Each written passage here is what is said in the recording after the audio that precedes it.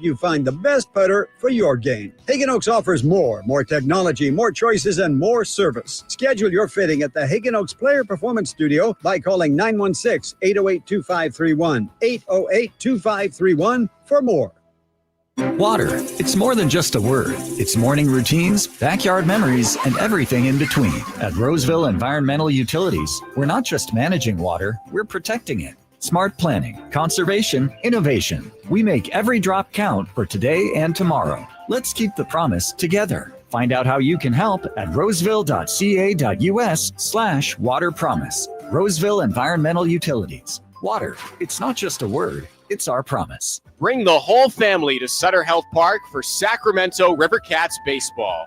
It's more than a game. It's an experience your kids will never forget. Enjoy exciting action on the field, delicious ballpark food, and fun activities for all ages. From meeting Dinger the mascot to running the bases every Sunday, there's something for everyone. Create lasting memories with your family this season. Get your tickets at rivercats.com. Skeeter here. Got a question. What's small and dark with white bands on its legs and bites during the day? Mosquitoes. Hi, I'm Luz Maria Robles, but these are two new types of day-biting mosquitoes. They're invading our area and becoming a big problem. And they can be dangerous. But we're on it, so when you see them, report it at fightthebite.net. In the meantime, use insect repellent and drain stagnant water around your yard. We're here to help with these day-biting mosquitoes. Visit us at fightthebite.net. KHD1 Sacramento, KYMX HD3 Sacramento. Your flagship station for the Beam Team. From the Power Business Technology Toshiba Studios. This is Sacktown Sports 1140.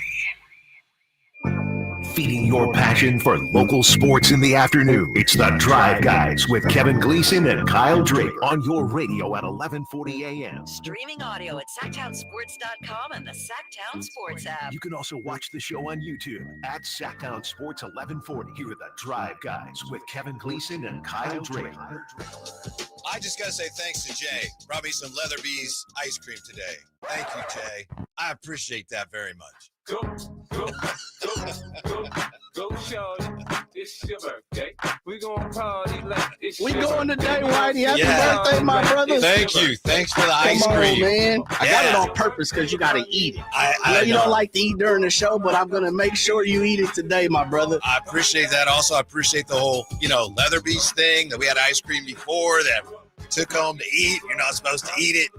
Today you got me something I'm supposed to eat. So thank you, Jay. Absolutely. Of course, Very man. kind to you. You know, let me say this real fast. I went to three places. Three places today, chocolate right? chip cookie That is, dough? come on, brother. Oh, You know, we was man. talking about it last week. Wow. Three places to find your favorite beverage of choice. Dude, that thing is hard to find. Uh-huh. Mrs. Gleason must have a particular store that she goes to. This is really good, too. Goodness gracious, man. It's hard to find Pepsi pure cane sugar version. Wow. Yeah, I don't know where she gets that. Oh, okay. Thank You you. know what I'm saying? Yeah. Mrs. Gleason Thanks. must do it. No wonder you married her. She found exactly what you like, and she just continues to keep getting it for you. Yeah. I have no clue where she got that from. I have no clue why she does it, but I'm glad she does. I appreciate it. I was like, you got it again? Thanks. Yeah, she thank takes you. care of me, Jay, and so do you. Thank you very Absolutely, much for that. my brother. Absolutely. Wow. Woo. Hey, did you watch any basketball last night? Man, did I? Game last night, a lot of people, on X, I took best game I ever saw. I'm sure if you were a Knicks fan, you didn't feel that way. No. But wow, what a finish. Yeah, it was a heck of a game. Entertaining. If I'm watching the playoffs, I want to watch something like that. I didn't have a dog in the fight. Mhm. So that's the type of game that I want to watch. 100%. I loved it. Loved the back and forth. Pacers doing it again. These dudes, as they say, the cardiac kids, these guys are, at this point, you're going to have to resuscitate them fully. They just continue to keep on winning games they have no business winning last night. And, Neesmith was just absolutely in fuego. They keep doing this. They're going to make a mark on our collective psyche in a way. They play hard, and it's stands out because a lot of times in the NBA, teams play hard. Most of the time, the best teams play hard almost all the time. Indiana plays hard every second of a game, regardless of the score. It's kind of that old cliche. You know, you want to play the right way. You play as best as you can, as hard as you can, no matter what the score is. And they put that into practice. And last night, Jay, I know a lot of people probably had a similar situation. But I'm watching the game, and then they were down 14 with 2:36 to go, whatever it was. It was 119-105, 2:41 left. So I'm thinking, okay, this is done. I was rooting for the Pacers. I was a little disappointed. So I turned on the A's, see how the A's were doing, and then, there's inning ends or whatever, and I flipped back to see what the final score is, and it was 121-115, and right then, Neesmith for three, got it! It's 121-118, and I was like, what is going on? I will say one thing I don't agree with you is, they didn't play hard the first 3 quarters yesterday. Like, they were starting, we were watching. I was like, man, they're getting blown out. I looked up. Then when I got home, oh yeah, this is not the normal Pacers that we see. And even Reggie Miller said it. Coach Van Gundy said it. It was like, Reggie said, where was this the first 3.5 quarters? Why it take the last 5 minutes, to do those things? And so they didn't play hard a lot of the game, but they turned it on when they needed, and the Knicks gave them every opportunity. And I said this on Twitter or X. I thought the Knicks coaching staff did a horrible job closing that game out. First of all, even when they were going back and forth within like the last 3 minutes or so, New York wasn't burning no time. They scored a couple buckets. Cat had a bucket. OG had a bucket. Jalen had a bucket. This is before 2 minutes. They went back and forth as if it was just a regular part of the game. Yeah. And I get it.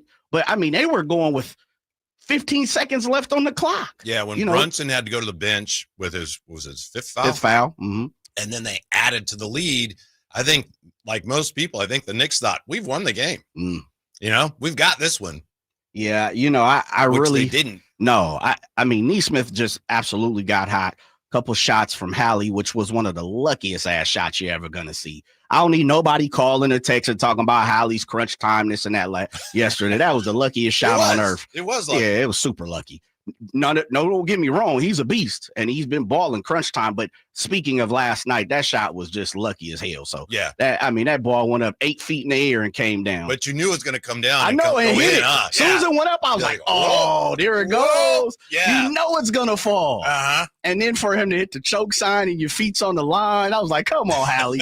I like time, man. But yeah, the Knicks absolutely blew that game. More than the Pacers won that game, and we've had conversations throughout the conundrums of sports. And I always go back to this one, and it's the Lakers' first championship. Remember the Trailblazers were up 17 in the third, 10 going into the fourth, and they couldn't buy a bucket. Yeah, I think they were up 15 in the fourth at one point in time, right? Yeah. And so I always say, I'll never forget that. Did the Lakers win, or did Portland choke it off? And that's almost what I'm thinking last night. Did the Pacers win, or did New York choke it out? A little bit of both. Okay. Because beside Neesmith getting hot, what did the Pacers do? Well, they persisted, but you're right. And they kept coming at him. They were relentless. Yeah, they did. But I'm glad you mentioned Neesmith. I'm about as big a Haliburton fan as you'll find. So nothing against Haliburton, but it is curious to me how everybody today, I've done it too. Oh, Haliburton. Aaron Neesmith saved that game for him. Absolutely. They don't do it without Haliburton. Don't get me wrong. I mean, he's incredible. Oh, yeah, for sure. But Neesmith was like, wow. And Nembhard made a few big plays. Yep. Obi Toppin with that incredible putback. He had another dunk too. Yeah.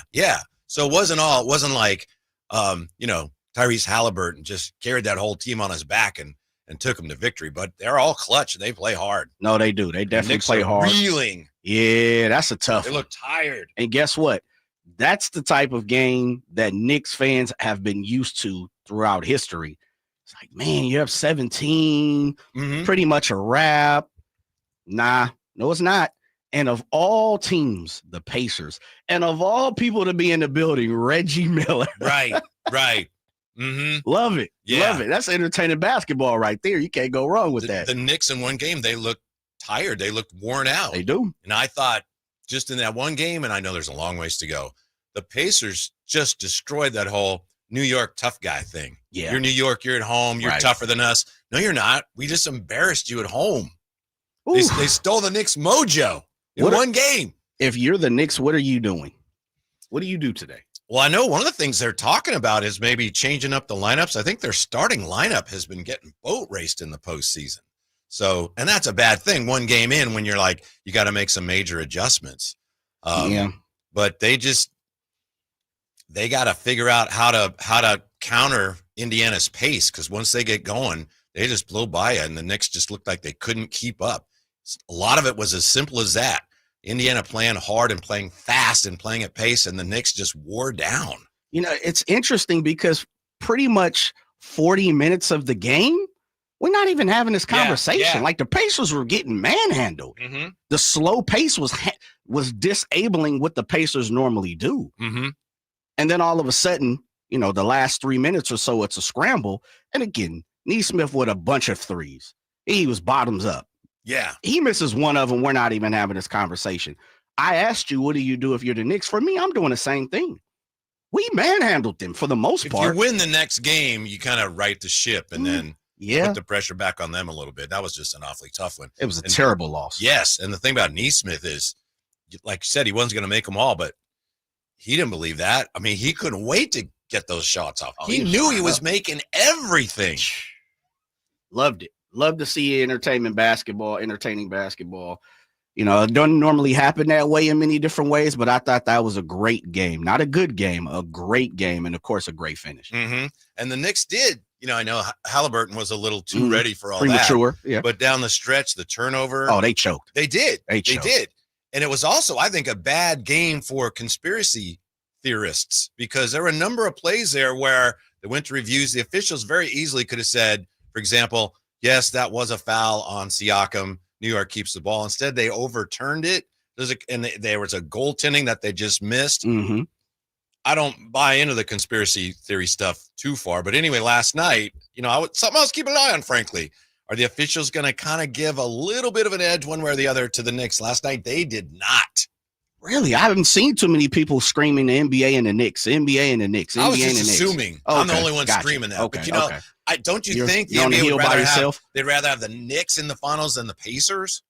Oh, for sure. Definitely. But the Knicks have been bad for so long that they haven't gotten any help for so long that I hadn't really heard anybody conspiring that the fact that the Knicks need to be in the finals, minus the fact that, they, you know, sooner or later they got to get back there. So you might be on the hill by yourself. Ricola. Mm-hmm. You might be screaming Ricola on the top of the hill by yourself. That's on right. That. Ricola. Indiana, by the way, 31 points on their final 13 possessions of regulation. Whew. That's staggering.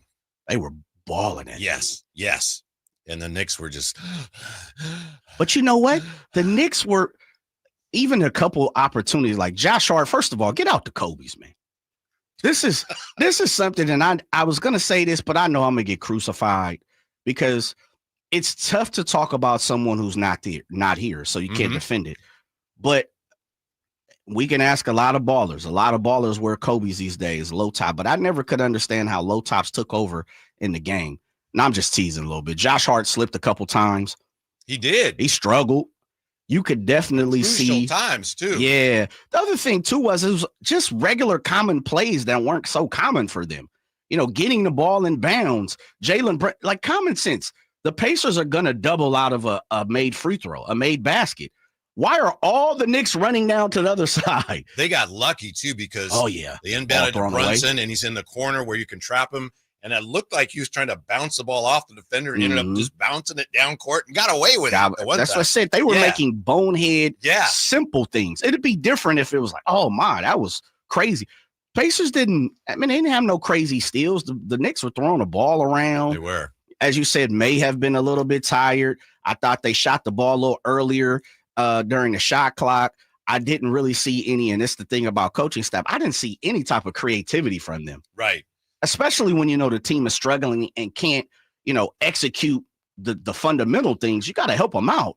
The last play was terrible, by the way. Don't you think that Indiana had a number of guys that wanted the ball down the stretch? They wanted to make plays. The Knicks were like, where's Jalen? Mm-hmm. I got to get the ball to Brunson. Or Cat. Yeah. But see, that's what I'm saying is that's terrible coaching because they've been used to doing that. And it's got them this far. That's the scouting report.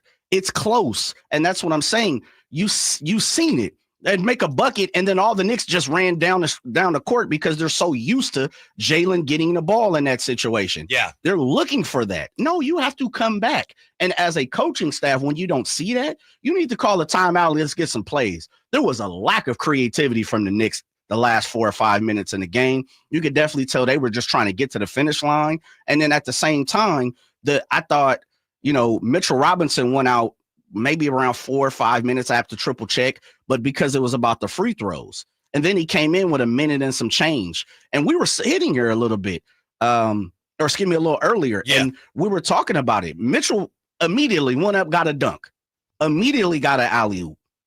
I just really thought the Knicks coaching staff assisted in losing that game last night. Yeah. Too. Then they catch a break with Haliburton's toe on the line, so they get to overtime. Then they score the first 4 points overtime, right? And they still couldn't hang on. Your boy hit that corner three, and I was like, "Woo!" Nemby? Yes, Neymar. Yeah. When he hit that corner three, I said, "Woo, yeah, man!" Because I thought if he missed that, Knicks come down, put it in there. I was like, "Oh, okay, it might be out of reach," but you could just see that the Knicks don't really have a backup plan. If it's not Brunson, go to the cup, try to get fouled, go one-on-one. There was no plays being called. And then the last play that was called, you mean to tell me you're going to run Brunson all the way off 3 or 4 screens from the top to the bottom, and then you throw the ball too quick? Yeah. This is terrible coaching. Yeah. I've seen better play calls at an AAU game. Tibbs is a good coach. I don't disagree with you last night. For sure. But I think Rick Carlisle may be out-coaching him in this series. Yeah, for sure. Yeah. He did in the last 5 minutes last night. Really, the last 4 minutes. Yeah. Tell you what wins in today's NBA, the lesson to be learned from last night in these playoffs. Next, Drive Guys on Sacktown Sports. On the move? Got somewhere to be? Take Sacramento Kings basketball with you. The Sacktown Sports app will let you stay connected to your passion. Never miss a moment of Sacramento Kings basketball with the Sacktown Sports app. I'm Ken Korak with your Green and Gold Report, brought to you by Comcast Business, powering possibilities. Well, we know it's still fairly early, but in a poll conducted by MLB.com, A's shortstop Jacob Wilson was the runaway leader for American League Rookie of the Year. And why not? He leads AL rookies in virtually every important offensive category. The last A's Rookie of the Year? Andrew Bailey back in 2009. Comcast Business helps turn today's small businesses into engines of modern business. It's how restaurants become reliably up and running neighborhood favorites. It's how retailers become seamlessly restocking, cyber-securing must-visit shops. And it's how healthcare offices become data-managing caregivers that we all depend on. With reliable connectivity, enhanced cybersecurity, advanced fiber solutions, and Wi-Fi backup, Comcast Business is powering the engine of modern business. Patrick was way behind on his IRS taxes. I was in way over my head, and the total amount ended up being somewhere just over $30,000. $30,000. Then the IRS came to collect. Started getting letter after letter. A lien had been filed against me. They were going to basically hang me completely out to dry. He had to do something. That's when I reached out to Optima Tax Relief. Patrick's life quickly got a lot easier. It was very easy, pretty much hands off. They picked up the ball and ran with it. And how'd it go? I couldn't believe it. I had to ask 2 or 3 times. I saved an incredible amount of money. How does Patrick feel about Optima? Couldn't be happier. They definitely helped me. Optima Tax Relief, the best place to call. They're the best in the business. Do what Patrick did and call Optima Tax Relief for a free consultation. Call 800-343-6460. 800-343-6460. 800-343-6460. Optima Tax Relief. Testimonial from an actual client. Some restrictions apply. For complete details, please visit OptimaTaxRelief.com.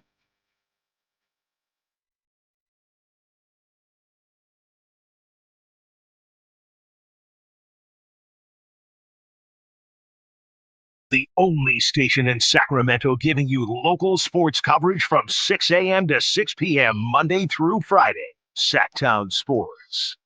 Yeah, we're the only ones that do it. By the way, I know the whole Haliburton thing has been done to death and will continue to be done to death. That is Haliburton, the Kings, on and on. Oh, they should have kept him. I just want to address it here because we do have a comment about that in the chateau here. G-Money01 says, great job, Kings, for trading away Hallie, who wanted to be here, and keeping Fox, who did not, and screwed us over. They would have traded. You were here, Jay. I wasn't here then, but they wanted it. They would have traded Fox if they could have. Yeah, they would have. People didn't want Fox as much as they wanted Haliburton. Yep.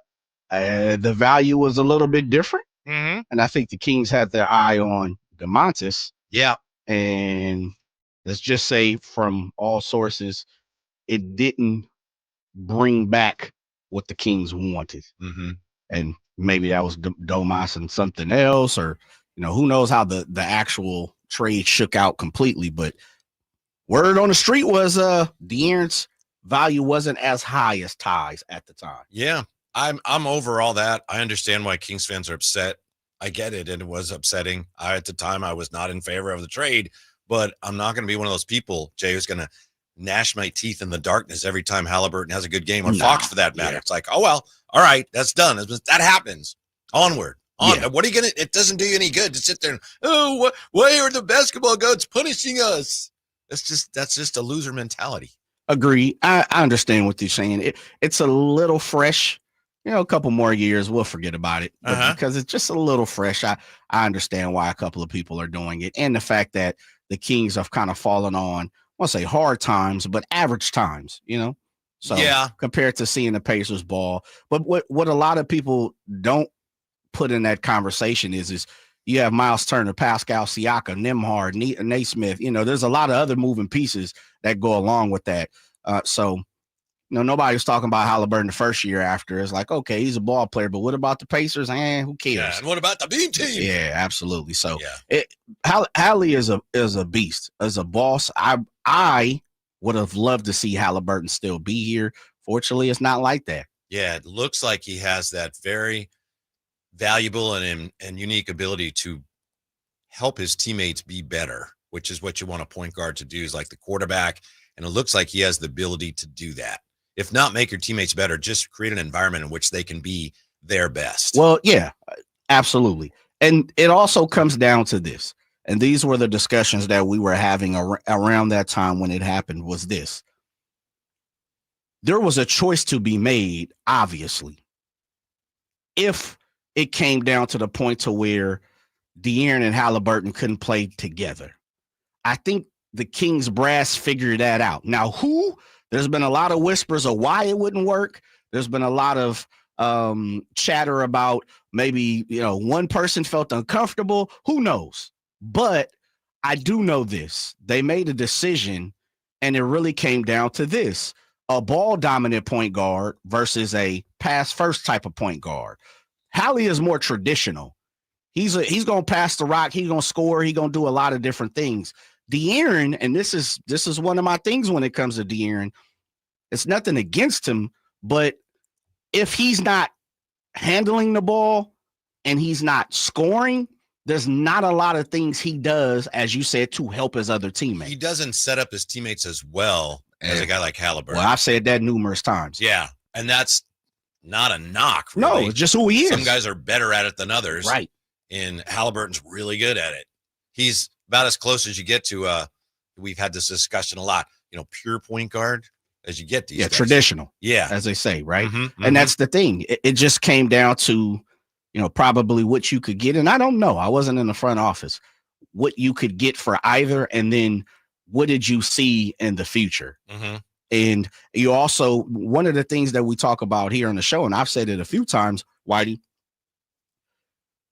we talk about wing players in the league, but I always say this, beside of having, the star, point guards are probably the stars in the league right now. If you look around, there's probably more stars at point guard than any other position in the league. Mm-hmm. And so I think the MVP is, point guard. You can quibble with the definition, but he's a point guard. He's a point guard. Yeah. He's for sure a point guard.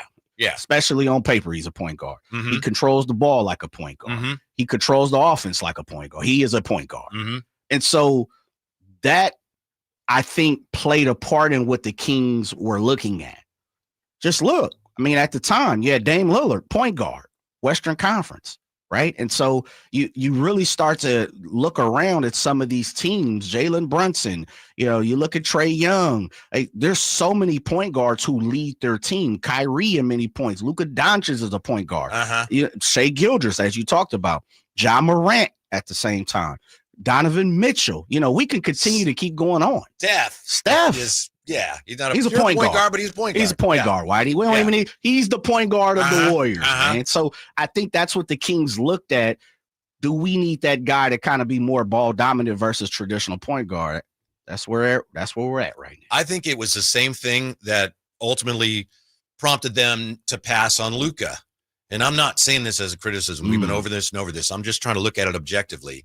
That is, it's almost like if you have two quarterbacks, you don't have one.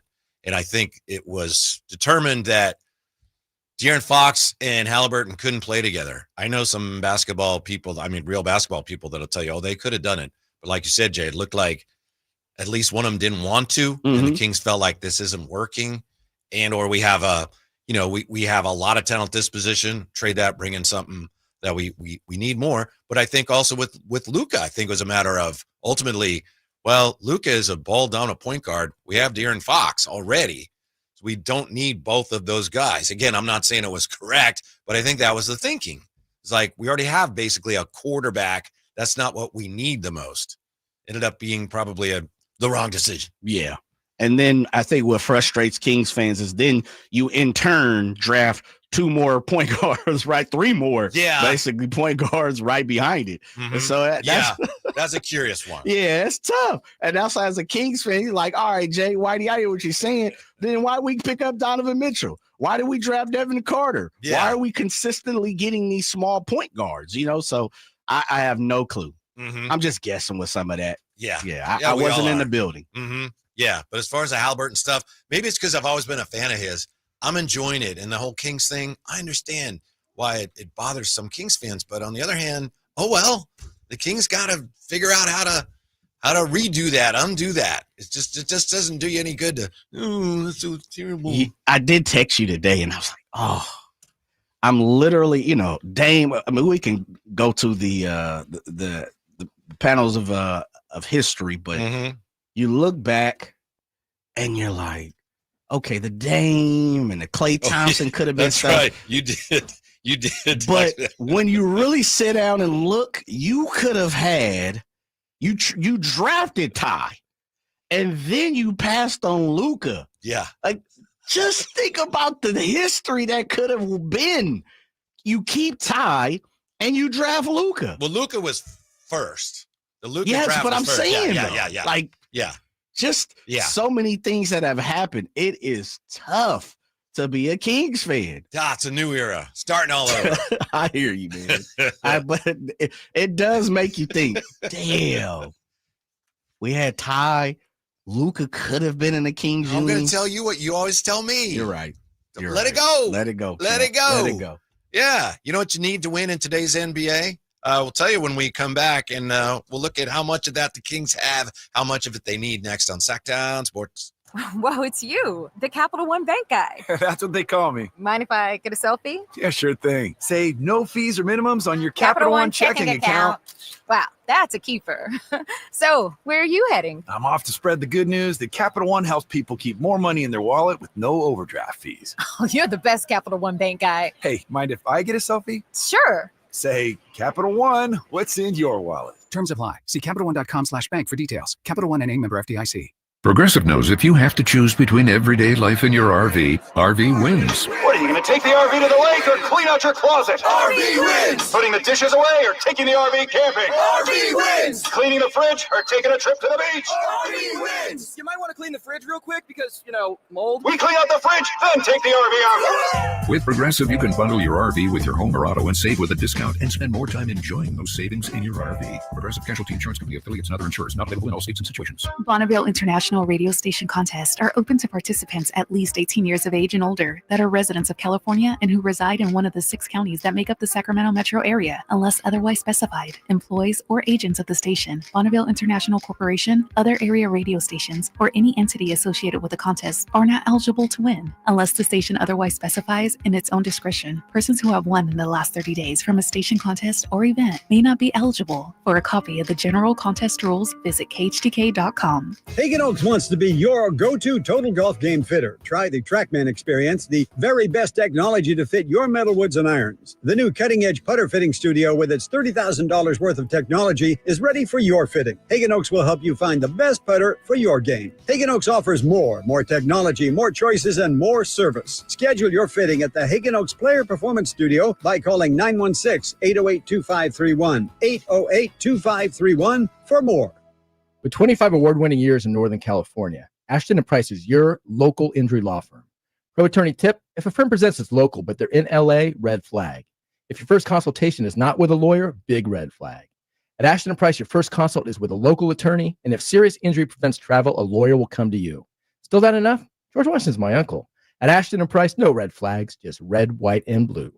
Remember, for the best advice, don't think twice. Call Ashton & Price. Come check out Capital Casino, Sacramento's #1 poker room with the most variety of table games in the region in a safe and friendly environment. Plenty of well-lit parking available, conveniently located in downtown Sacramento. And remember, Capital Casino has the best food, the best service, and the best action. 411 North 16th Street in downtown Sacramento. For more information, log on to capital-casino.com, and please gamble responsibly. 1-800-GAMBLER. The Memorial Day Race to Savings is on. Get the best deals of the season at Folsom Lake Honda, your one-stop Honda shop. Looking to own or lease? During the Memorial Day Race to Savings, drive a brand new Accord or Civic. Visit us today at folsomlakehonda.com, your one-stop Honda shop. As a family-owned and operated dealership since 2009, customer service is our #1 priority. Our customers love doing business with us, and you will too. Folsom Lake Honda, yeah, your one-stop Honda shop.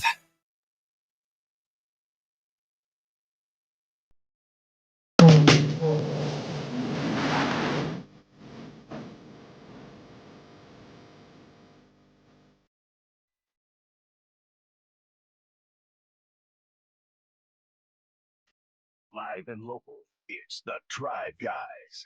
Watch the show on youtube.com/SacktownSports1140.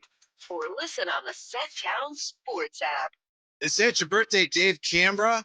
It's my birthday, too. Yeah. Ooh. Thank you, Jay. Shouts Thanks out for the to ice that. cream. Of course. Happy birthday, my brother. Yeah, I appreciate that. I'm so lucky because, as you know, Thursday night at our house is ice cream night. It is. My birthday falling on a Thursday. Double dipping, baby. Otherwise, I don't know. I don't know if I'd be having any ice cream. So looking forward to that. And thank you, Jay, for the delicious Leatherby's cookie dough chocolate chip. That was great. Man. Ice cream is dangerous, brother. Mm-hmm. It'll make you just continue to eat if you got to put your own stop sign up. You do. Yeah. Yeah, you got to be your own third base Yes, coach. You can't run through the sign. Nah. But it feels good while you're eating it. It does. I always think about my dad on my birthday because I'll never forget this. I'm not sure how old I was. I remember it. Not sure how old I was. Maybe I'm guessing like 4 or 5. And my dad on my birthday says he took me to the department store and said wine stocks. I think it was Montgomery Sears. Wards. I think it was Sears. Okay. Yeah, in Larwin Woolworths. Plaza, Vallejo. Yeah. He's like, I'll get you whatever you want for your birthday. Ah, boy. And I'll never forget that. I was like, that's really cool, Best. Dad. Yeah. And I was, very, very little kid. And what I picked out, Jay, for some reason was a catcher's mitt.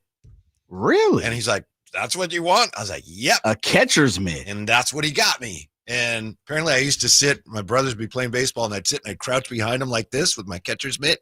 And my brother Phantom says the ball would go right by me and I wouldn't move. I'd just stay like that. I'd never, because that's what I saw the guys on TV. I'm like, I'm the catcher. The ball go right by me. Don't even move. No effort to get it. Just there we go. Here we go. One of that catcher's mitt. I don't know why, but I did that for at least one of my girls too, because I just thought that was so cool. What do you want? I'll get you what you want. You can pick out your present. Catcher's mitt. A catcher's mitt. Uh-huh. And they sold this in Sears? That's what Sears had everything. They did. I'm telling you. Yeah. You couldn't find something that they didn't have at Sears. Yeah. Some of those, I was playing around with some of those stores, but those stores are just, it's like Amazon. What'd you say, Woolworths? Woolworth. Remember Woolworth, man? Yeah. Wine stocks, Montgomery Wards. Mm-hmm. Best. You remember Best? Yes. Yeah, man. Yeah. Dang. Do you remember, you probably don't remember this, the, was it the stamps, the green stamp store? Your parents or somebody at work, you'd get stamps, and then you'd fill in the whole book with the stamps, and then you could redeem it for stuff. No, yeah, it might be a little bit before my time there, sir. I have kind of vague memories. I'm not even sure exactly what they were called, but yeah, I remember I'm gonna go get some roller skates. I got enough little books full of stamps. Yeah. Boys, there was not high quality roller skates. The McGregors or something. Yeah. So anyway, thanks for being with us. Happy birthday, Dave, and thank you, Jay, for your birthday kindness. One thing I think we're learning from these NBA playoffs, as if we didn't know already, you want to win in the NBA today, you got to have shooting, you got to have defense, you got to have depth, and you got to have length. Saddle, Jay. Shooting, defense, depth, and length. Do the Kings have that? They don't have that. They have a little bit of shooting. They got a little more length than they used to. Depth. When's the last time we said, wow, these Kings are deep? I know we thought towards the end of last year they had a little more depth. Right. The Kings are not a good defensive team. That's what's winning in today's NBA. And if you can do that with young players, my goodness, you've got something like Indiana does and OKC does. And I know I'm overreacting to just one game in each of the conference finals, but to me, Jay, they're on a collision course. Those two teams. That's going to be an epic series. Indiana, OKC? Yes. Okay. That is going to be entertaining. If it comes to that, it is. Right. Yeah. It would be super. I like all the teams that's still left in the four. I think do too. If you ranked them, Minnesota would probably be number 4, right? Yeah. Them are the Knicks. Yeah, but especially now with Ant hobbled a bit. Mm-hmm. See, I'd probably go OKC, Knicks, Pacers, T-Wolves. Yeah, I think you're higher on the Knicks than I am, and we'll see who ends up. Well, they're not off to a rousing start. Mm-hmm. I guess you got to play a full game, but it would be a fantastic series. I do think, either way, the way you spin it, if Minnesota plays Indiana, Minnesota plays New York, it would be entertaining because you have some stars, you have some star quality. And of course, we've talked about it yesterday, the Mecca MSG, that plays a difference. No doubt Shea and his band of cronies, they're doing their thing too. It's a nice, I'm glad to see some new, fresh blood. That's me. Mm-hmm. Minnesota and OKC and Indiana may all be good enough to overcome the small market stigma. Their stars may be bright enough, and they may play an exciting enough brand of basketball where we won't know until we get to the finals or whenever we get the ratings for the conference finals. I think a lot of fans will be more casual fans like, I don't care that it's Oklahoma City. I love watching that guy, and I love watching these guys play. Not everybody can do that. OKC did that when they had KD and when they had Russ. Mm-hmm. People didn't care that it was OKC. It's like, these guys are great. Yeah. Really star quality runs in the NBA. It doesn't matter what. And I should take that back. It does matter what says across your chest, because if the Lakers are in it, there's a little different. Celtics are in it, it's a little different. I would say the same thing with the Knicks. I would say the same thing with the Bulls. But it definitely, if you don't have that star quality when it comes to, any team that's reaching the finals, no doubt about it. You probably could say the Warriors across their chest now have separated themselves and become, a brand, so to say. But you have to have stars, no doubt about it. Mm-hmm. Mm-hmm. If Sacramento is small market and people love the Kings. Oh, yeah. Those great Kings. Of course. Around the country, around the world, they knew the Kings. No doubt about it. Mm-hmm.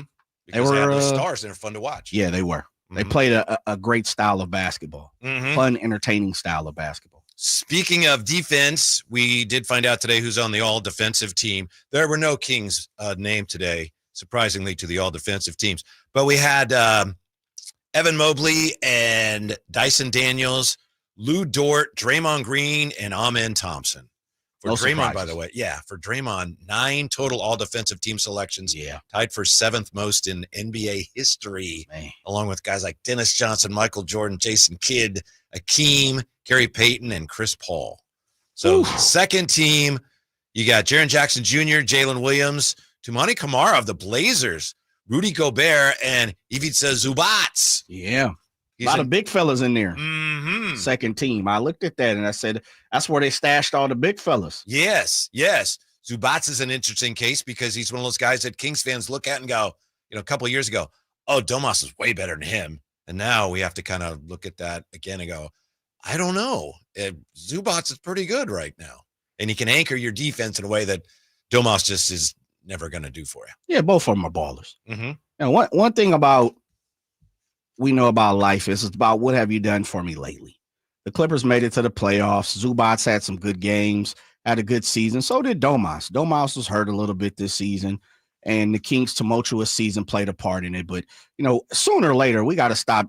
And I'm not saying you or I or we or everyone is doing, but there are some people who are demeaning what Domantas Sabonis does, man. People got to stop playing around. This dude's a walking double-double. There's not many of those guys in the league. Right. So I'd still trade him if I got a really good offer. For sure. It just depends on what you, like you said, what you're looking for. Yeah. I'm not like looking. I don't feel like I got to trade him, but I'd be listening. By the way, S&H green stamps, Chris with a K and Uncle B. Yeah, they were S&H green stamps. S&H. I don't remember how you'd get them, but you'd fill up a booklet. Okay. And then if you had like 15,000 stamps, well, you can get a bike. Damn, it took that much? They had redemption centers. It had to be some kind of pyramid scheme scam. And we were all getting scammed and we didn't know that. And where would you redeem it? They had a place that was like the redemption center. Oh, I'm going to look this up. S&H? S&H green stamps. Somebody from the 916 on top of that.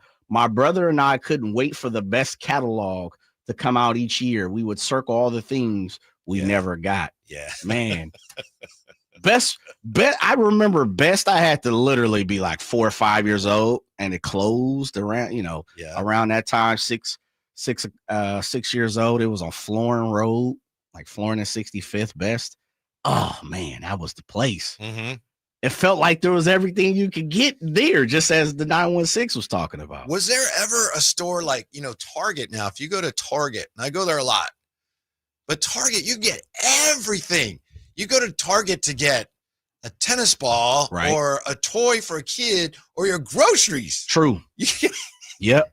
Has there ever been stores like that before? I don't think so. Okay. That's why we're the best in the wine stocks and the Montgomery Wards and the S&H catalogs and the Finger Hut. Remember Finger Hut? Like places like that are gone. Yeah, Target and Amazon to those places. Oh, yeah. Night.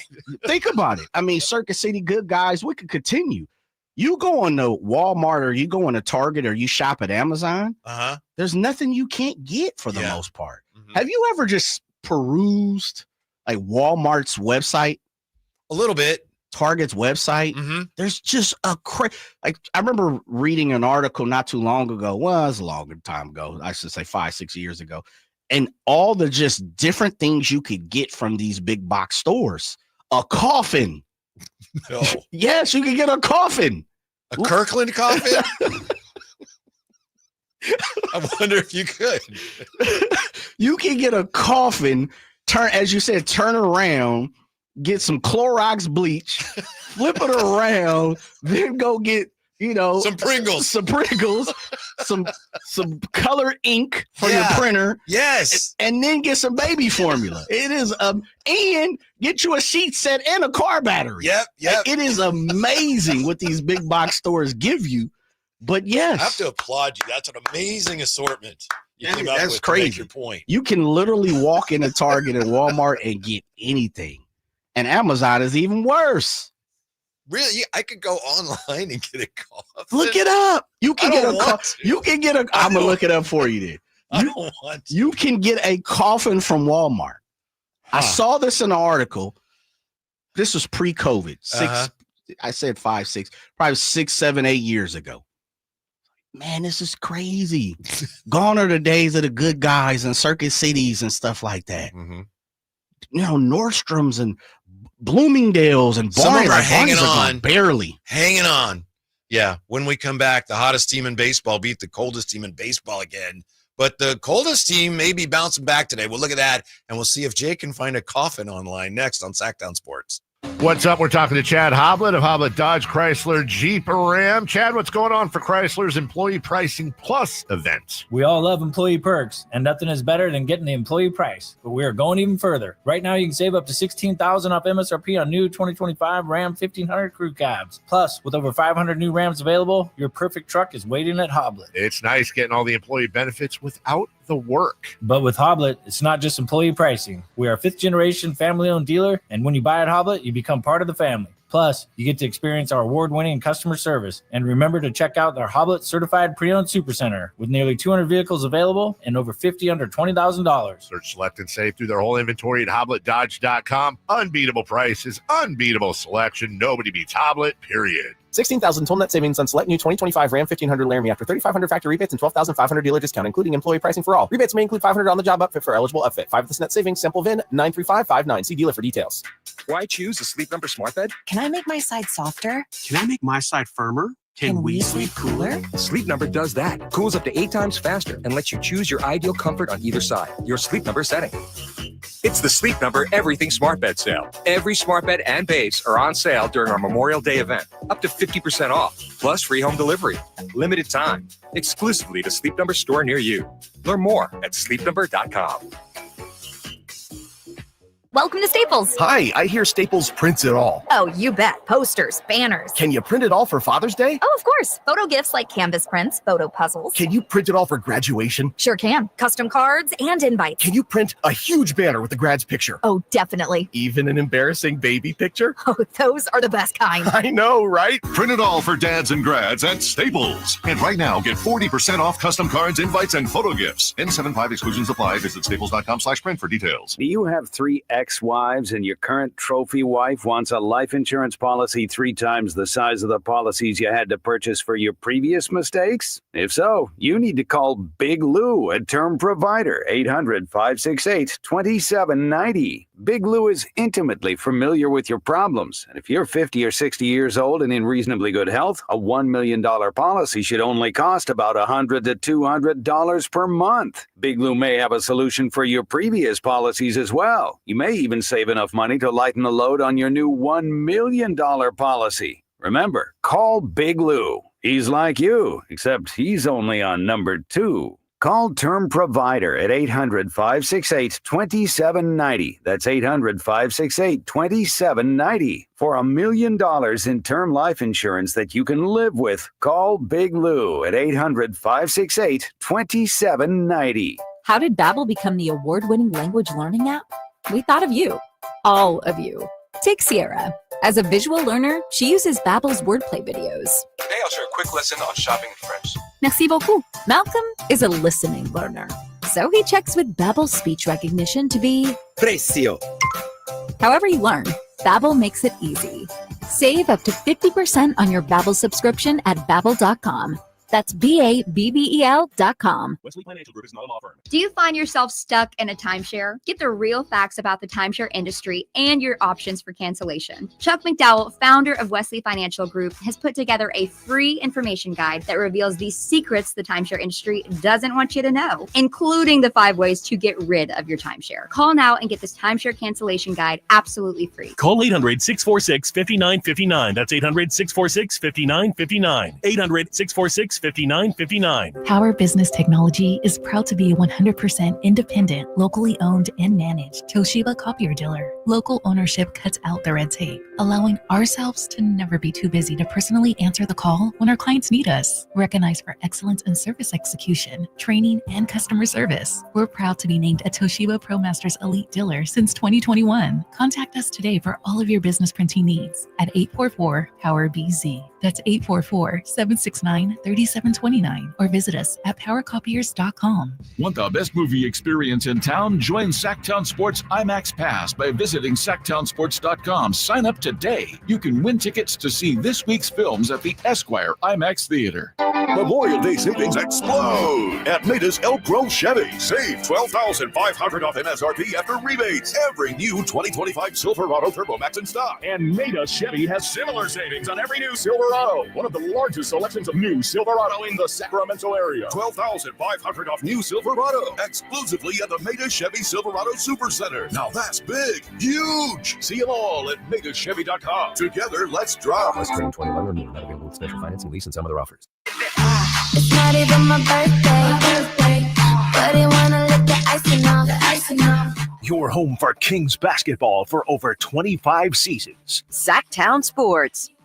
Here's the dang deal with the Athletics. They lost again last night, so that's 8 straight losses, and they're playing an Angels team that's red hot, having swept the Dodgers, and then they've won the first couple games here. If you're a longtime A's fan, a losing streak, I don't know if you get used to it, but it's no surprise. Last year, the A's had a streak of 9 straight losses. In 23, they lost 11 straight. In 22, they lost 10 straight. So they took an 8-game losing streak into this afternoon's game against the Angels. They're still playing. But, Jay, the A's were up 5-2. And then in the 7th, the Halos exploded for a 5 spot. So right now, the A's are losing again. They're in danger of losing their 9th in a row as they trail 7-5 in the 7th. What is going on? The pitching, man. The pitching not very good, and the ball flies out of that place. Oh, yeah. No doubt about it. It's and they weren't expected to be that great anyway. Mm-hmm. Yeah, I don't want to put it out there like that, but it's the truth. Truth is truth. Yeah. This is the type of team that is going to lose 7, 8, 9, 10 in a row. Mm-hmm. And they'll probably rattle off 6, 7, 8 in a row, which we've seen it.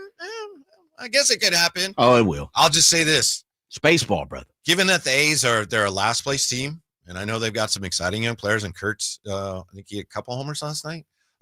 So you've got good young players, but you're playing in a minor league park, and it's a last place team, and without question, in my opinion, the A's should have the lowest ticket price in baseball, without question. It shouldn't even be close. Have you looked? I don't believe they do. Oh, okay.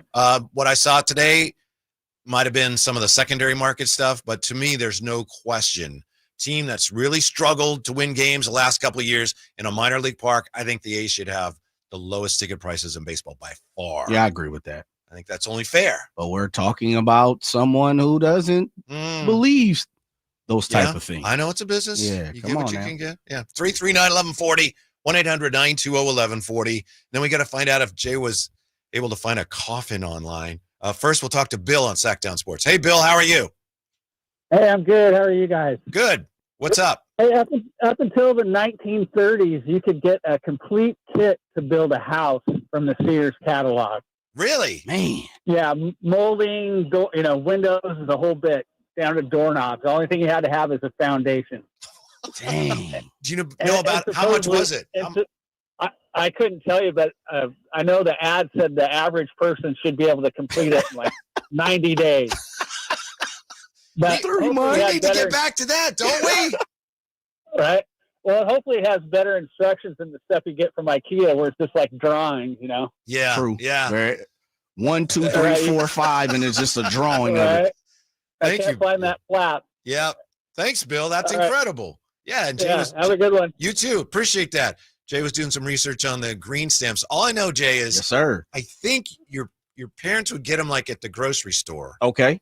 And the more you spent, the more you'd get. And then they would my parents anyway, and my friend's mom, they would just keep them somewhere. They never did anything with them. We had this cabinet just full of all these green stamps. It was like, Mom, can I take these and fill in a book and go get some, roller skates or something? Yeah, just get them out of here. I don't care. Get them out of here. Yeah. So I did a little research here.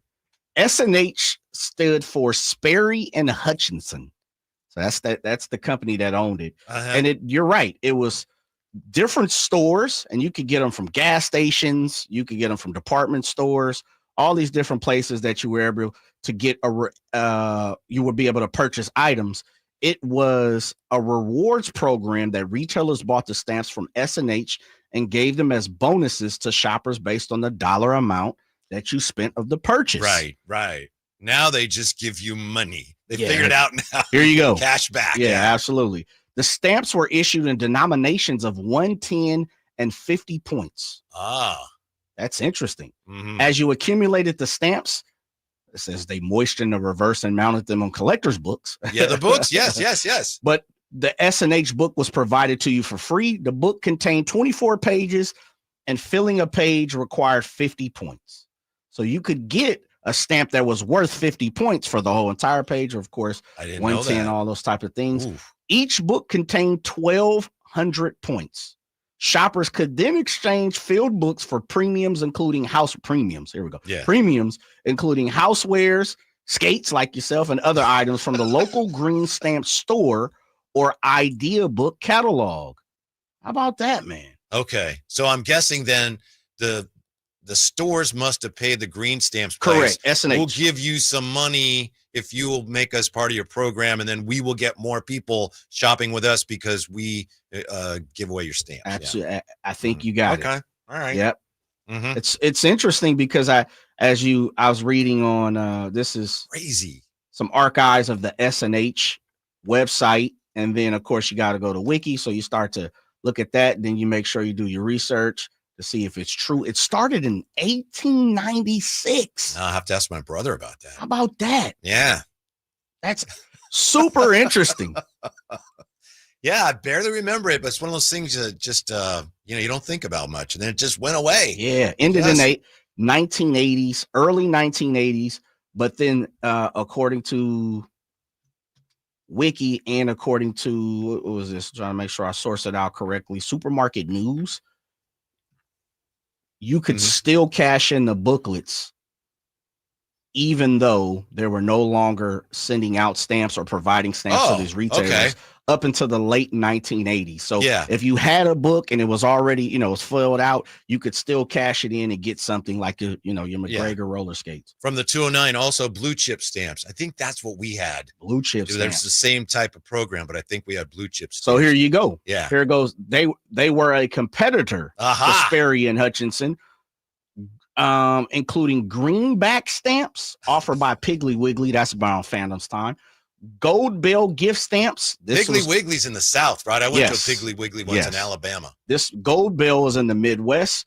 Triple S stamps, which was offered by a certain supermarket. Gold bond stamps, blue chip stamps. Yeah. Plaid stamps. Man, there are so many. Quality Gun Brothers. So basically, SNH started this, and then people start, this is a perfect way to get in. Ponzi scheme, baby. And then the whole thing just collapsed. Wow. It's just over with. Got to bring it back. From the 530, what about Gemco? Do you remember Gemco? I don't. Shout out to Rameez, who just called and was like, Jay, you remember Gemco? Nah, that's a little before my time, big time. Where was Gemco at? I think if you know where a Target store is, there's a good chance there used to be a Gemco. There used to be a Gemco? Yeah. That's a little bit before my time. Thank you, UPS Chris, for the warm wishes. But yeah, it's interesting. A lot of people remembering Gemco. And then we were just talking about how you have stores now, like, well, of course, Amazon online and Target, and you can get almost everything there. Everything. And Jay said you could get a casket online, and I'm not sure I believe that, but I think he found some. It wasn't hard. I just put Walmart casket, and it popped up with a plethora. Right now, you can get a Forever Gold Street funeral casket for about $1,000. You want to up it? They got some pink joints, the Primrose white and pink steel, be $1,500. How about the Titan casket? That'd be $2,500. There's numerous. You can go get just the regular box, man. Okay, but as far as you can tell, there is not an actual Kirkland casket. Well, I ain't looked that deep because we are talking about caskets, so I just stopped there. Right. Because you don't want to talk. All right, you made your point. Yeah. You get anything from Walmart and Target. I'm telling you. There's not a thing you can't get. Yeah. What did you say? Dental floss and motor oil all at the same time. Yeah. A car engine or a casket and some sandwich bread. Absolutely. Yeah. A little softener. Put in the washer. The Knicks just set a record that you don't want to set. We'll come back and look at that as we roll on here. Drive Guys, Sacktown Sports. Don't go away. Check engine or ABS light on? Take the guesswork out of your warning lights with O'Reilly Veriscan. It's free. Ask for O'Reilly Veriscan. O'Reilly Auto Parts. San Francisco! What a laser from Brock Purdy, and what a catch. San Francisco 49ers single game tickets are available now. Intercepted by Fred Warner. Fred gets up and runs back the other way. One block and he's in. Gonna throw left for the end zone. It's caught by George Kittle. Secure your seats at 49ers.com/tickets. Touchdown!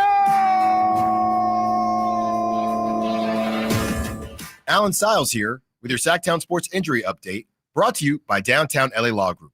TJ McFarland out with that left adductor strain.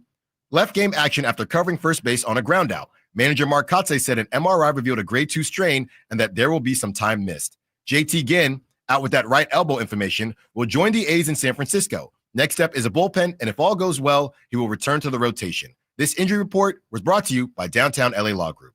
Hey, I'm Alan Stiles. Have an injury? Call Downtown. Downtown LA Law Group, an injury law firm, has many happy clients in Sacramento and the surrounding areas who have called Downtown. Get paid for your injuries from slip and falls or auto accidents. One of their most recent settlements was $1.5 million for a motorcycle accident. Have you had an auto accident? Call Downtown. Text injury help to 40222. That's injury help to 40222 and visit them at calldowntown.com. Get ready for a summer of music, comedy, and thrills with the Sacktown Sports Live events calendar. Kick it off with punk legends The Damned at Ace of Spades May 31st. Then laugh it up with comedian Kathleen Madigan at Hard Rock Live Sacramento June 7th. Country fans, mark your calendars. Whitey Morgan and the 78s roll into town June 19th, followed by jam-packed June 21st. Tainted Love is at Ace of Spades. Lee Bryce and Walker Hayes are at Ironstone Amphitheater, and Penn and Teller are at Thunder Valley. Then it's 3 days of music and wine at the Country Summer Music Festival, June 27th through the 29th at the Sonoma County Fairgrounds. Don't miss the tradition and thrills of the Folsom Pro Rodeo, July 3rd through 5th, followed by country superstar Cody Johnson at Golden One Center, July 18th. August brings legends. Catch Rick Springfield August 1st and Parker McCollum at the Ironstone Amphitheater June 16th. Grab your tickets now and don't miss a beat. Only with Sacktown Sports. Mike Rowe here with a quick question. Have you noticed cracks in your drywall, chimney, or exterior walls? I hope not, because if you have, they could be indications that you've got a much bigger problem with your foundation. That's where Groundworks comes in. They can honestly assess your situation and create a plan to stabilize your foundation. Schedule your free inspection at groundworks.com/row. And while you're there, check out my latest dirty job. It's a good one. Licensed in all states where work is performed. See website for details. The Memorial Day Race to Savings is on. Get the best deals of the season at Folsom Lake Honda, your one-stop Honda shop. Looking to own or lease? During the Memorial Day Race to Savings, drive a brand new Accord or Civic. Visit us today at FolsomLakeHonda.com, your one-stop Honda shop. As a family-owned and operated dealership since 2009, customer service is our number one priority. Our customers love doing business with us, and you will too. Folsom Lake Honda, yeah, your one-stop Honda shop. The Hagen Oaks Cutting Edge Putter Fitting Studio offers you more technology, more choices, and more service. Hagen Oaks wants to be your go-to total golf game fitter. With $30,000 worth of state-of-the-art technology ready for your fitting, Hagen Oaks will help you make your best putting stroke while finding the best putter design, shape, hosel, length, and loft for your game. Schedule your fitting at the Hagen Oaks Player Performance Studio by calling 916-808-2531. That's 808-2531 for more. KHTK HD1 Sacramento, KYMX HD3 Sacramento. From the Power Business Technology Toshiba Studios. This is Sacktown Sports 1140. What's up?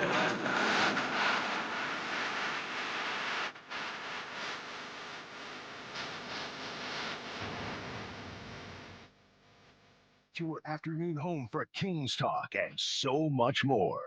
The Drive Guys on Sacktown Sports. Thanks for being with us. I know we touched on this yesterday, but let's face it.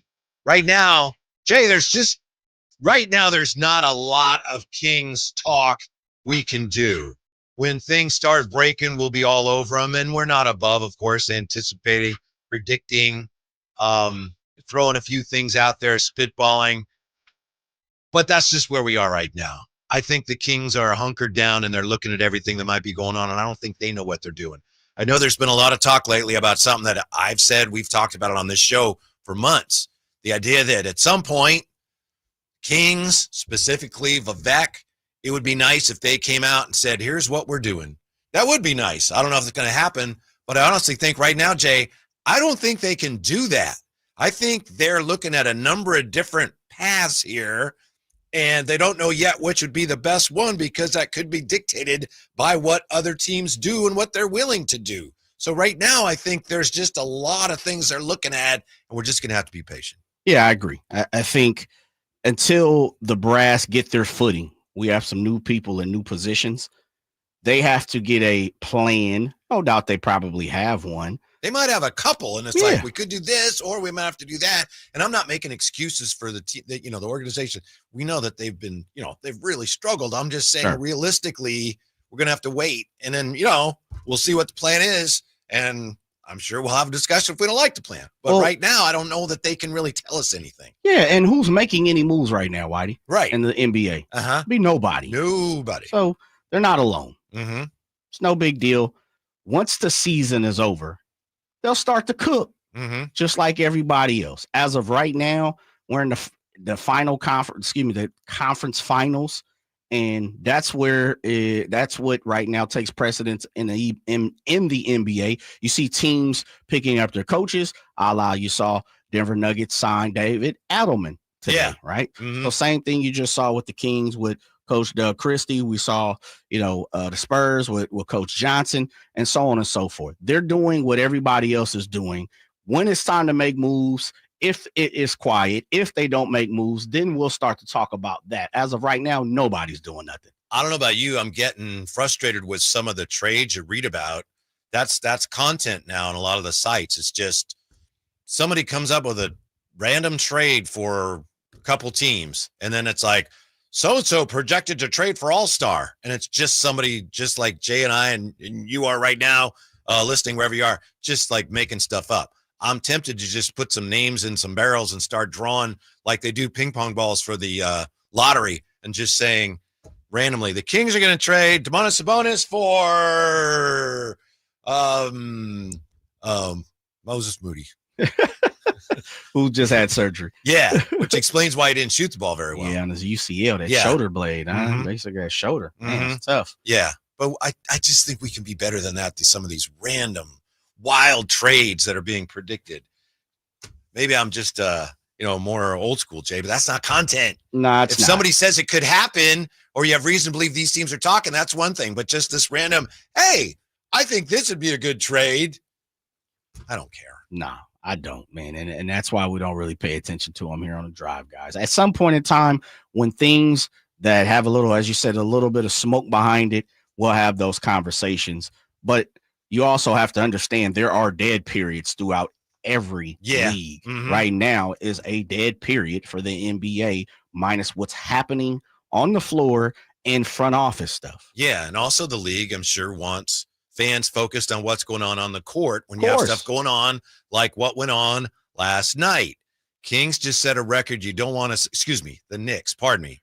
The Knicks doing something you don't want to do. Teams had been 1,414-0 when leading by 9 or more points in the final minute of a playoff game, and now they're 1,414-1 thanks to what happened to the Knicks last night. And yeah, give all the credit to the Pacers, but I think we agreed, Jay, you also have to point out that Pacers were great. They stole one, but the Knicks were complicit in their own demise, and they gagged big time. Yeah, they did. They fumbled the bag, as people like to say nowadays. Pacers took advantage of it. Game 1 is in the books. Knicks fans, I'd be upset and hurt. Yeah. If you're a Pacers fan, you got as much as you're able to say, oh, look what we did. You definitely got to feel lucky. As you said, depends on how game 2 plays out. The Pacers now have something to play with, meaning it's not a win or go home type situation, which it never is until it is. But I say that in the form, you go down 2-0 or 1-0, you almost kind of need to get that second game, or at least you're telling yourself you need to get that. So they got their one already. You got to be feeling good if you're the Pacers. The Knicks, good luck. Good luck, because that you had no business losing that game. You thoroughly outplayed the Pacers. The Pacers look like a terrible team. Yeah, you were looking at, if you had opportunity, Whitey, I don't know if you did. I was looking at social network, and you had people calling out, see, the Pacers finally play a healthy team, and look what happens. They're not even close. They get blown out by 20 almost. Yeah, and all of a sudden it happened. You had them on the mat. You had your boot on their necks. You took the boot off the neck for a second. They got up and smacked you in the face and won that game. By the way, backing up to our conversation about stamps, green stamps, I just got to add this in here before I forget. Thank you. Jeff on the text line says, I remember an episode of Sanford and Son where Fred cooked a cow's tongue on the stove and was using it to lick the whole page of stamps to speed up the process. I don't remember that. I don't remember that episode. I better go find it, though. I'm going to go with it, though, Jeff. Thank you. Yeah, and then tonight, of course, we got the Western Conference Finals, the conference finals continuing with Minnesota. You know, if they lose, OKC is held served, but I think Minnesota's got to make a little bit of a statement tonight. I think they need Ant. Do you hear what Skip Bayless calls Ant? No. He calls him Can't Man. Yeah, man. I'm not even gonna talk about dude because I get fired. Just leave that alone. I'm with you on that. Dude is stole money Mm-hmm. in people's faces. Yeah. I'll leave it there. Gotcha. Yeah. Anyway, that's what he calls Ant-Man, which I don't think is entirely fair. Right. But it is true that Ant-Man hasn't been himself of late, little hobbled. So I do think the key still for Minnesota, we saw it a little bit in game one, is Julius Randle, Jay. I think he's the guy who's a tough matchup for OKC. OKC has many advantages, but I don't know that they have a great matchup for Julius Randle when he's playing well. You know, it's interesting because we had Rick Campbell on, who's a T-Wolf fan, of course, and I asked him about Julius kind of being that, you know, is he the X factor? And he was like, nah, I think it's Ant Edwards. I think it's, well, first of all, he said it was Rudy Gobert. And then he was like, it really depends on if Ant can be the Michael Jordan, Kobe, you know, lead his team in points, 30 plus, 40 plus a game, keep his team in it when they need it. And we didn't see it in game one. But Julius balled. He did his thing. And as you said, there's really, honestly, Julius is the type of guy, there's really nobody for him in the league if he's playing at his highest peak. He is that talented offensively.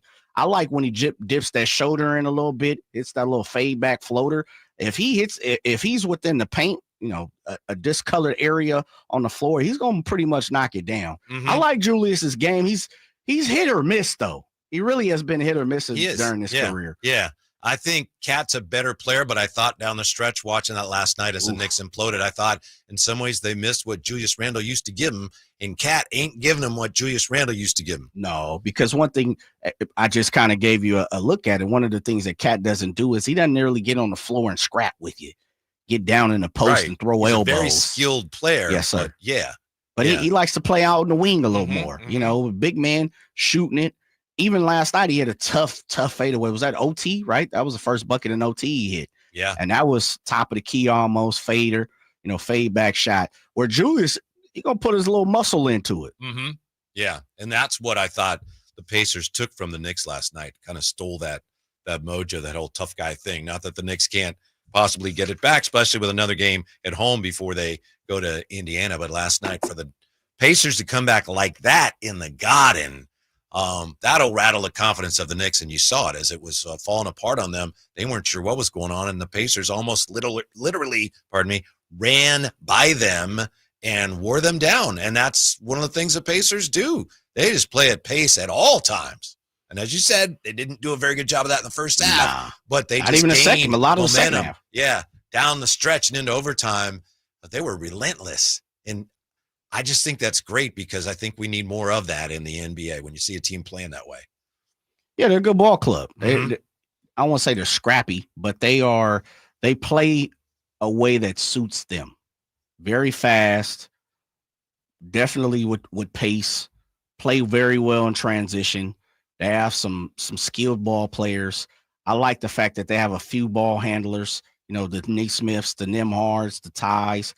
There's some guys on the Pacers. TJ McConnell, great pull, who I thought, man, like how tall, and I think I asked you, how tall is TJ McConnell? He didn't look very tall last night, did he? I mean, it's just, TJ McConnell might be 5'10", tops, 5'11". So that kudos to him because he's hooping and he's in the league.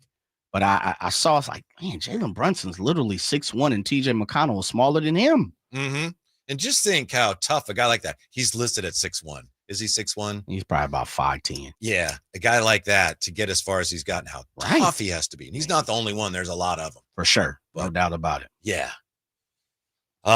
So going forward here, we'll find out what happens tonight, of course. But here's another footnote on the Knicks.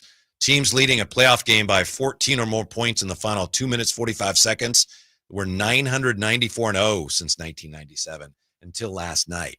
And that's another thing that happened to them as they realized we're going to lose this game. This game's slipping away. We already had it won. Those are the toughest ones when in your mind you already have the game won. And then you see that, I think, in basketball more than the other sports. Then you realize, it's still a game. And teams really struggle to find that competitive groove again.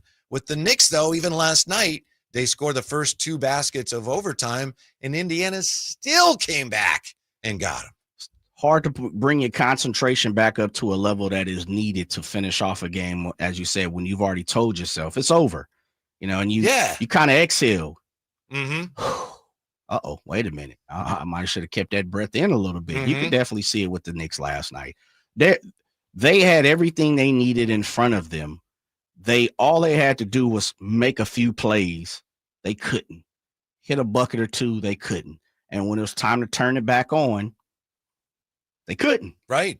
And the Pacers were the aggressors in the late fourth quarter and in overtime. They definitely in New York, they were the aggressors. Because you're playing with house money. You're supposed to lose. We're getting blown out. I'm playing loose. I'm playing free. When we come back, the one thing about Tyrese Haliburton that I will never understand, next on Sacktown Sports. This is the story of the one. As a lineman, he does whatever it takes to keep the power on in his community. And he wants a partner like Grainger who does the same. Grainger offers the professional-grade products he needs, from voltage detectors to harnesses to hard hats, plus fast, dependable delivery, so he can rise to every challenge. Call 1-800-GRAINGER, click Grainger.com, or just stop by. Grainger, for the ones who get it done. The only thing better than a long weekend? A long weekend filled with great deals. And with Kohl's Memorial Day sale, you can get $10 off when you spend $25 or more. Earn $5 Kohl's cash for every $25 spent. And save on must-haves for soaking up the sun, from patio essentials to poolside picks and more. So hurry to Kohl's and kick off your summer with some savings. Select styles. Some exclusions apply. Offers end May 26th. See store or Kohls.com for details. Confidence is knowing you're ready to handle whatever comes your way. That's what it feels like to take on your workday with Cintas. They make sure your AEDs are up to date, your fire extinguishers are tested and inspected, your floor mats are cleaned and delivered, and your workwear looks good, feels good, and is freshly laundered with the Cintas Apparel Plus program. So are you ready to take on today? Visit Cintas.com. Oh, I'm ready! And get ready for the workday. How can you free your team from time-consuming office tasks? Amazon Business. Smart business buying tools enable buyers to find and purchase items fast so they can focus on strategy and growth. Free up your teams and focus on your future. Learn more at AmazonBusiness.com. Check engine or ABS light on? Take the guesswork out of your warning lights with O'Reilly Veriscan. It's free. Ask for O'Reilly Veriscan. O'Reilly Auto Parts.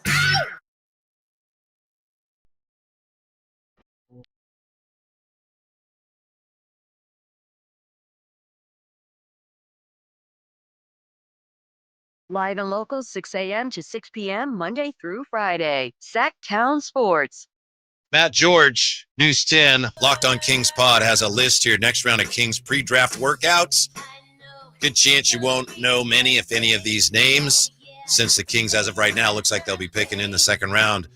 Jay, we got invited to the Kings pre-draft workouts. Zakai Ziegler from Tennessee at 5'9" point guard. R.J. Felton, East Carolina, a shooting guard who's 6'3". Ben Henshaw from Perth, down under. He's shooting guard 6'5". Cameron Matthews from Mississippi State, small forward who's 6'5". Yaxel Lendeborg, I've heard of him. University of Alabama, Birmingham, power forward 6'9". And Jalen Moore from Oklahoma, power forward 6'7". So those are the next bunch of guys that the Kings are going to be working out.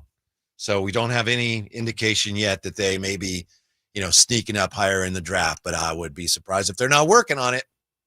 They should be. Speaking of the draft, here's the one thing I don't understand and will never understand about Tyrese Haliburton. You can do this with any draft, and we have done it, but this draft in particular just boggles my mind. And I'm not going to get into the Kings did this, the Kings did that, why did they do this, why did they do that? But if you look at that draft, the 2020 draft, Tyrese Haliburton went 12th in the first round, and I will never understand why. A lot of times you can look at a draft and you can find a guy like Kawhi Leonard. He went 14th or 15th, and people just didn't know how good he was. But to me, when you look at Tyrese Haliburton's pedigree when he came out of college and you look at guys picked ahead of him, I will never understand how he didn't go sooner. He fell into the Kings' lap. And I know, but they did this. And that. I know all that. But they were so fortunate to get him because you had Ant go number one, of course, from Georgia. Minnesota Timberwolves, and he was a consensus number one. Not a lot of controversy there. Then you had the Warriors with the second pick go James Wiseman, who obviously has struggled, has never been close to the player the Warriors hoped he would be. But, he's 7-footer, could shoot, had some skills. He went second. LaMelo third. At one point, a lot of people thought the Warriors would take LaMelo. So these are the guys that went before Tyrese at 12. The Bulls are up at 4. They pick Patrick Williams. Forward, who hasn't quite found it, has some skill, but they went with him for. With the 5th pick, Cleveland took Isaac Okoro from Auburn, who's a defensive-minded guard. He's been a good player. He's helped them defensively, not much offensively, but he was a 5th pick. Atlanta at 6, Onyeka Okongwu from USC, who's a pretty good player, but he went at 6. Killian Hayes, 7th, the Pistons. Killian Hayes, unfortunately, is out of the league. The Pistons took him. He's French. I think he'd been playing in Germany. Why they took Killian Hayes, I don't know. They missed badly. Why would Killian Hayes go before Tyrese Haliburton? I don't know. Obi Toppin made some good plays last night. He went 8th to the Knicks. He is now, one of the others on Tyrese Haliburton's team. He's a good player. He went 8th. Denny Avdia went 9th to Washington. Jalen Smith, picked by the Suns 10th, and he's been on the Pacers and the Bulls. Devin Vassell 11th, and then Tyrese Haliburton went 12th. I have no idea how he lasted that long, because I remember at the time, I was doing some radio work in San Francisco, and I said, I think the Warriors should take this guy. And it's not about me, but it's about a lot of people, I think, looked at that draft and wondered how Tyrese Haliburton fell to 12. The only thing I can think of, Jay, is maybe, teams were scared off by the jump shot. It's a little funky, but who cares? It goes in. To me, that's the mystery. Yeah, no, I think people have asked that question a few times. Even when Ty fell to the Kings, people were like, man, why is this guy falling down here? Definitely, it's super interesting. Sometimes you can outsmart your own self, though. And I think I get it. Who am I to sit up here and question NBA scouts and front office guys? But those people are human, too. And they also have emotion. People fall in love with certain players and a certain style. Those things play factors into how people choose draft picks. And unfortunately, it can get people in trouble, or it could get you fired, or it could have you draft someone that you probably looking at and it's like, but the upside there, okay, where you can look at Ty. And everybody thought he's long, he's lanky, he's fast, he plays, super bubbly. Everybody's talked about his great attitude. And when you really sat down and looked at it, it's like, shot, he's a little rail thin. Those are a few deficiencies that people said he had coming out of college, but he's a baller, man. Yeah.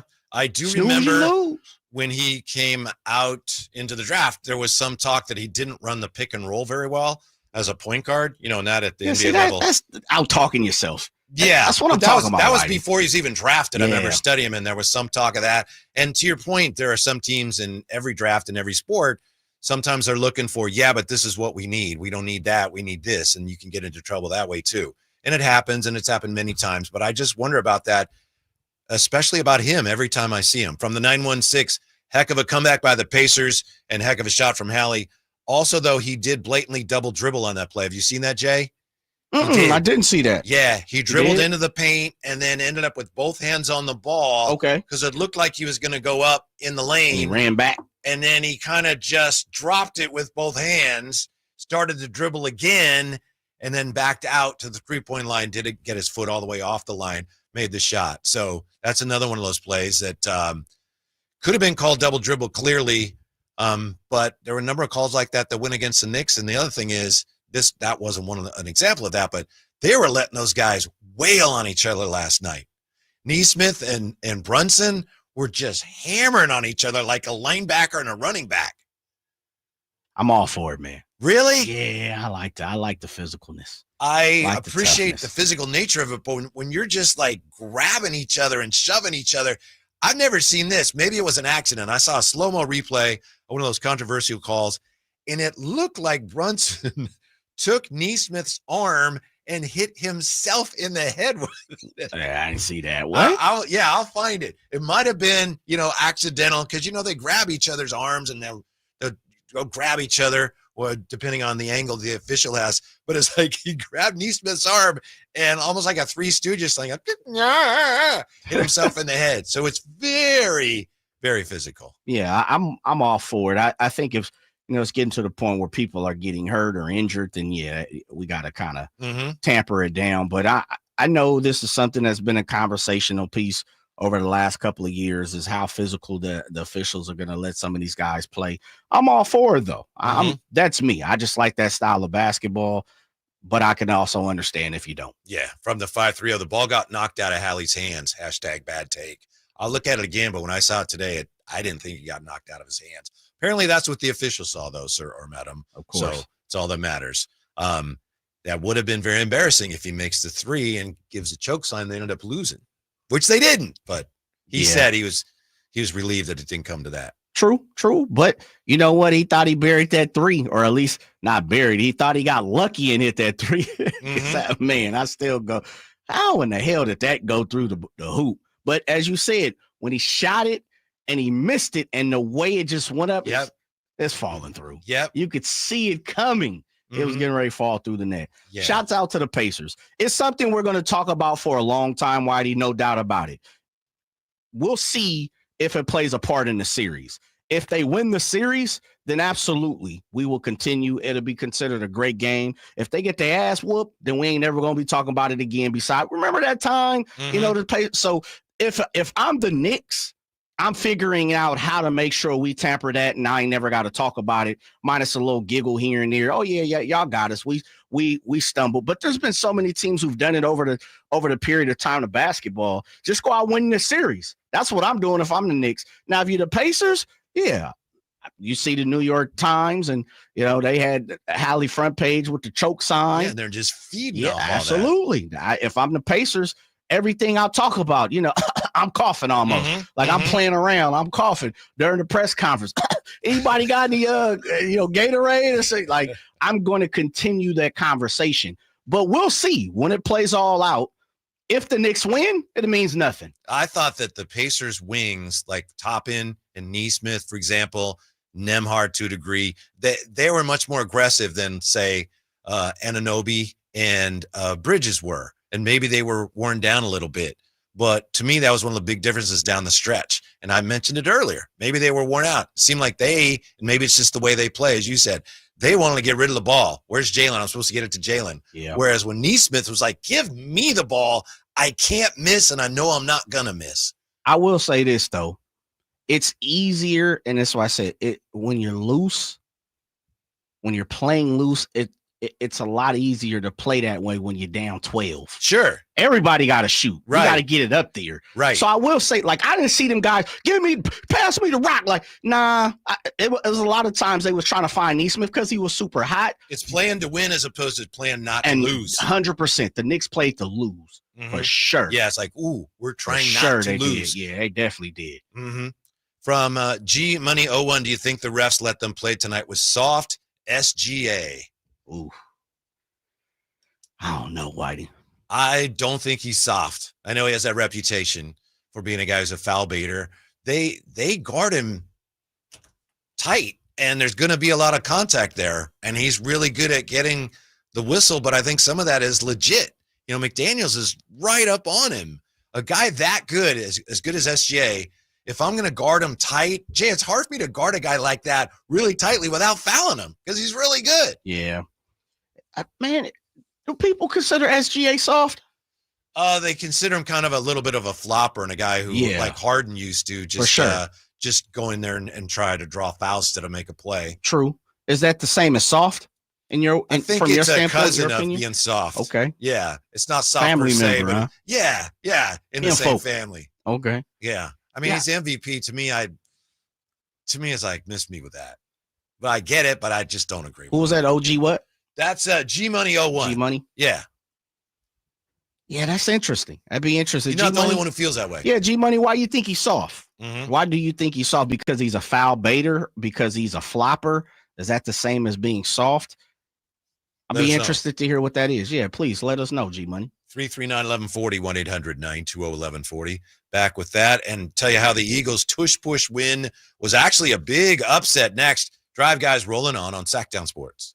Visit SacktownSports.com and join the Sacktown Sports 1140 newsletter. Nighttime is fun time at the Hagen Oaks Top Tracer driving range. It's more relaxed at night with people enjoying technology, where you can play Pebble Beach at Hagen Oaks, compete against your friends in a variety of games, or just practice at your leisure. There's food when you're hungry from Hangout Eats and Drinks opening late May, or enjoy a beverage on the brand new patio with relaxed seating. And check out the summer-long free concert schedule. It's the Hagen Oaks driving range nightly until midnight, Fulton Avenue at Business 80. This is the story of the one. As a lineman, he does whatever it takes to keep the power on in his community. And he wants a partner like Grainger who does the same. Grainger offers the professional-grade products he needs, from voltage detectors to harnesses to hard hats, plus fast, dependable delivery, so he can rise to every challenge. Call 1-800-GRAINGER, click Grainger.com, or just stop by. Grainger, for the ones who get it done.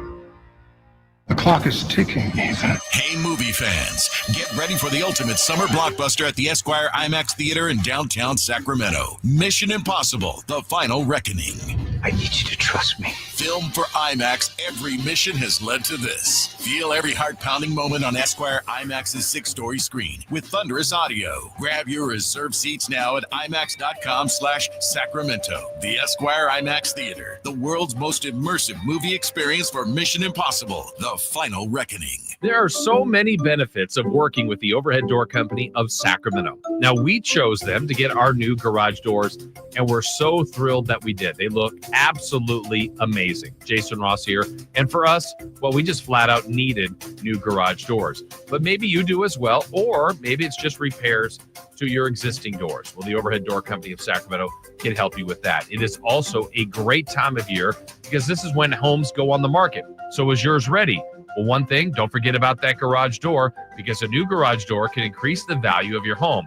First off, with Curb Appeal, a new modern or stylish garage door can improve the overall appearance of your house. Also, the return on investment. It is one of the most cost-effective upgrades to increase your home value.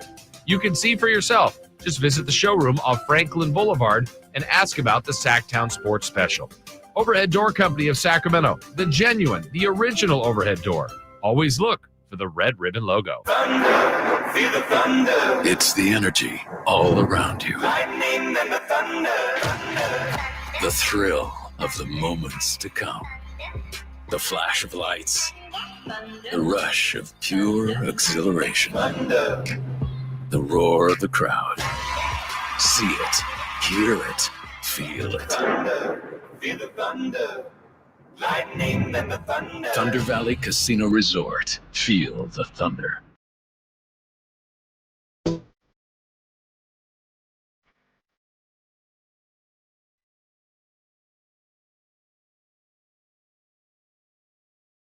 The Drive Guys, live and local, every afternoon, Monday through Friday on Sacktown Sports. According to friend of the show, Brett Siegel on X, Game 1 between the Pacers and Knicks averaged 6.6 million viewers, making it the most watched Eastern Conference Finals Game 1 since 2018. Viewership peaking at 8.5 million viewers at, 8 o'clock our time.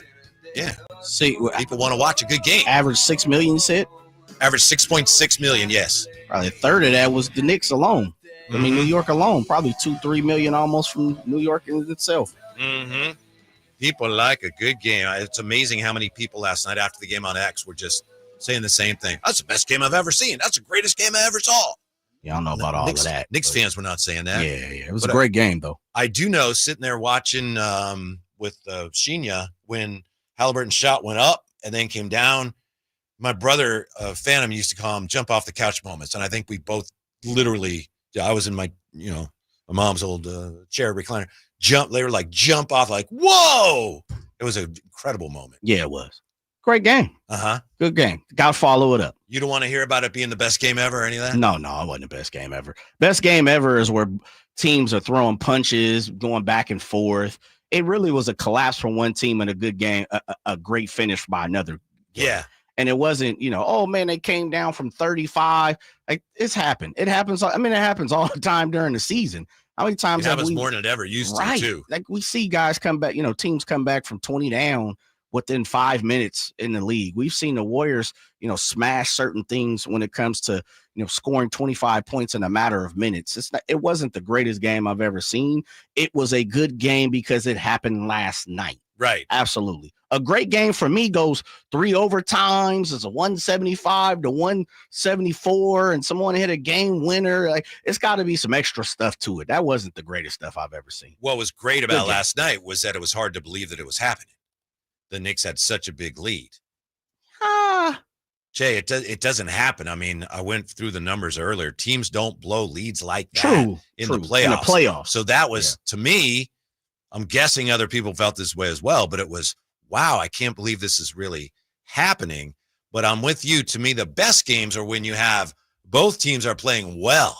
Yeah. That's slugging it out. Yes. Back and forth. One team makes a basket or scores a touchdown or whatever it is, or hits a home run, and the other team comes back and does that. There wasn't a lot of that come back and do it from the Knicks last night. No, it was good luck. They were struggling to find a hoop, looking for a foul, missed a couple of free throws. It had a few lucky bounces go their way and a few unlucky bounces happen for the Knicks. It was a great game. It is because it just happened. We're consistently talking about it. I'm going to say it again. If I'm the Knicks, and I asked you earlier, what do you do if you're the Knicks? Me, player, coach, I literally walk into practice or shoot around or meeting, whatever they're doing today. And I tell everybody, if we win, we never hear about that again. Who gives a damn? Go out, let's win 4 more games. Now, it's easier said than done. I'm not saying that. But it wasn't the type of game where it's like, oh, my goodness, that's going to be in the annals of history 50 years down the road. Oh, it might be. If they lose. And that's the point. If you win, we're talking about it's a good game. It was one of those games where, like, oh, you remember? This is the first time, just like we talk about a team being up 3-0 and losing 4 straight games. And then guess what? There's another team who did it behind them. So now you just become the first, but it's not the biggest thing. Don't you think there's probably some older guys? I saw Walt Frazier there last night, one of my all-time favorites. Yeah. Probably saw that. Maybe they know better than to say it publicly, or maybe they don't care. They'd say, guy like Neesmith in our day, he made those shots 6 in a row. We're touching them up. Yeah, clotheslining them. Yeah, for sure. We don't give him a chance to make number 5 or number 6. Right. I'm. Yeah, but one of those he made, I just saw it again. He's like, gets the ball from, I think it was Siakam, and he's like pulling up from 28 straight away. The one that made it, I think, a 3-point game. It's like, give me the ball. Bam. Yeah, he saved it, but he definitely did. Some thoughts here in the text line on the best game ever. From the 916, best game ever was Kings-Lakers when Doug punched Rick Fox and then the teams fought in the tunnel. That's what I'm talking about. That was a preseason game. 209 says best game ever, Kings-Clippers Beam Team season. That was 176, 175. Triple OT or was it double OT? I thought it was. I'll have to was double it double? check. I can't remember, but yeah, Malik was on an absolute tear that game. Somebody else from the 209 says Gen Z thinks everything they see is the best ever. That's true. Or the opposite. Who cares that? Like, I get that from my daughter all the time. Like, man, that's spectacular. That's awesome. Dad, I don't care. It was a tremendous game. It was we got our money's worth for sure. But what I'm saying is it happened last night. So we're going to salivate over. We're going to, we're going to act as if it's the greatest ever. That's not what I'm saying. It was a great game, but nah. That's not what people talking about. Oh my God, it's the greatest thing I've ever seen, man. I felt like I've seen high school games better than that. Speaking of the greatest ever, I don't know when exactly we're going to talk to. We'll get to it at some point, maybe sooner rather than later. Saquon Barkley was on a podcast. Yeah, Did you hear about I saw this? that. Yeah. He says, we're one of the best teams ever. Come on, man. He's like, we started 2-2. See what I'm saying? Last year's Eagles, he says, one of the 5 best teams ever. Then he named like 6 teams. What have you done for me lately? Completely get it. We remember the last thing that we've seen. Right. More times than not. Yeah. That's why we're talking about this game as the greatest situation ever. First of all, as much as the Pacers, it couldn't be the greatest game ever because they were getting blasted for 3/4 of the game. More than 3/4 of the game. It was a great finish, in my opinion. There you go. It was a great That's where I was going. finish. That's where I was going.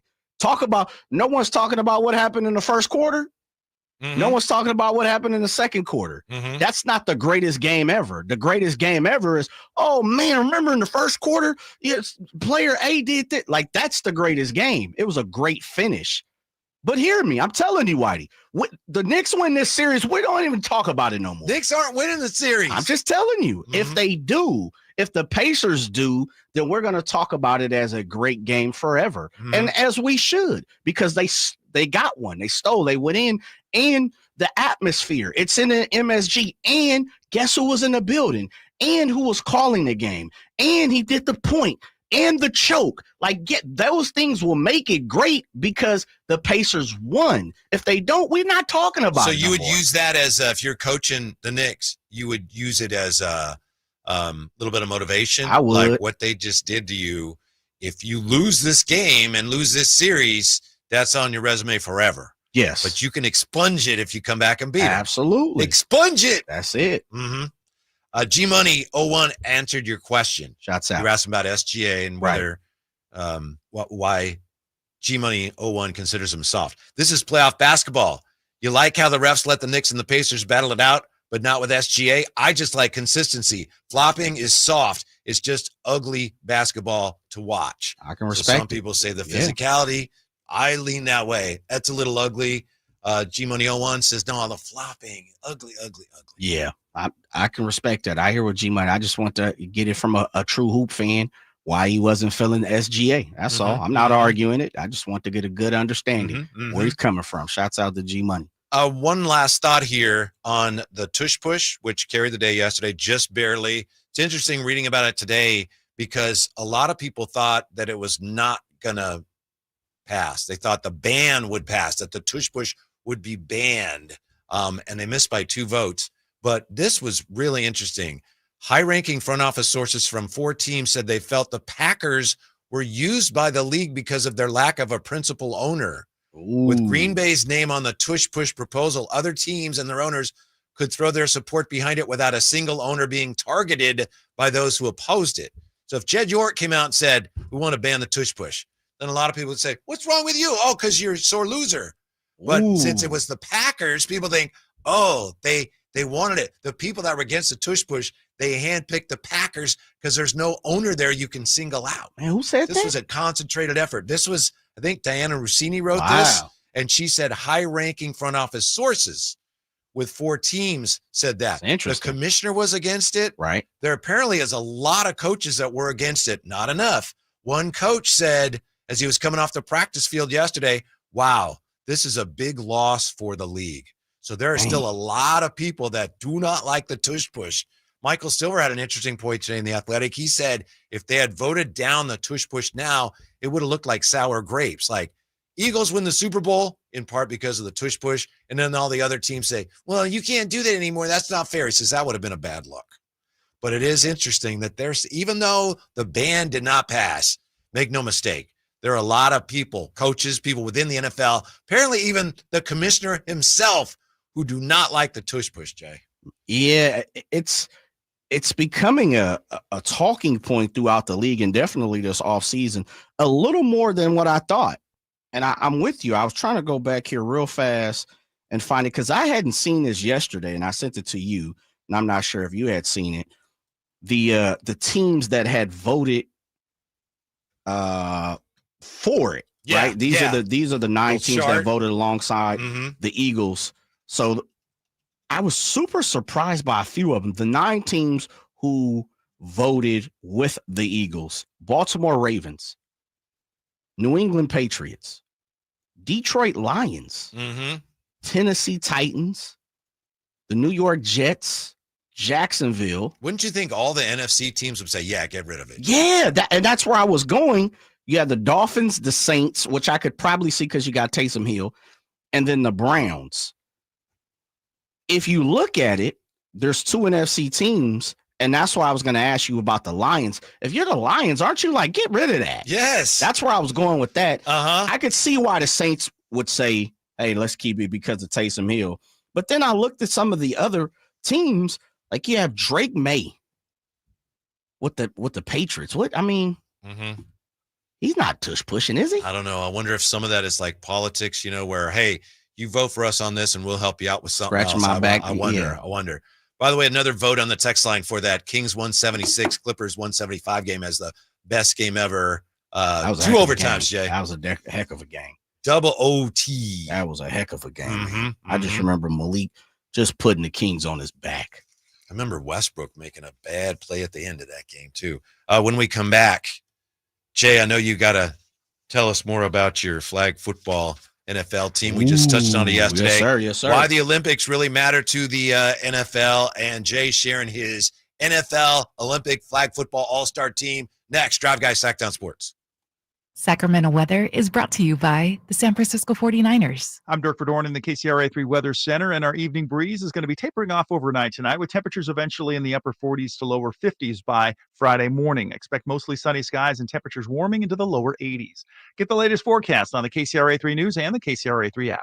San Francisco 49ers 2025 single game tickets are now on sale. Join the faithful at Levi Stadium. Secure your seats today at 49ers.com/tickets. That's 49ers.com/tickets. What's up? We're talking to Chad Hoblet of Hoblet Dodge Chrysler Jeep Ram. What's going on, Chad, for Chrysler's Employee Pricing Plus event? If you've been struggling to find the right Ram heavy duty that fits within your budget, the search is over with Hoblet's Employee Pricing Plus event, where we give you the employee price and then take even more off. Right now, save up to 10% off MSRP on brand new 2025 Ram Heavy Duty 2500s and 3500s. Don't miss your chance to save big like the Employee of the Month at Hoblet Dodge. And you're always one of the top Ram truck dealers in the entire nation. It's true, and I think it boils down to our huge selection of hard-to-find Ram Heavy Duties with over 300 available and our award-winning customer service. Search, select, and save through their whole inventory at HobletDodge.com. 10% total net savings on select new 2025 Ram 3500 Laramie after 1,500 factory rebates and 9,075 dealer discount, including employee pricing for all. Rebates include 500 on the job upfit. Must show eligible upfit. And Hoblet discount between 7,100 and 9,075, depending on trim level, for a total of 10% off MSRP. Aid of this net savings. Sample VIN 02043. See dealer for details. Mike Rowe here with a quick question. Have you noticed cracks in your drywall, chimney, or exterior walls? I hope not, because if you have, they could be indications that you've got a much bigger problem with your foundation.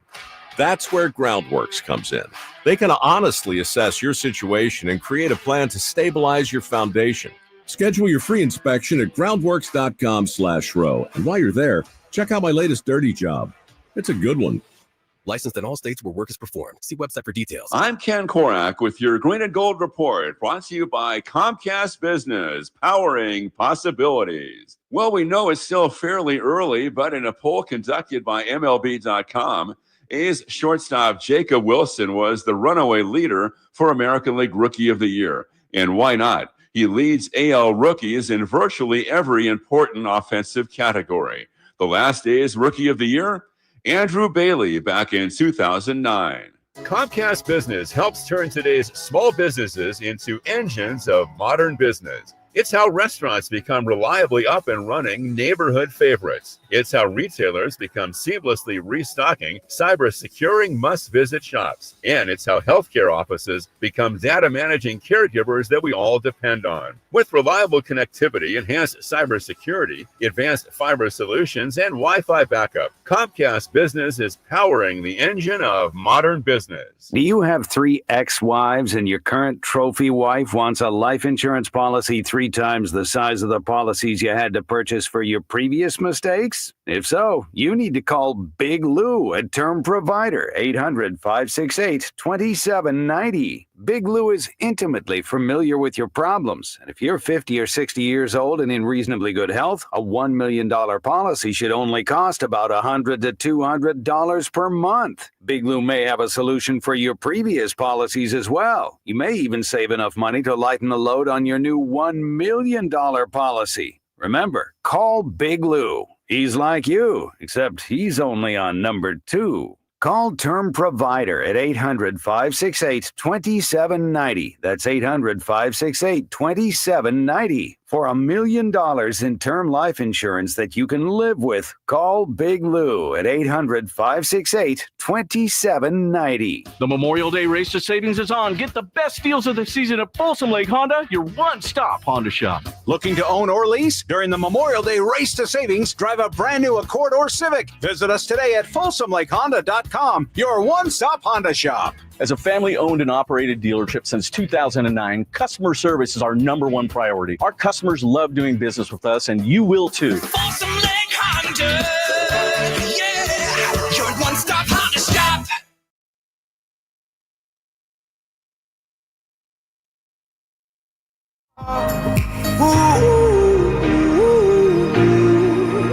I'd do anything for you. Live and local, 6 a.m. to 6 p.m., Monday through Friday. Sacktown Sports. If you go back to that 2022 season, the A's in that season, they had a 10-game losing streak. 2023, this is once they decided to get rid of their, the players that had made them competitive. 2023, they lost 11 straight. Last year, the A's had a 9-game losing streak, and this year, they currently have a 9-game losing streak, having fallen to the Angels today 10-5 for the second straight game. They've lost 10-5. They had a 5-2 lead. Bullpen just getting worked. Yeah, by the red hot Angels team. All of a sudden, it's won 6 in a row for the Angels, sweeping the Dodgers, beating up on the A's. As I look up and I'm watching the A's broadcast, it says A's bullpen bullied by the Angels. 10-5 loss. So you're watching Towney and Steve Sachs. Yeah. Sacramento.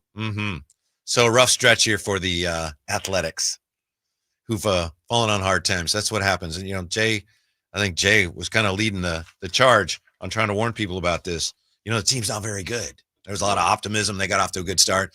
And there's a lot of good things happening with Jacob Wilson and Kurtz and Soderstrom. Their pitching's not very good at all. So, yeah, bullpen. Be a lot more of this summer. Hopefully they'll start to level out, play better in the second half like they did last year. But this is just not a very good team right now. No, they're average. They're an average squad, and as of right now, they're playing average. A little below average, 9 straight losses. But that's what average teams do, and that's in a string of a season, you have winning and losing streaks. You just hopefully, once you have that losing streak, you turn around and hopefully you can turn it around to have a winning streak. And you put a few 5-game winning streaks, 6, 7, 8-game winning streaks together throughout a season, then yeah, you're probably considered one of the better teams.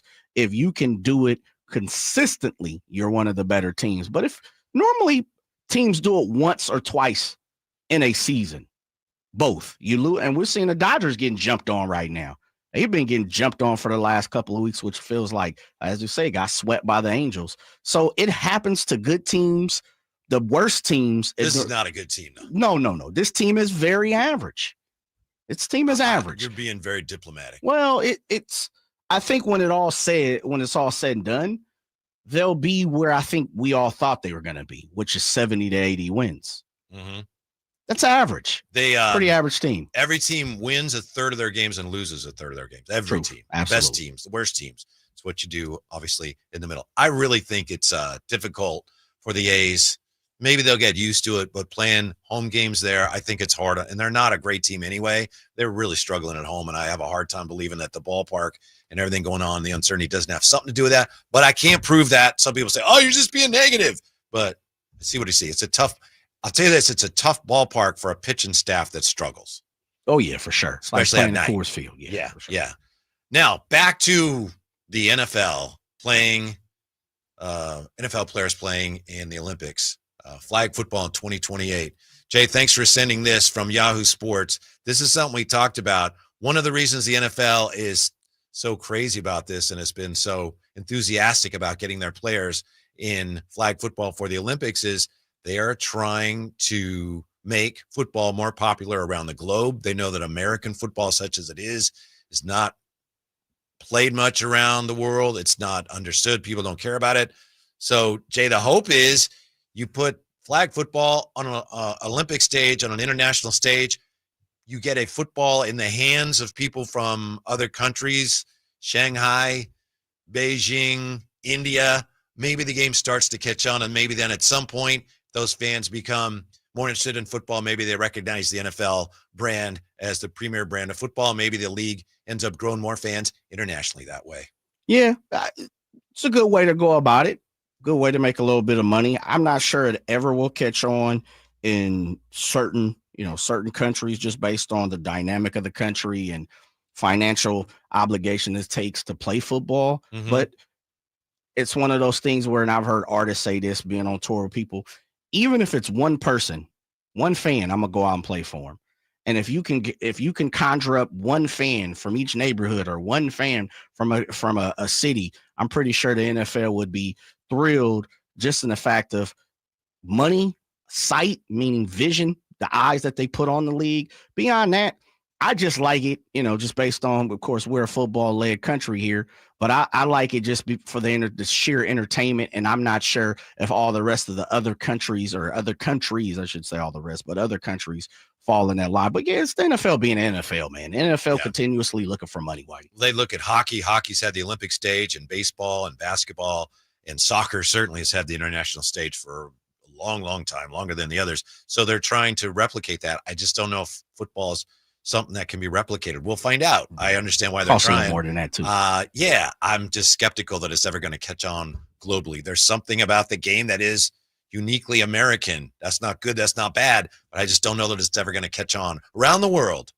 I'm with you. I agree. I think, I'm not sure the NFL is looking to have other leagues or, they've kind of squashed out other leagues around them. So I'm not sure what they're trying to, what they're really looking for besides the fact of getting more eyes, which means more money for them. Mm-hmm. Yeah. I know they have a lot of success with their international games. Certainly. Yeah. And who is it? The Vikings got to play in twice. Ireland and Germany, I believe. Wow. Yeah. Okay. Good luck. Yeah. How about your all-star team? Jay Yes, put sir. together. I know you had a couple teams. You shared one of them with us late yesterday. I don't know if you want to go back over that one. Or if you Okay, had I'll another go over team. that for you. Yeah, this is our 12-man roster for Team USA yesterday that I laid out at the end of the show. This is a team of intrigue, right? It is, yes, sir. And it's, again, to set the preface that I didn't go for stars because we know stars are easy to choose. And I do believe a lot of stars are going to play in this thing because it's the first time ever. We've seen Justin Jefferson already be out there and say, hey, look, I want to be a part of this. And so I chose youngsters. I tried to stay pretty much 25, 26 and under, and or looking for, solid starters, maybe some people with intrigue as we're talking about the NFL looking to surface up a little more entertainment for some of these other countries and garner some more fans. And so I kind of took that into consideration as well. With that being said, we'll start with the quarterback real quick. It was Jalen Milroe of the Seahawks and Trey Lance of the Chargers, which you thought it was pretty interesting. I went with Trey Lance, huh? I do. You like him, don't you? Well, it's not so much as that. I just think he would play flag football at the highest peak. I think he would be intriguing. Don't you have accuracy concerns, Jay? No, not in flag football. Throw it up, fella. No, you got to remember, Whitey, we're playing Indonesia. Uh-huh. So some of the wide receivers that I have, you should be able to box out an Indonesian corner, DB. All right. Is So this almost something you're trying to boost his confidence with? A little bit. Yeah, if I'm hardball, hey, Trey, why don't you take a shot and slide out to Team USA camp for me? See if we can garner some more confidence. My center/rusher, I went with David Njoku from New Jersey of the Browns, and Taysom Hill to do it all. I love that tight pick. end, quarterback, everything for the Saints. And I chose Taysom Hill because he's a Swiss Army knife. And again, I kind of prefaced it yesterday talking to a couple of my folks that play flag football. It kind of gave me some insight on some of these positions. My wide receivers / DBs, my 8, of course, because those are 4. So that's our make up 4 of our 12-man roster. I went Cam Scalabo. Local angle, yes. Yes, he is. New York Giants. Tricky Ricky P. That'd be Ricky Pearsall. More local. 49ers. Uh-huh. Xavier Worthy, probably the fastest person in the NFL for the Chiefs. Yeah. Cordell Patterson, someone who has done it all for a long time. He would be my co-captain, my assistant captain. Love Cordell Patterson. He's underrated. So you're just going to have Trey Lance throw it to Xavier Worthy, huh? Oh, yeah. Dump it off. Get busy. Yeah. You run X-Man. far as you can, as fast as you can, and it'll be there for you. We're on point. Jalen Milroe is going to be our guy who scrambles and does things. Number 5 would be Jabril Peppers of the Patriots. Again, someone who's played offense and defense. Shiloh Sanders, Tampa Bay Buccaneers, someone who's played offense and defense, going back to his high school career. He would kind of play my linebacker. Of course, him Did being you consider safety. Shedeur for your quarterback? Yeah, he was on my honorable mention. Okay. He was. The law firm Jacoby Myers of the Raiders need a possession guy in flag football. And my captain, not a youngster, but someone that has done it, superstar at point in time, highest paid corner at one point in time, someone that I know still has some talent, is going to be able to coach him. Might not even need him to really play that much, be Jalen Ramsey. Shouts out to Jalen Ramsey. Do you know, by the way, that the Dolphins they're getting ready to trade him? Yeah, they are. You interested? Damn right I'm interested. Uh-huh. You're absolutely right I'm interested. Why not? They're For a already little bit of talking about him in change? the past tense, like he was really good for us, Yeah. So they're ready to move on. So He's one of them guys that you make so much money after a couple of years. It's like, okay, we'll move on. We got a youngster that might be able to do 3/4 of what you do. But Jalen Ramsey still plays at a high level. He's not Jalen Ramsey of 5 years ago, but he's a good ball player. And you put him on the flag, he's locking up folks from America Samoa. I'm wondering if he could help the 49ers, like a midseason pickup or something, if he's still out there. Well, technically, he's under contract, so he wouldn't be able to be a midseason guy, right? He would have You'd have to trade him in the deadline. Yeah. I'd take him. Uh-huh. We're going to see what Renardo Green is about. Absolutely. Because the one thing we know is Diamador Lenore is probably considered a top 5, top front. He's one of their core players. Yeah, top 10 corner in the league. He's got paid like a top 10 guy in the league at corner. People are going to stay away from him. Guess who's on the other side? That'd be the second-year guy, Renardo Green. It's going to be interesting to see if he can hold his own. Yeah. And Jalen Ramsey could tell you all about the Rams defense, huh? Yeah, years ago. Yeah. When we come back, there's a very basic key to the Pacers' success, and we will look at that, how they wore the Knicks down, next on Sacktown Sports. Welcome to AutoZone. What are you working on today? My car is making this noise. Sometimes it's like doot doot, and sometimes it's like. Do you have a dash light on? Oh yeah. Then we don't have to listen for clues. With the free Fix Finder service, we can read a check engine, ABS, or maintenance light to find the likely fix and even recommend a local shop if you need one. So you don't need to hear the. Not with Fix Finder. Everything you need, nothing you don't. Get in the zone, AutoZone. Restrictions apply. This is the story of the one. As a lineman, he does whatever it takes to keep the power on in his community. And he wants a partner like Grainger who does the same. Grainger offers the professional-grade products he needs, from voltage detectors to harnesses to hard hats, plus fast, dependable delivery, so he can rise to every challenge.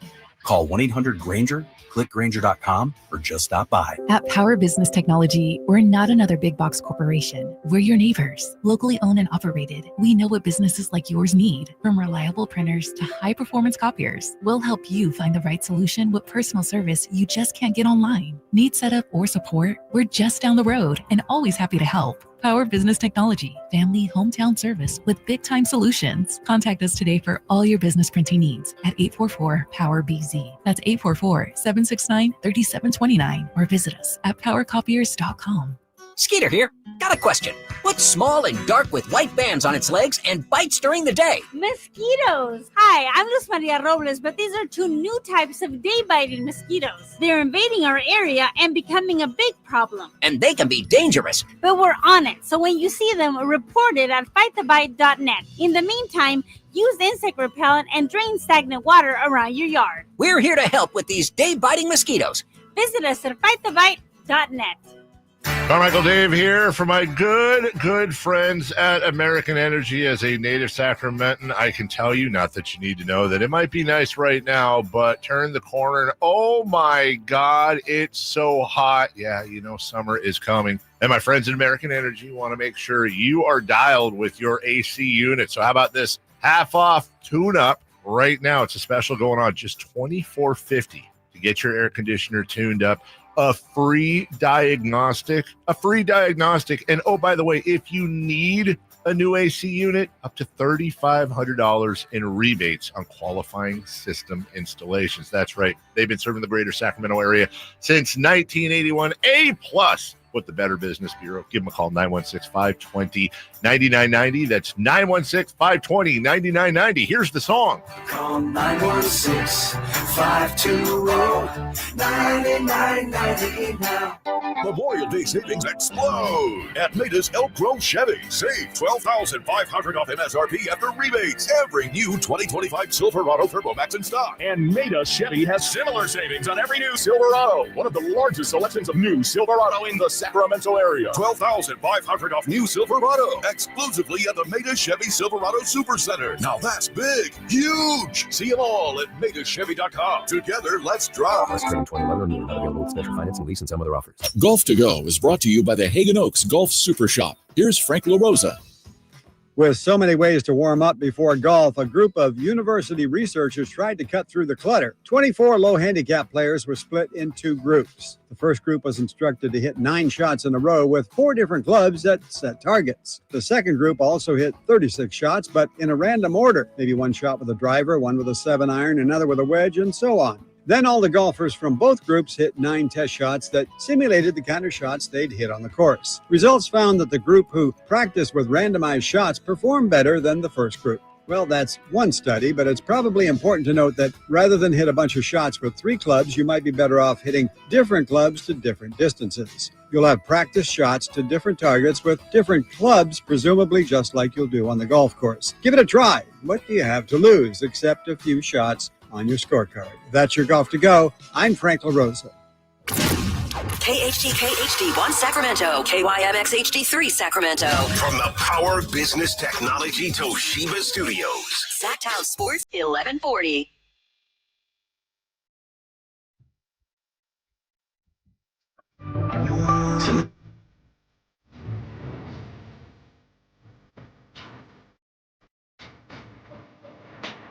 Live and local, it's the Drive Guys. Watch the show on youtube.com/Sacktown Sports 1140. Or listen on the Sacktown Sports app. Got the monitors on here, of course, getting ready for the Timberwolves and the Thunder, and Stephen A is there in OKC. Gee, I believe Stephen A today on, what show would that have been? First Take. Saying, Haliburton's not a superstar in my mind yet. Crazy. Yeah, I don't know what it is you're looking for. This dude's everywhere. He's a superstar. He's a superstar in the way people respond to him. He's a superstar in terms of his profile. And most importantly, he's a superstar in terms of how he plays and how his team wins and how his team doesn't win without him. Yeah, he's a superstar at this point. He was on Team USA, man. And I know, I've been the first one to not badmouth, but throw a few things towards Devin White's direction. He was on Derek White? Excuse me, Derek White. Yeah. You thinking Devon White, the old center fielder? And I was thinking Devin White, the football player. Oh, okay. We were just talking about the 49ers. But, Haliburton is a superstar. For all the ways you laid out, he is what I think the NBA likes when it comes to a superstar. Like as we hear people, he's the type of person I'll let date my daughter. That's how the NBA, I think, looks at Ty. And in retrospect, when you really look at his time in the NBA so far, and I don't hope it never happens, he's done nothing wrong. Everything that he has done has been right so far. People like him, and the league likes it when fans like their best players.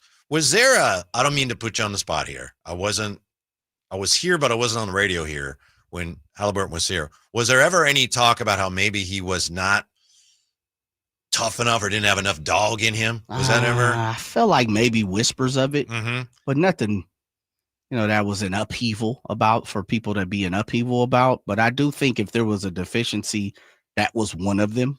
I see now he's a dog. I don't think that's an issue, but he's not like Patrick Beverly, but he doesn't back down from anything. No, yeah. You know what he is? He's a competitor. There you go. One thing about Jalen Ramsey, Lord, because I'm reading the text line. One thing about Ty Haliburton, he's going to compete. And right from the jump, you could see that here. You could see he was competing. And it was almost to the point where man, people, not me, but a lot of people started to question De'Aaron Fox's competitive nature because of the way Ty was playing at that time and the way, of course, Sacramento gravitates toward people who want to be in Sacramento and wears that Sacramento patch on their shoulder, put that chip on their shoulder. And so that's why a lot of people love Ty. It's like, man, he's one of us. He wants to be here. He's highly competitive. Are we getting that from De'Aaron Fox? Mm-hmm. Some people question De'Aaron about that. Sometimes, Still, to this day. Yeah. From the 916 there, I know this is why you mentioned Jalen Ramsey. No effing way do we want Jalen Ramsey on the Niners. He will ruin the team. Stop with that, Jay. That's from Justin. Shouts out, Justin. I got it. I hear you, Justin. I hear you, brother. He ain't got no love for Jalen. I could see, that's what I say, a deadline, or if they release him or something. I mean, he'll probably end up with another team, but if you're trying to fortify your defense for a stretch run and a guy like that is available, and you're looking at somebody who's going to be, holding down a corner position and improving you that way for half a season, I could see how maybe that would work. If your season's on track and you're looking at maybe doing some big things this year. My question would be, and Justin, if you want to text back in, please do, or call 916-339-1140. How would he ruin the team? Is it because he's considered a prima donna? I assume that's what he's getting at, but yeah, that's an assumption. Sure. By the way, Jalen Ramsey trade reportedly not imminent, but Dolphins plan to move on amid rumors. So what's he making? I have to see check what he's making. Mm-hmm. That's a lot of money. Then maybe not. I would have to check on that. But here's what's going on with the Indiana Pacers. By the way, here's a comment on the text line. By the end of their careers, from the 916, Haliburton will be a bigger star than Fox. If I had to guess, I would guess so. Yeah. I mean, he's already a bigger star just because he's been in the conference finals 2 years in a row. Took the words out of my mouth. He already is a bigger star. Mm-hmm. Somebody else from the 916. Would you consider Haliburton a new villain by the way he does stuff like doing a Sam Cassell gesture or showing the choke sign in yesterday's game? I don't think doing that to the Knicks makes you a villain. I could be wrong, but I think a lot of people around the country relate to that and like that. As far as the Sam Cassell gesture, I don't think people realize. Some people probably don't even know what it means. So no, I don't see him as a villain. I don't think other people see him as a villain. Do you, Jay? I don't think that's part of his persona. Villain's probably not the right word, but he's considered something because he was voted the most overrated player in the league by his peers. Yeah. There's something about Ty that people just rubs them the wrong way for whatever reason. I'm not sure what it is yet. And I've tried to think about it and examine it and break it down and re-examine it. I would guess that jealousy might have something to do with it. That might be. It might just be pure jealousy. You might be right. Hatred. Mm-hmm. I'm not sure.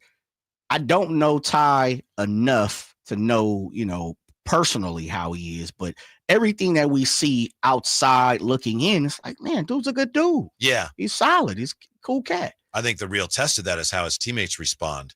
And maybe over time, people wear on each other, but at the end of games like yesterday, there's 0.2 seconds left, and he's the one that gathers everybody together. It's like, this is what we're doing. And he makes sure everybody's on the same page. They seem to respond well to that. As sometimes you do that at work or when you're playing ball, sometimes somebody's like, hey, come here. Mm-hmm. And you want to like, shut up. You don't always want to hear that, but they seem to respond to it. I laugh because remember he just threw the ball to the Knicks player. Yeah, right. He gave it to Cat. Yeah. That's the type of stuff that people hate. So, as a Knicks fan, you're like, oh man, this dude hit a lucky shot. If I'm a Knicks fan, the first thing I'm thinking like, man, this dude hit a lucky shot. Now he throwing a ball to Cat like that. Nah, man, I can't stand Ty Haliburton. And on top of the fact he's a Pacer. So from the beginning, you dislike him. I'm not sure why he was voted the most overrated player, and we're seeing it. It seems like every single day I hear an NBA media journalist come out and say, I don't know what the NBA players was thinking. Mm-hmm. I have no clue why they keep talking about Ty Haliburton's overrated, but it's something that's rubbing people the wrong way, whatever it is. Yeah. Somebody says here from the 209, he mocked Lillard. He's the type of guy to me that I think he can mock people and do things like the throat gesture. Yeah. And I still think most people are going to be on his side. Yeah. And he's again, a likable guy. Yeah. You do something to the Knicks, I think a big chunk of the country, if not at least most of the country, feels like, yeah, way to show him, because that's New York. Love him. He's a nice guy. He's a handsome little cool guy, man. I mean, I bet he makes the honor roll all the time and all that kind of stuff. That's what I think about Ty Haliburton. Really? Even though he's doing this and doing the Sam Cassell? Yeah, he's competitive, man. I love competition. Yeah, we'll get to the very basic reason the Pacers are having so much success when we come right back. Jay and Whitey, Sacktown Sports. At Fisher Investments, we may seem like other money managers, but we're different. What makes you so different than the rest of us? We ensure clients receive unparalleled service at every step of the relationship. Tell me more. Our investment counselors focus on service over sales, prioritizing clients' needs. How do you make money? We don't sell any commission-based products. We have a simple management fee based on the value of our clients' portfolio. So we do better when our clients do better. What about client portfolios? We get to know each client, their finances, family, health, lifestyle, and more, and then we tailor a portfolio based on their specific goals and needs. Your clients really come first then, huh? Yes, we make them a top priority. Our goal is helping them achieve a comfortable retirement. Wow, maybe we are different. At Fisher Investments, we're clearly different. Learn more at FisherInvestments.com. Investing in securities involves the risk of loss. Drivers who switch and save with Progressive could save hundreds. With that kind of money, you could go big time on a fancy water bottle with ultra titanium alloy metal. You're not sure why you need all that. I mean, it just holds water, but you're getting it anyway. Because if you're hiking near an active volcano and you accidentally drop the bottle into molten lava, your water will still be icy cold. Switch to Progressive and you could save big time. For water bottles. Progressive Casualty Insurance Company and affiliates, not available in all states. Potential savings will vary. Ready to order? Yes. We're earning unlimited 3% cash back on dining and entertainment with the Capital One Saver Card. So let's just get one of everything. Everything? Fire everything. The Capital One Saver Card is at table 27 and they're earning unlimited 3% cash back. Yes, Chef! This is so nice. Had a feeling you'd want 3% cash back on dessert. Ooh, tiramisu. Earn unlimited 3% cash back on dining and entertainment with the Capital One Saver Card. Capital One, what's in your wallet? Terms apply. See CapitalOne.com for details.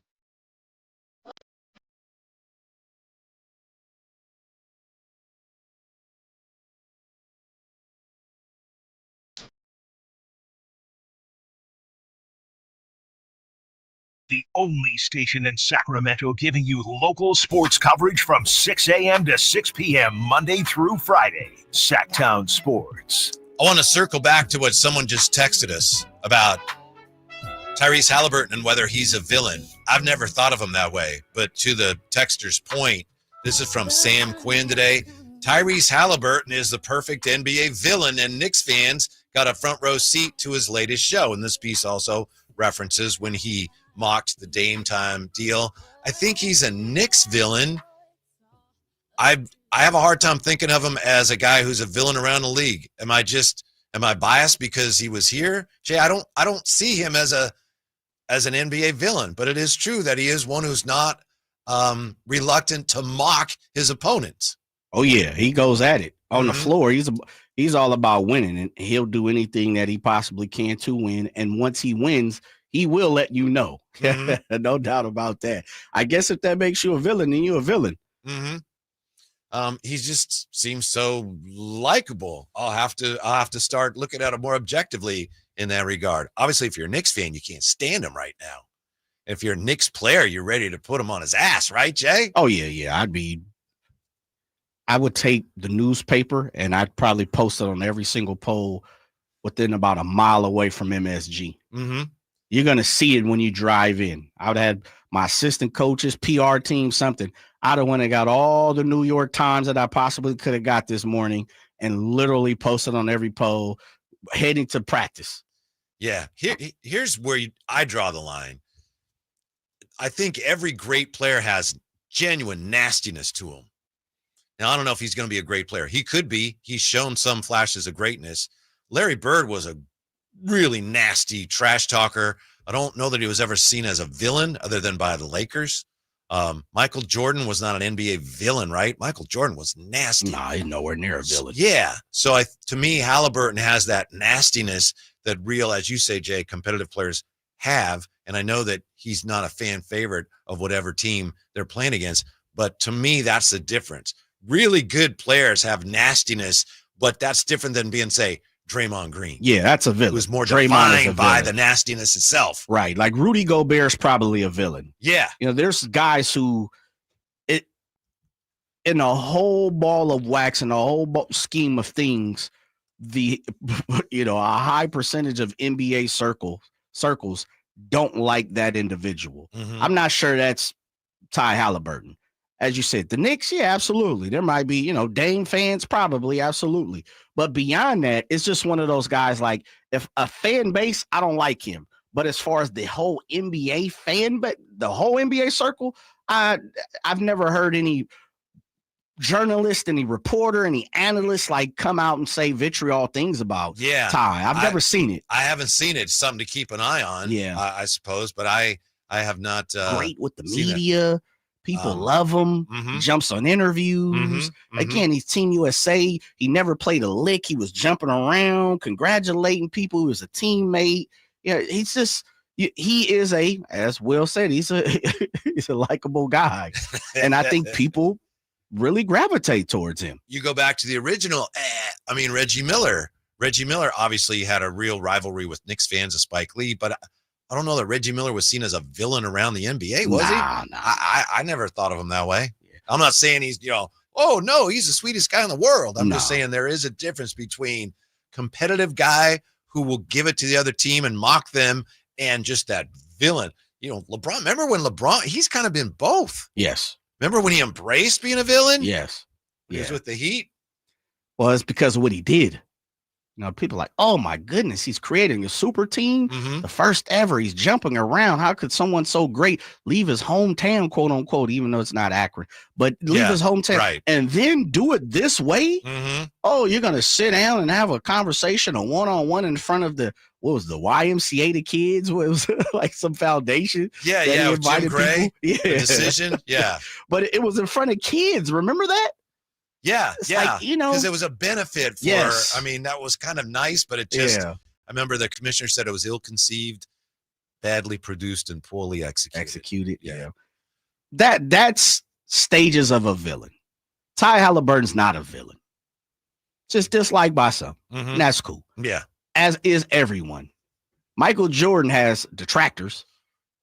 Well, also, Haliburton's a big wrestling fan, right? So he understands all of that. Oh, yeah, for that sure. side of it. And he knows how to emphasize that. Yeah, I'm out on the wrestling side. I don't know much about it either, but I know he's a big wrestling fan. And obviously, if you're a wrestling fan, you understand, I see, that's how you do that. Yeah. But it's not really him. Whereas, Draymond, it's not an act. By the way, Draymond Green named to the all defensive team. So, great defensive player. Yeah. What do you think of him on the pre and post game? I didn't watch it at all. Didn't watch it at all. Yeah, didn't watch the pre and post. Once the game was over, I moved on to bigger and better things. I got a life, Whitey. Mm-hmm.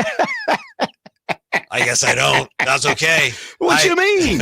You was supposed to dip out his birthday, baby. I'm surprised you even watched the game. I did watch some of the post game, and Draymond, I think, is really good. But it's just, how many people are you going to have on the show? Because you still have Shaq, and you still have Ernie, who's great, and who's running the show. And then you got Kenny, and you got Chuck, and then you got Draymond Green. It's like, it's just too many people. Give me like us, 2, maybe 3 people talking about it, Well, how can anybody say anything when no one has time to say anything? The worst is, have you seen Amazon Thursday Night Football? And it seems like they got 50 people lined up. Fitzpatrick, yes, Whitworth, yes, Sherm, yes, yeah, they and then who's over on this side? Is that Tony G? Is Tony G on the side of? And I can't remember who the number one is. Not Clarissa Thompson, right? She has done it. Yeah, someone else. I can't remember. Yeah. Is it Clarissa? I think so. Okay. Yeah, and all they have time to say is too. I think he's a good player. All right, next guy. Faster next time. Good player. Okay, great.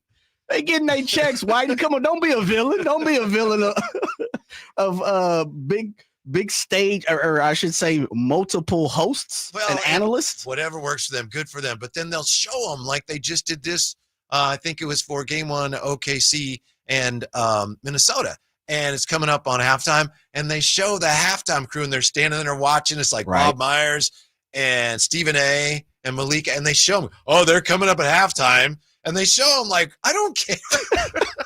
Am I supposed to, is that supposed to make me tune in? And then they come on, halftime's only like 12 minutes, right? Yeah. Maybe it's a little longer. And a lot of that is commercials. So True. I just wonder. I don't want to be like this, but I'll say this, don't crucify me, listeners. I'm not a big fan of ESPN's basketball coverage. Doesn't do much for me. I'm not either. Yeah, I'm not. There's a couple of guys over there that I'm like, okay, legs is top notch. I like Perk. Perk gives me a kick. I can understand why people don't like Perk or don't. Oh, come on, Perk. Like I saw today, Kevin Durant tweeted. Did you see that today where Perk was like, I guarded this person and guarded that person and guarded this person and guarded that person during a podcast. He shut him down. Yeah, he said, I shut him down. Like Tim Duncan and guys like that. Right. So Kevin Durant said, yeah, you're the real MVP then. No, I'm with you. I've, and I was doing some stuff for the Warrior Station and got to talk to Bob Myers a couple of times. Okay. Really liked him. When I see him on TV, it's like, it's just they're trying so hard to be like inside the NBA. They are. And you just can't be. No. You don't have Shaq, you don't have Chuck. Right. And it's fine. It's okay. But I'm with you. It's like, it almost makes me feel like you guys are trying too hard. Be you. Yeah. Nothing wrong with just being you. For sure. Yeah.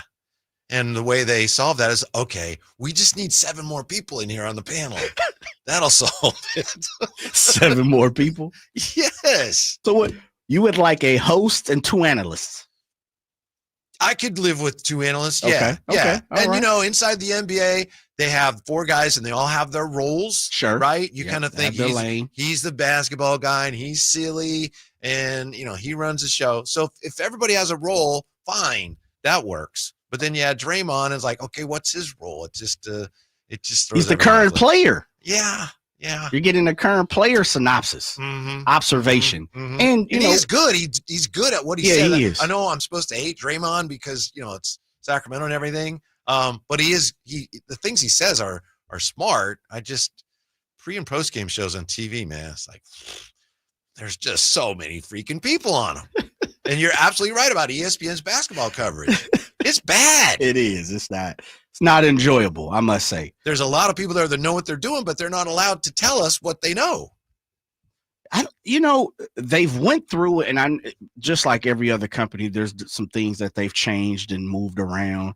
I thought, they've had some great analysts, some good guys over there, and for whatever reason, just hasn't, I would say retain them, and or if they have retained them, they've kind of allowed them to do certain go their certain way or do different things, move around from being an analyst on their major hub show. I'm not sure where they want to go with, next, but I do enjoy Legs. I really like Legs, Tim Legler. I like the way he breaks things down. He kind of keeps it a buck. He's not. And the other thing is I don't think Legs is looking for the ha-ha moment. I think he's there to talk basketball. Right. Where you have some other guys, the talking heads, so to say. It's just not for me.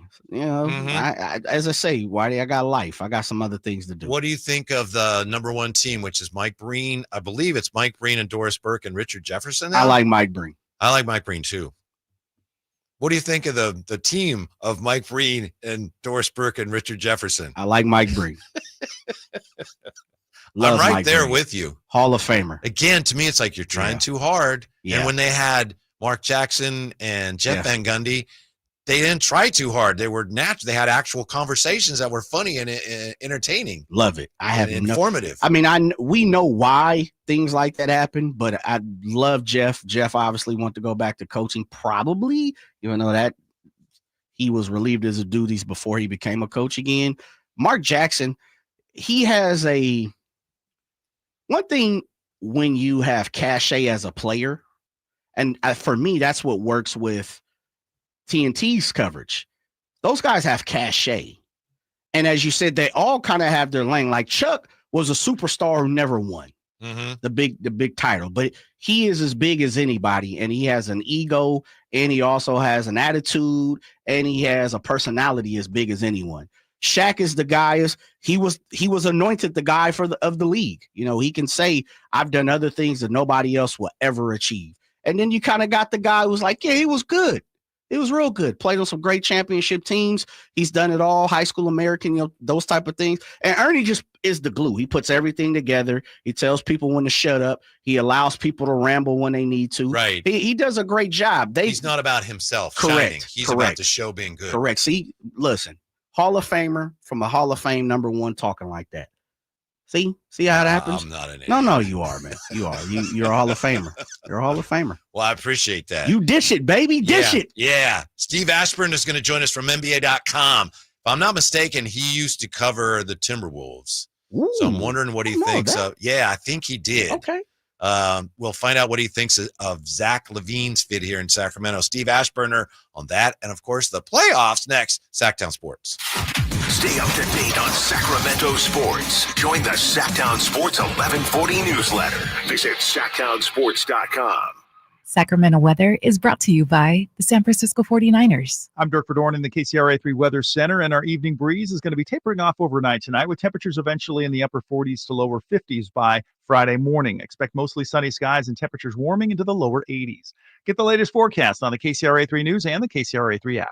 San Francisco 49ers 2025 single game tickets are now on sale. Join the faithful at Levi Stadium. Secure your seats today at 49ers.com/tickets. That's 49ers.com/tickets. Keeping your engines healthy means protecting them in season and out. Experts trust Stable to do that. And third-party testing confirms it. Stable is the industry leader in preventing fuel-related issues, no matter if you use it in your car, boat, or outdoor power equipment. In season or out, at every fill-up or when you store, start with Stable. Hey, Green Gobbler here. So you've got a clogged drain in your bathroom. Water in the sink's overstaying its welcome. You're spitting today's toothpaste on top of yesterday's toothpaste. You hope that it go away. Yeah, clogs don't just go away. I make them go away. I'm Green Gobbler, the only clog dissolver you need.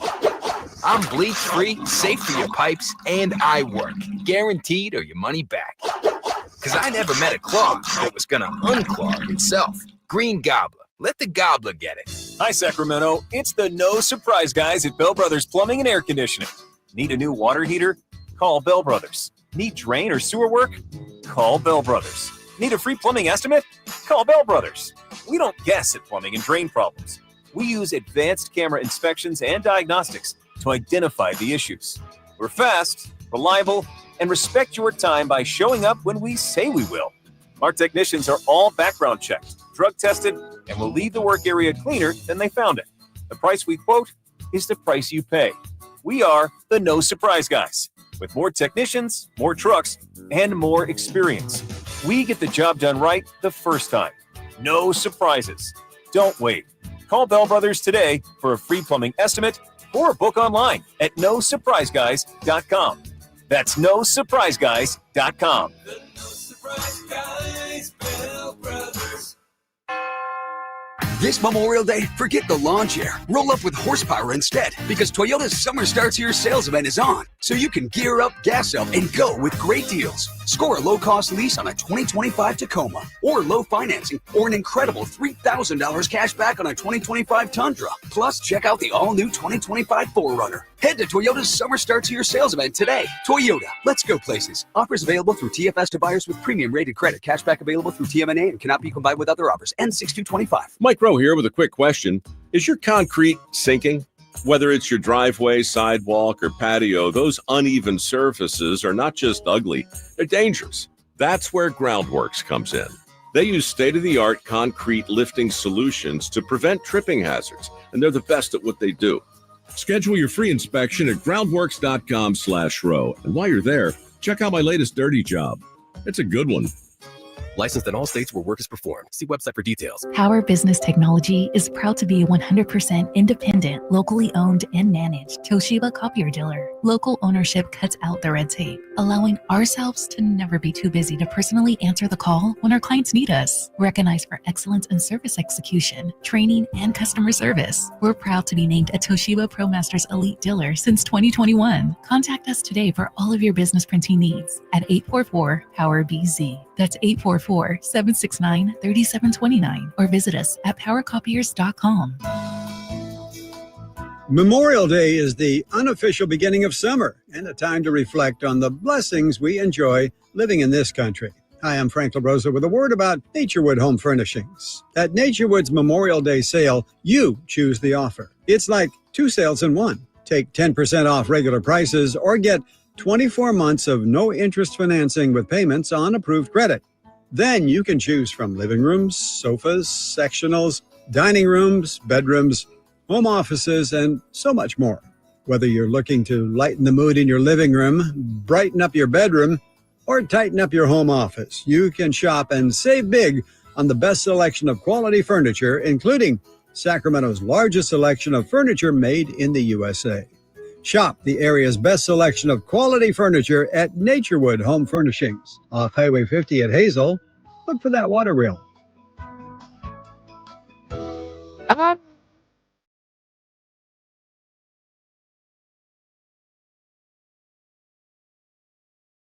The Drive Guys, live and local, every afternoon, Monday through Friday on Sacktown Sports. Apparently not everybody loves Tyrese Haliburton. On the text line here, we have a special guest we'll get to in just a moment. I informally polled all of my friends, and Haliburton has a very punchable face. That's not necessary. As a Kings fan, does the way Haliburton played the poor me card after he was traded affect your opinion of him? Did he ever do that, Jay? Did Haliburton play the poor me card? No. I mean, I know he wanted to stay here. Yeah. I don't think he played the poor me card. I see that, no. Nice enough to join us with more on the NBA playoffs. And we got to ask him about Zach LaVine from NBA.com by way of the Star Tribune in Minneapolis. Steve Aschburner, how are you today, Steve? I'm doing fine, gentlemen. Thanks for having me on. Oh, you're very welcome. I wanted to ask you before we got into the playoffs about Zach LaVine. I know you used to cover the Wolves, and hopefully my timeline is right here, and you covered them when he played there. But I'm just curious, Steve, what you think. You have a unique perspective on his career. What you think is Zach LaVine's fit here with the Kings in Sacramento these days?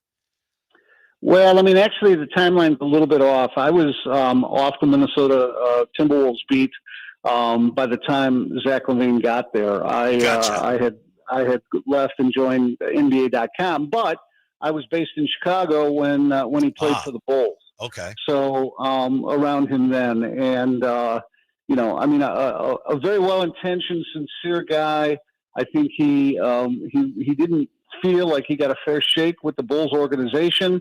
I think he would have been happy to stay there because of the way the NBA salary structure is set up. They had to pay somebody, and he ended up with the biggest contract. And as a result of that, you know, there was a little bit of friction and a sense that, well, he wasn't playing up to that deal, you know, but he's not the one that you know, put the offer on the table. You know, so I think that he's a good player. He's you know, a really nice piece to have on a contender. I don't know that he's the guy that's going to carry a team. And I thought there was some redundancy, frankly, when the Kings acquired him from Chicago. And I get the whole nice to have the bookends of DeRozan and Zach LaVine together again because they functioned well in Chicago. But part of what went on with the Bulls is that, you know, Zach was hurt, and so it was more a matter of, okay, now it's DeRozan's time, and then when LaVine comes back, we'll figure out a way to work him in. You always have to be leery when you have guys who kind of overlap that you're going to end up in a my turn, your turn offensive situation, and that rarely produces great results. So, yeah, that's sort of where I stand. I mean, it's just yeah, it's a little bit of a head scratcher when they acquired him, and you know, certainly wanted to see it work out. I've when you cover the league nationally, you don't root for anybody, but you kind of root for everybody, and you want to see them be their best selves, because that makes for the best stories.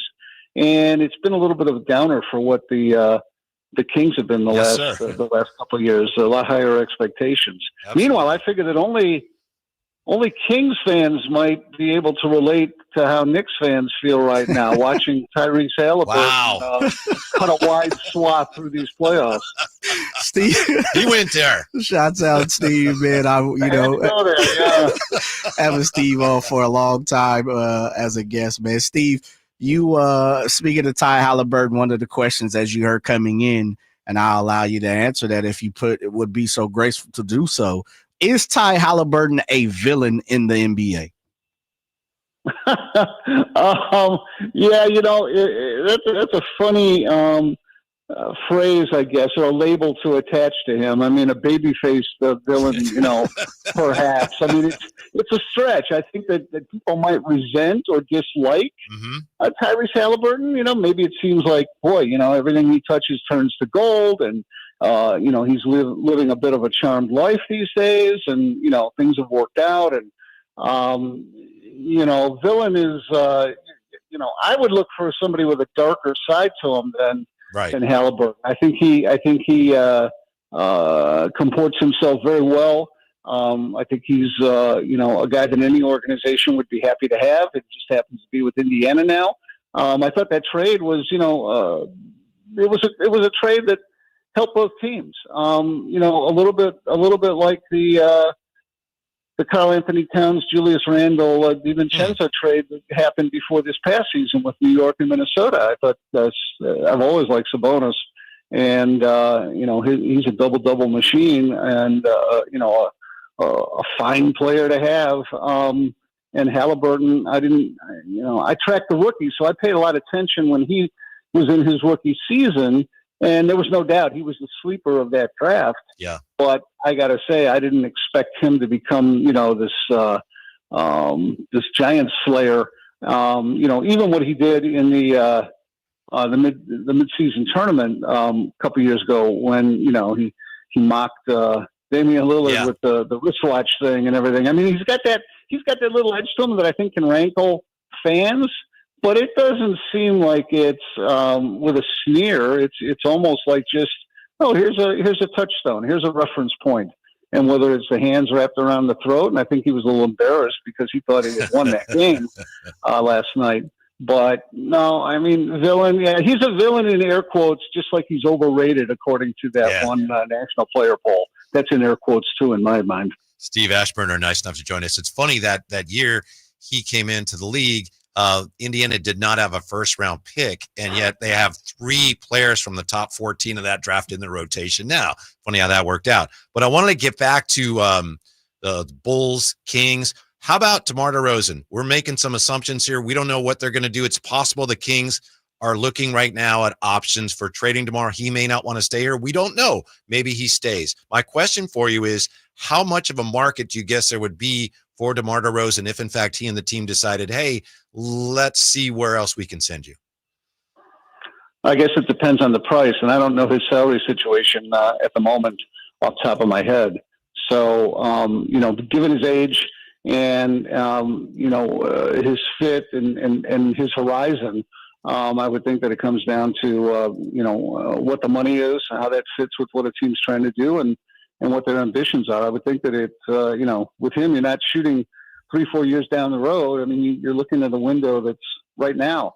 And Steve, to answer your question, he's at 24/7 this coming season, and then 25/7 in 26-27, and then he's unrestricted. And I think one of those years may be only partially guaranteed, but that's pretty much what we're looking at right now. Yeah. Well, I mean, I just look at teams that are desperate to make some noise, 1 year from now. And I think of the Lakers always. And, that was a destination for him even before a potential destination before he even ended up in Chicago.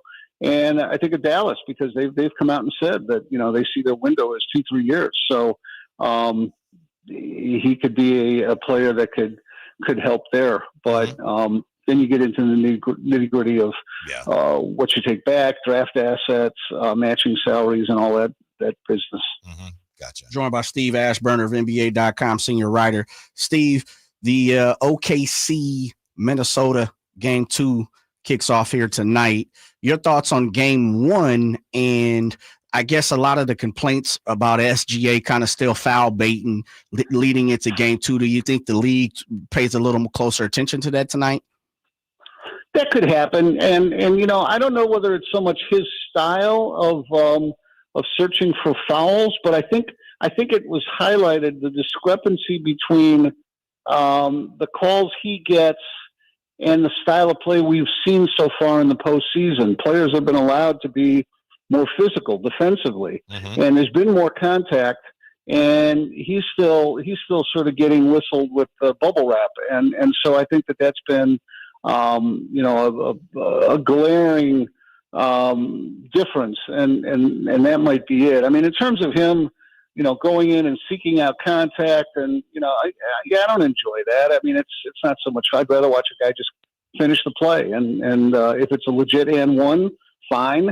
But if your goal is to get to the foul line, I don't like watching Jimmy Butler play that way either. So with SGA, look, I voted for him for MVP. I thought it was a pretty persuasive case that he made.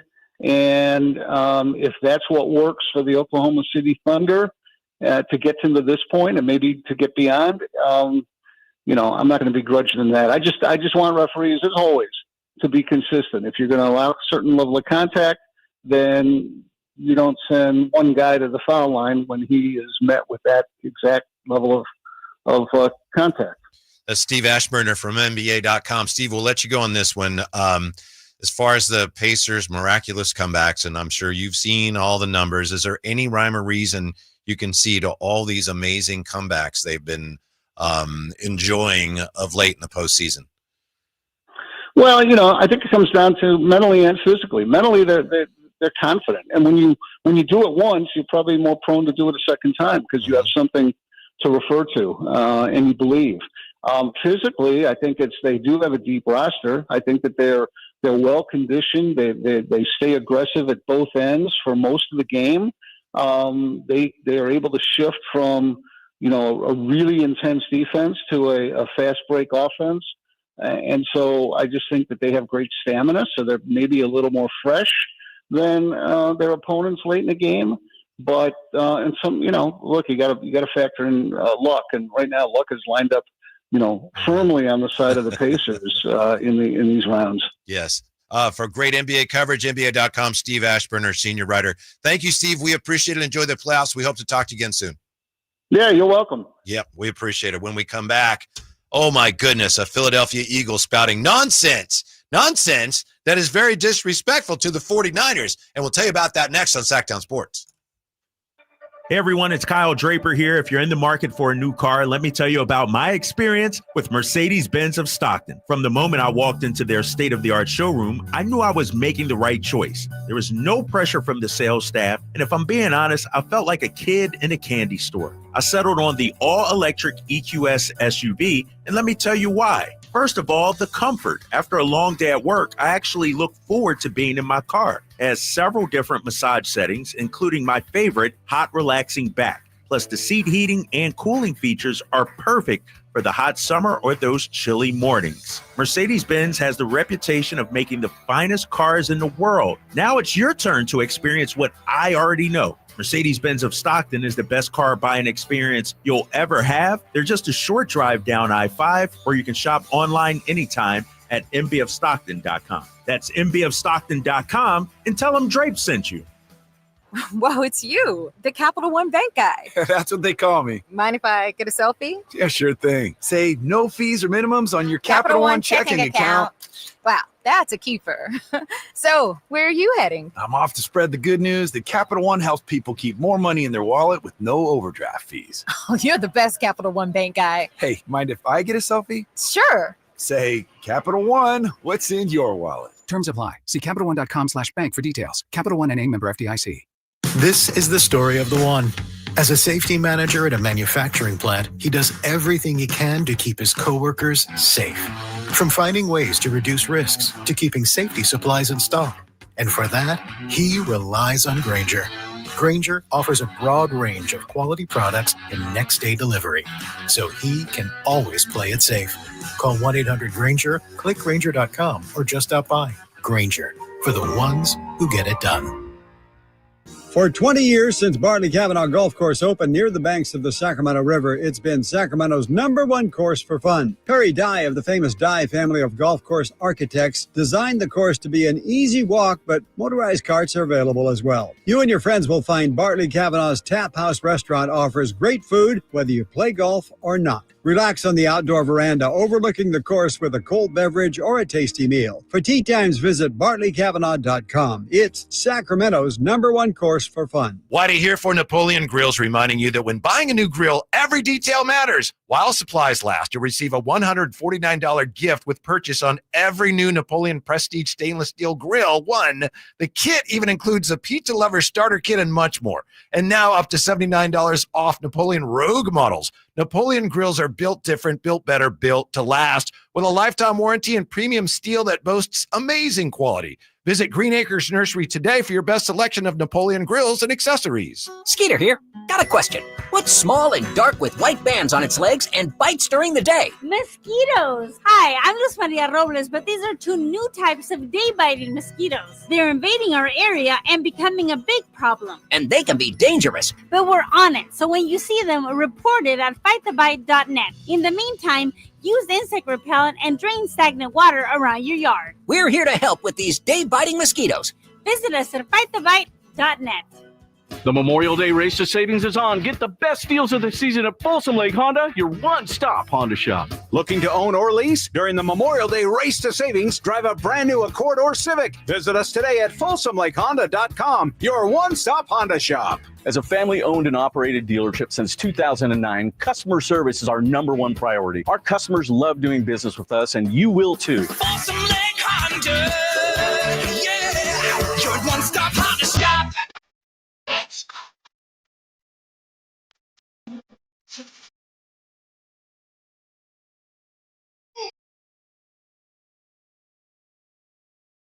The only station in Sacramento giving you local sports coverage from 6 a.m. to 6 p.m. Monday through Friday. Sacktown Sports.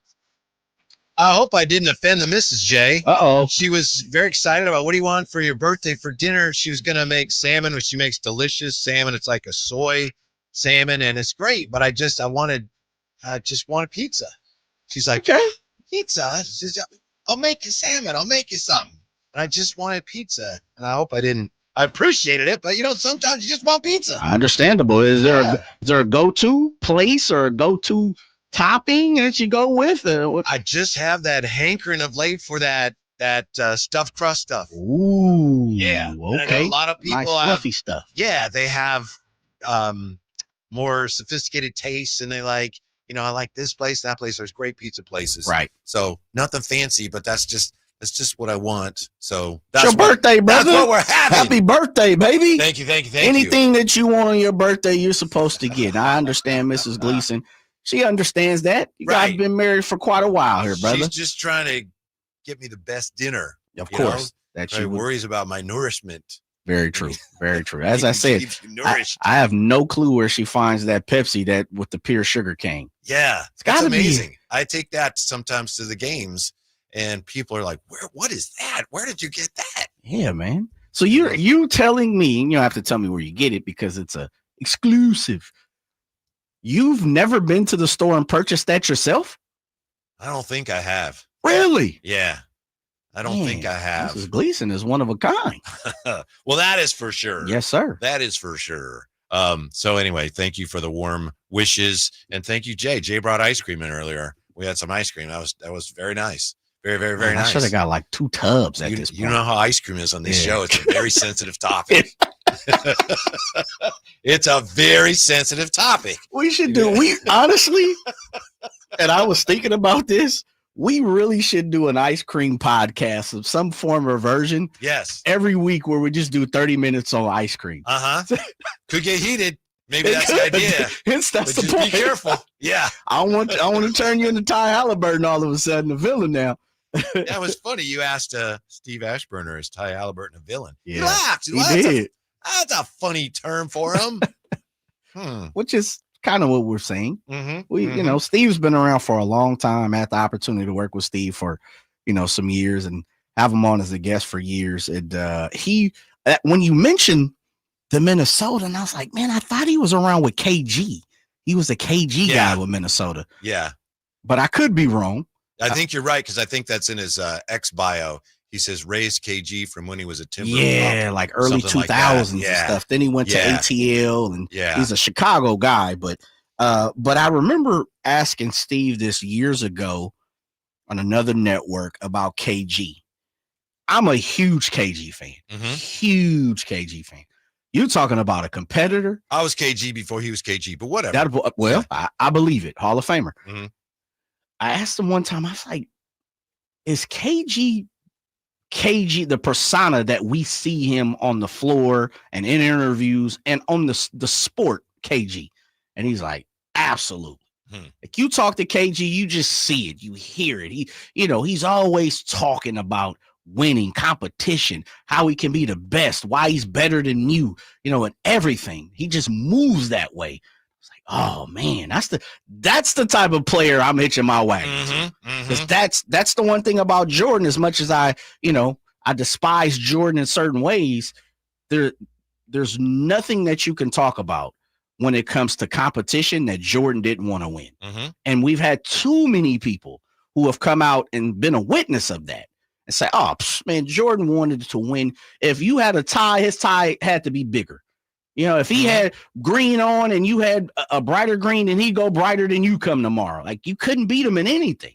And that's when I asked him about KG, he told me that, and I was like, man, that's what I'm talking about. Right. There's certain people that, just about everybody wants to win. Everybody really would prefer winning and wants to win. But certain people in pro sports, they have to win. Yes. To the point where, like, bro, that's not even healthy. That's okay. Those are the people that you want to pay millions of dollars to in professional sports, tens of millions of dollars. The ones that I have to win. Kobe. Yeah, Kobe was allegedly like that. Yeah. That's what we're, and Ty is, that's why I say he's a competitor. Ty Haliburton is a competitor. You can see it. I've talked to enough people to know that when he straps it up, he wants to win. Yeah, I do think the way he embraces some of the fun aspects of being a villain, there's some, kind of some a wrestling flavor to it. Sure. As his star continues to get brighter, let's say they win a championship at some point, maybe a couple, it's unlikely, but let's say they do, and he becomes, unequivocally and indisputably like a superstar. There's gonna be a lot of people like, I can't stand that guy. Yeah. Oh, and you know how it goes when you win a couple times, people, and I can't remember, you used jealous. You used it, and that you become jealous. Like, man, these teams are winning championships. They're rattling off a championship. Yeah. How are they doing that? Ty Haliburton, man, this dude was drafted 12th. He wasn't even highly thought of. You start to have those things creep into your mind. And if you don't really tamper that down and say, okay, look, dude's exceeded the expectations. He's a baller. He's highly competitive. He's great. He's good. Whatever you want to call him, you start to become, I don't even know why he even won. You become that guy. So I think we are already crossing that line when it comes to Ty, because he's pretty much, outgrew his expectations already. Yeah, I think a lot of the big stars still playing are very likable. And yet, Shea, you have people, we've heard from today, is like, he's a foul baiter. Yeah. He's a flopper. Tyrese Haliburton, he's a villain, mocking everybody. So it's just the nature of it. Once a guy gets on a stage or assumes a profile that high, like Ant, people can't stand Ant. I got a question for you. Yeah, it comes with being a superstar. Some people just like, I can't stand him. That's very true. With SGA,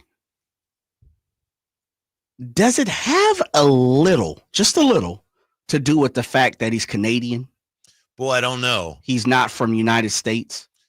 Can't answer. Not, I don't think you can definitively point to anything, but how could you say it's not? I don't know. Playing against, I think maybe if they played more high profile games against the USA, right, in the Olympics, it might be easier to discern. I don't think so. I don't know. Do you think so? I don't know. That's why I was asking the question. I've always thought the fact that he's not from one of the 50 might play a role in, some people's eye. No, he can't be the best. He's not from here. And I'm not saying, Luka, there's great players who aren't from here who a lot of people love. But I always felt like there might be a little something to it. I'm not sure. Maybe. I'm not sure. Dylan Brooks is a villain, but I don't know if that's at all because he's Canadian. No. I think that's a little different. Dylan Brooks has shown multiple reasons why people believe he is a villain. Yeah. And it's interesting because I don't think you finished it, but the Court of Gold conversation, and Draper talked about it, it brought Dylan to a different light than we're used to seeing Dylan Brooks on the court. Family man, grew up, mom's uncle, it showed him like having dinner with his family and his extended family and friends. And, so many different things that he was talking about that you wouldn't have, unless you've seen it, you probably couldn't take your mind there because of, he is a villain on the floor. But I was like, oh, okay. It had me thinking of looking at Dylan a different way. I'm not sure I want to see that then. Yeah. I like looking at him the way I look at him. I got you. Rightly or wrongly. I got you. Saquon Barkley said some nonsensical things that are insulting to any 49er fan. We will hear what he said next on Sacktown Sports. It's Clean Car Month. Right now, get the Pro X1 Car Care Collection Wash Kit for just $19.99, exclusively at O'Reilly Auto Parts. O'Reilly Auto Parts. Here at the Almond Joy Factory, where tropical vibes abound, we use soft, fresh-tasting coconut. The crunchiest almonds and delicious chocolate candy. But do you know what our most important ingredient is? Sometimes you feel like a nut. Sometimes you don't. Almond Joy's got nuts and something even way better than that. Yes, Almond Joy is made with almonds and joy. I'm Ken Korak with your Green and Gold Report, brought to you by Comcast Business, powering possibilities. Well, we know it's still fairly early, but in a poll conducted by MLB.com, A's shortstop Jacob Wilson was the runaway leader for American League Rookie of the Year. And why not? He leads AL rookies in virtually every important offensive category. The last A's Rookie of the Year? Andrew Bailey back in 2009. Comcast Business helps turn today's small businesses into engines of modern business. It's how restaurants become reliably up and running neighborhood favorites. It's how retailers become seamlessly restocking, cyber-securing must-visit shops. And it's how healthcare offices become data-managing caregivers that we all depend on. With reliable connectivity, enhanced cybersecurity, advanced fiber solutions, and Wi-Fi backup, Comcast Business is powering the engine of modern business. The clock is ticking, Nathan. Hey, movie fans, get ready for the ultimate summer blockbuster at the Esquire IMAX Theater in downtown Sacramento. Mission Impossible, The Final Reckoning. I need you to trust me. Filmed for IMAX, every mission has led to this. Feel every heart-pounding moment on Esquire IMAX's 6-story screen with thunderous audio. Grab your reserved seats now at IMAX.com/Sacramento. The Esquire IMAX Theater, the world's most immersive movie experience for Mission Impossible, The Final Reckoning. With 25 award-winning years in Northern California, Ashton & Price is your local injury law firm. Pro attorney tip: if a firm presents as local but they're in LA, red flag. If your first consultation is not with a lawyer, big red flag. At Ashton & Price, your first consult is with a local attorney, and if serious injury prevents travel, a lawyer will come to you. Still not enough? George Washington's my uncle. At Ashton & Price, no red flags, just red, white, and blue. Remember, for the best advice, don't think twice. Call Ashton & Price. All you gotta do is put a drink. Eric Church is back and bringing his unforgettable live show to Sacramento. Eric Church Free the Machine Tour with special guest Charles Wesley Godwin. Golden One Center, November 13th. Get tickets now at Ticketmaster.com. His new album, Evangeline vs. the Machine, is out now. One epic night of music that you won't want to miss. Eric Church, Free the Machine Tour. Live at Golden One Center, November 13th. Get tickets now. For more, visit ericchurch.com. Produced by Messina Touring Group. Get ready for a summer of music, comedy, and thrills with the Sacktown Sports Live events calendar. Kick it off with punk legends The Damned at Ace of Spades May 31st. Then laugh it up with comedian Kathleen Madigan at Hard Rock Live Sacramento June 7th. Country fans, mark your calendars. Whitey Morgan and the 78s roll into town June 19th, followed by jam-packed June 21st. Tainted Love is at Ace of Spades. Lee Bryce and Walker Hayes are at Ironstone Amphitheater, and Penn and Teller are at Thunder Valley. Then it's 3 days of music and wine at the Country Summer Music Festival, June 27th through the 29th at the Sonoma County Fairgrounds. Don't miss the tradition and thrills of the Folsom Pro Rodeo, July 3rd through 5th, followed by country superstar Cody Johnson at Golden One Center, July 18th. August brings legends. Catch Rick Springfield August 1st and Parker McCollum at the Ironstone Amphitheater June 16th. Grab your tickets now and don't miss a beat. Only with Sacktown Sports. KHD1 Sacramento, KYMX HD3 Sacramento. From the Power Business Technology Toshiba Studios. This is Sacktown Sports 1140. It's my birthday. It's my birthday. I'ma spend my money. It's my birthday. It's my birthday. I'ma spend my money. Live and local, it's the Drive Guys. Watch the show on youtube.com/Sacktown Sports 1140. Or listen on the Sacktown Sports app. Thank you, Jay. Jay, did you hear that commercial? Coming to the amphitheater, I think, is Whitey Morgan in the 78s. Did you hear that? Did not hear that. Whitey Morgan in the 78s. Oh, man, we might have to go check them. I don't know. That name copywritten? Country singer-songwriter from Flint, Michigan. I'm just a little surprised. I was doing an interview once with Ray Ratto and Bomani, and had to say, it's Bomani Jones on with Ray Ratto and Whitey Gleason. And Bomani said, "What'd you say your name is?" and Ray was like, "Oh, it's Whitey, but it's okay." And Bomani said, "I didn't know we were making Whiteys anymore." so I'm surprised to hear we gotta get Whitey Morgan in the 78. We got to get Bomani on just because of that. Really? What's interesting is a country singer from Flint, Michigan. That catches me by surprise too.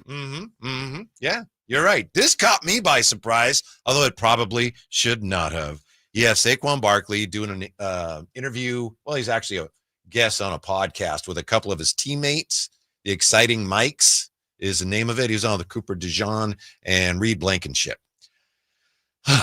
And Saquon Barkley had some things to say about. I can't blame a guy for being excited about how good his team is, but I think you have it right, Jay. Saquon Barkley said some things that are just wrong and inexcusable. I firmly believe when you look at our team that we had last year, I think we're a top 5 team of all time. And I tell my boys this all the time. Like, if you really look at the season outside of the first 4 games, like, it was belt to ass. How dominant you guys were on defense and how dominant we were on offense and special team. People don't realize how great of a team that actually was. We were working together. Yeah. Obviously, you have training camp, but like, it's kind of different when it's just in game. Like how your coach really is, like how's he calling the game, like getting used to that, and kind of getting used to the guys you play with. But after the bye week, I think we just all bought in. We just bought in. Yeah, I think we all just bought in, and like you hear like the outside noise and expectation. Like we didn't care how it looked. Only thing we cared about was winning football games. And when you have the talent, skill that we have in our team mixed with the coaches, we all play together like how we played.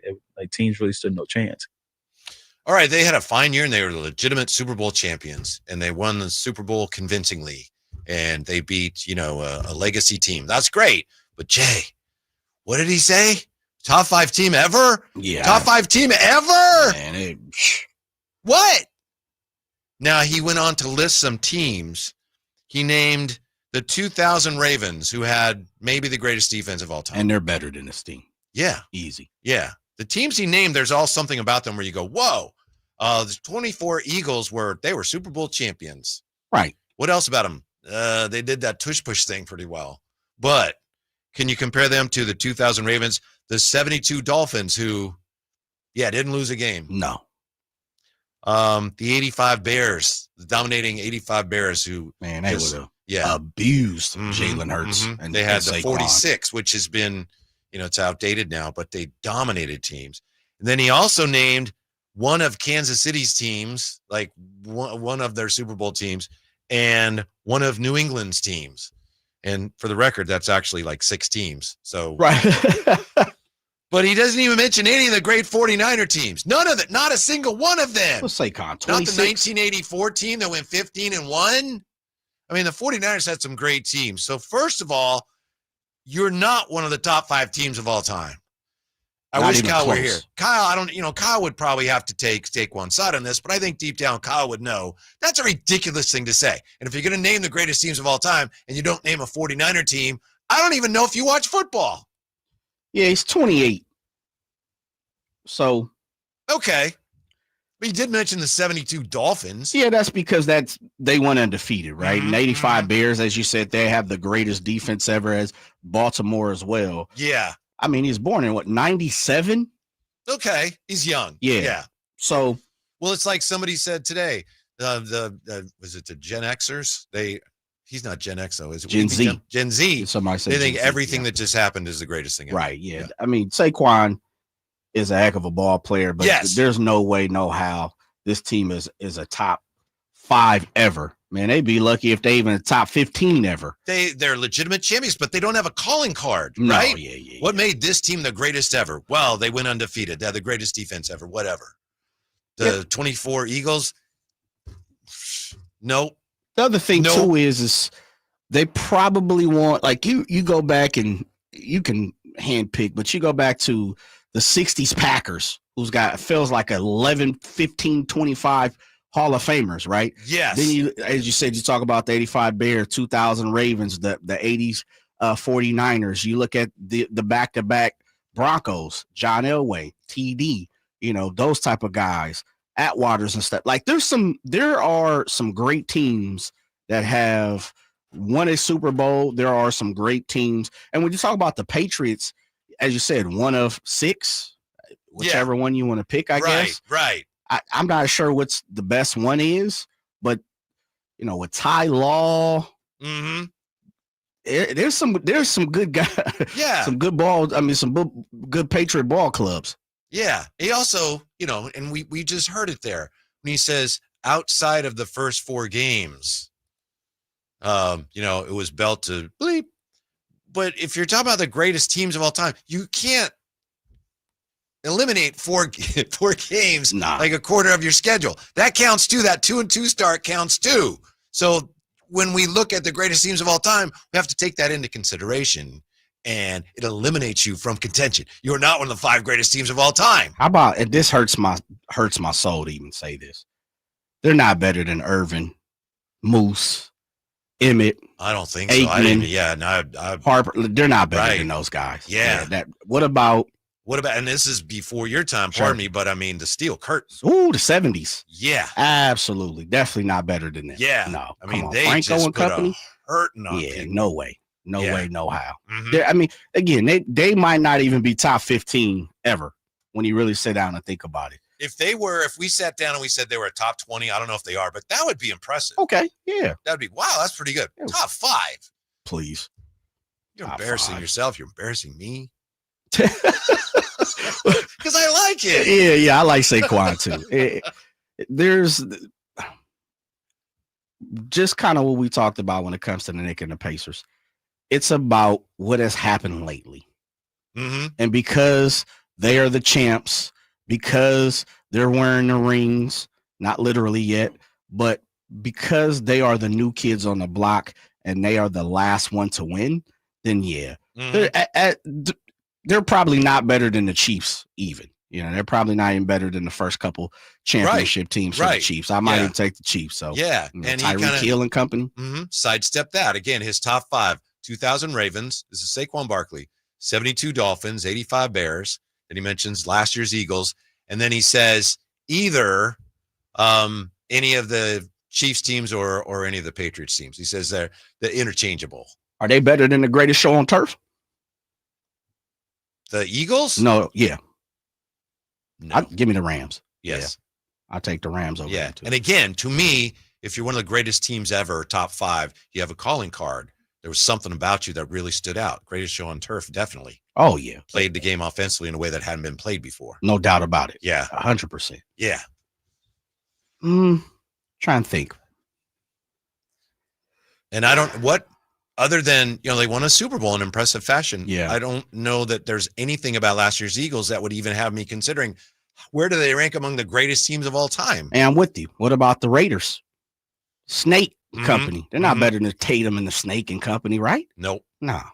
Man, they're falling further than 20. Right. And some of it, like you said, he just doesn't know. Sure. And even said, we're not going back that far. He can't. But then don't say all time. If you're not going to go back very far, then don't say all time. Say the last 20 years or as far as I know in my lifetime. Yeah, you know what they are? They're like the 91 and 92 Giants and Redskins, Washington. Mark Rippon and company. It's like it's nothing special. They won a Super Bowl. Well, it's special because you won.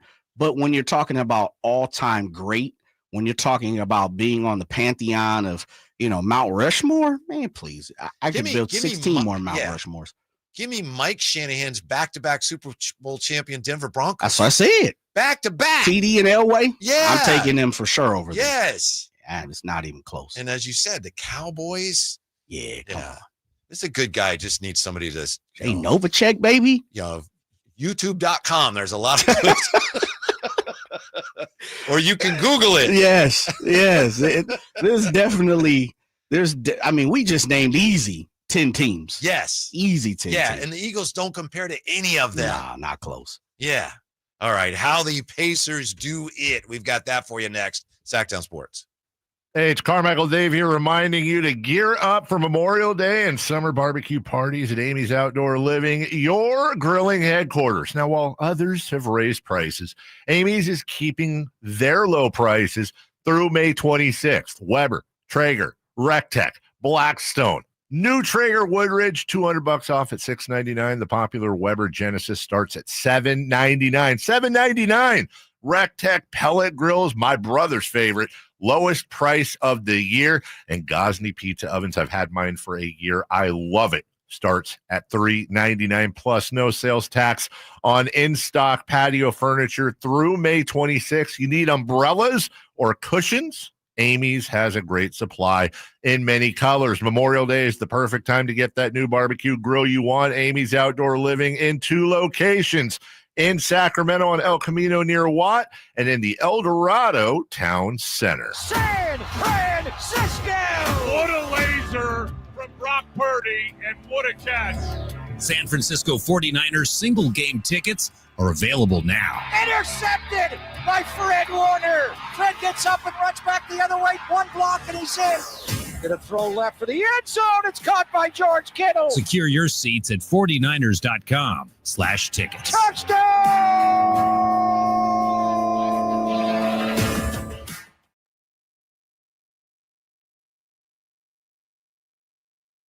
On the worst day, quit capping, girl, you know it ain't your birthday. Hey, who birthday? Put your hand up. Your afternoon home for Kings talk and so much more. The Drive Guys on Sacktown Sports. Ramsey just popped in, wished me a happy birthday. Thank you, Ramsey. Appreciate that. He just got back from the athletics contest today. Jay Ramsey's a little pessimistic about the athletics right now, having lost 9 straight. They got the Phils coming in. He's not sure where that next win is coming from. Rough sledding for the athletics. Last night, I'm watching the Pacers and the Knicks, and the Knicks are up, 14 or 16, fourth quarter. So I turn over to the baseball game.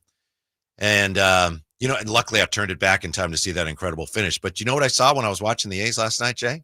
What's that? I said, here's who threw out the first pitch earlier today. And it's some guy who owns a casino in Vegas. Oh. And they showed him during the game, like, here he is throwing out the first pitch. And it was my boss? No, a casino hotel okay, owner. just checking. Yeah. And he did a good job. He threw it looked like a little sinker in there. But then they're talking about, this guy, he's a great guy to know, and blah, blah, blah. And it's like, oh, my goodness. You really expect us in Sacramento to get it behind what you're doing when you have the guy throwing out the first pitch, he's from Vegas, and then you record it and you play it during the game and tell us how great it was. He owns Vegas. Yeah. Fired up over there. Yeah. I know. It's insulting. That's they all. Are. I guess they don't care. And I know the announcers it's a job. You got to do it. I get it. They do it well. They are, meaning the Oakland A's, the Sacramento A's. You had it right. The West Sacramento A's. By the way, last night there was a chant that broke out. Let's go Oakland. I saw when you sent that to me. Yeah. They are doing everything backwards to try to gain some steam here in Sacramento. And I think they're pushing people more off and off. And we talked about it a little bit yesterday. It is interesting to see just some of the missteps and the mishaps that they are continuing to do when it comes to trying to gain fandom here in Sacramento. But unforced errors. I like that. In tennis, that's you hit it in the net, unforced error. Ooh, I like that. But I think, yesterday showed me, and I don't want to speak for you. I think it showed me that there are also other fans who are just casual fans who want to go to a baseball game, who don't really could care less about John Fisher. They're just going to watch, good for you. Padres. Yeah, good for you Have type thing. Time. So they'll continuously have someone who's going to be interested. I don't know what they're trying to do, if they're trying to win over Sacramento, and if they are, then they're doing a terrible job. They really are. It seems like maybe they decided, and they have research and stuff. Maybe they decided we're not going to do that, so we're not going to worry about it. Right. I don't know. Seems to me like maybe that ship has sailed. Still working on that investment from Vegas every single day. So, hey, won't you come on out, my boss, pit boss? I just kid. I don't know who it was. Yeah, but come on out, pit boss, and he's the owner of. And I think Ramsey might know the name of it because I think they have a sign in left center. It wasn't Red Rock. No, Bally's. No, it's what? Circa. I think that's it. Is it? Okay. Yeah. That was a gentleman. And again, like I said, nice first pitch. Man, I threw out the first pitch. Last time I threw out the first pitch at an A's game. It's when I was working the station that had the A's games on. And my buddy Mark Kreidler, the great Mr. Kreidler, we used to call him Mr. Baseball. Really? Yeah. He says, you don't have to stand on the mound if you don't want to. You can stand in front of the mound. Guys do that all the time. It's like, all right, I'll do that. George Brett did that in an all-star game. So I stand in front of the mound and I threw it in there. And Jim Miller was the guy who was catching. He's a reliever. He said, that had a little cut on it. Bob Melvin said, you better have thrown a strike. So then during the broadcast, Ken Korak says, Whitey Gleason threw out the first pitch today, a perfect strike. And Catronio goes, nah, it doesn't count. He wasn't on top of the mound. Does not count. Vince hating on you, throw a little salt in your game. Yes. Oh, man. We might have to get Vince on to talk about that. I didn't know he was because I'm a shoe-in for hate of the year. I know Vince was hating on my boy Whitey like that. Really? Throw a little two-seamer in there. Put a little something on it. It doesn't count. He wasn't on the mound. It does not count. How far were you in front? Were you on the grass? Or did you touch dirt? I don't remember if I was on the dirt. I might have been on the dirt. Hopefully I wasn't on the grass. What is that, like 14 feet? I'm just asking. I should have been on the mound. Could have been minor gone up top. But, that's sacred ground up there. Yeah, it is. Yeah. Yeah, I could dig it. I hear where you coming from. Yeah. Man, I didn't know Vince was salting your game like that. Yeah, I know. Did you ever talk to him about it? We did. We kind of buried the hatchet. Oh, okay. Yeah. All right. I buried it right between his shoulder blades. No. He's a good guy. No, he's not. He's not currently doing it. Right. But he's a good guy. Yeah. Here, who else is a good guy? Is that Tyrese Haliburton. Everybody loves him, other than Knicks fans. This was interesting to me. We saw last night the way they had to overcome seemingly insurmountable odds. How did they do it? They did it partly with pace. The Knicks, did they get tired? I don't know. Did they take their foot off the accelerator? I don't know. But this was interesting from the New York Times. And this was written before the game yesterday. Before last season, the Pacers decided to adopt a new identity. They were going to be the best conditioned team in the league, the fastest team in the league, the group that shared the ball better than any team in the league. It didn't take long for the rest of the NBA to catch on. Teams would legitimately plan their stars' rest schedule around making sure they'd sit out against us. That's what Miles Turner said. He said, guys would be sitting out and they'd be joking with us pregame like, nah, I ain't running with y'all tonight. F that. So that's the reputation the Pacers have. They play at breakneck speed to the extent that some other players and teams don't want to play that way. I do think that was a factor last night down the stretch. I don't know, Whitey. You don't think so? Nah, I don't. I think the Knicks wore out. Yeah, but I don't think it was just because of the game, because they were getting smoked for the whole game. I said it before the series. Tibbs rides his starters and his rotation guys, which are normally 6 or 7 guys, really 6. He got Mitchell Robinson back. Now he's kind of implemented him into the mix. He rides his guys forever. Yes. And so the Pacers ain't do nothing the first three quarters and 10 minutes. So I'm not going to give that as like, oh, they outran them. I didn't see it. I just think the Knicks choked, man. They did choke. What's wrong with just saying they choked? They choked it off. They did choke. The Pacers ain't do nothing but 3 minutes worth of who? I think the Knicks' fatigue was partly to blame for the reasons they choked. I know Haliburton talked about it. They left a few free throws short there.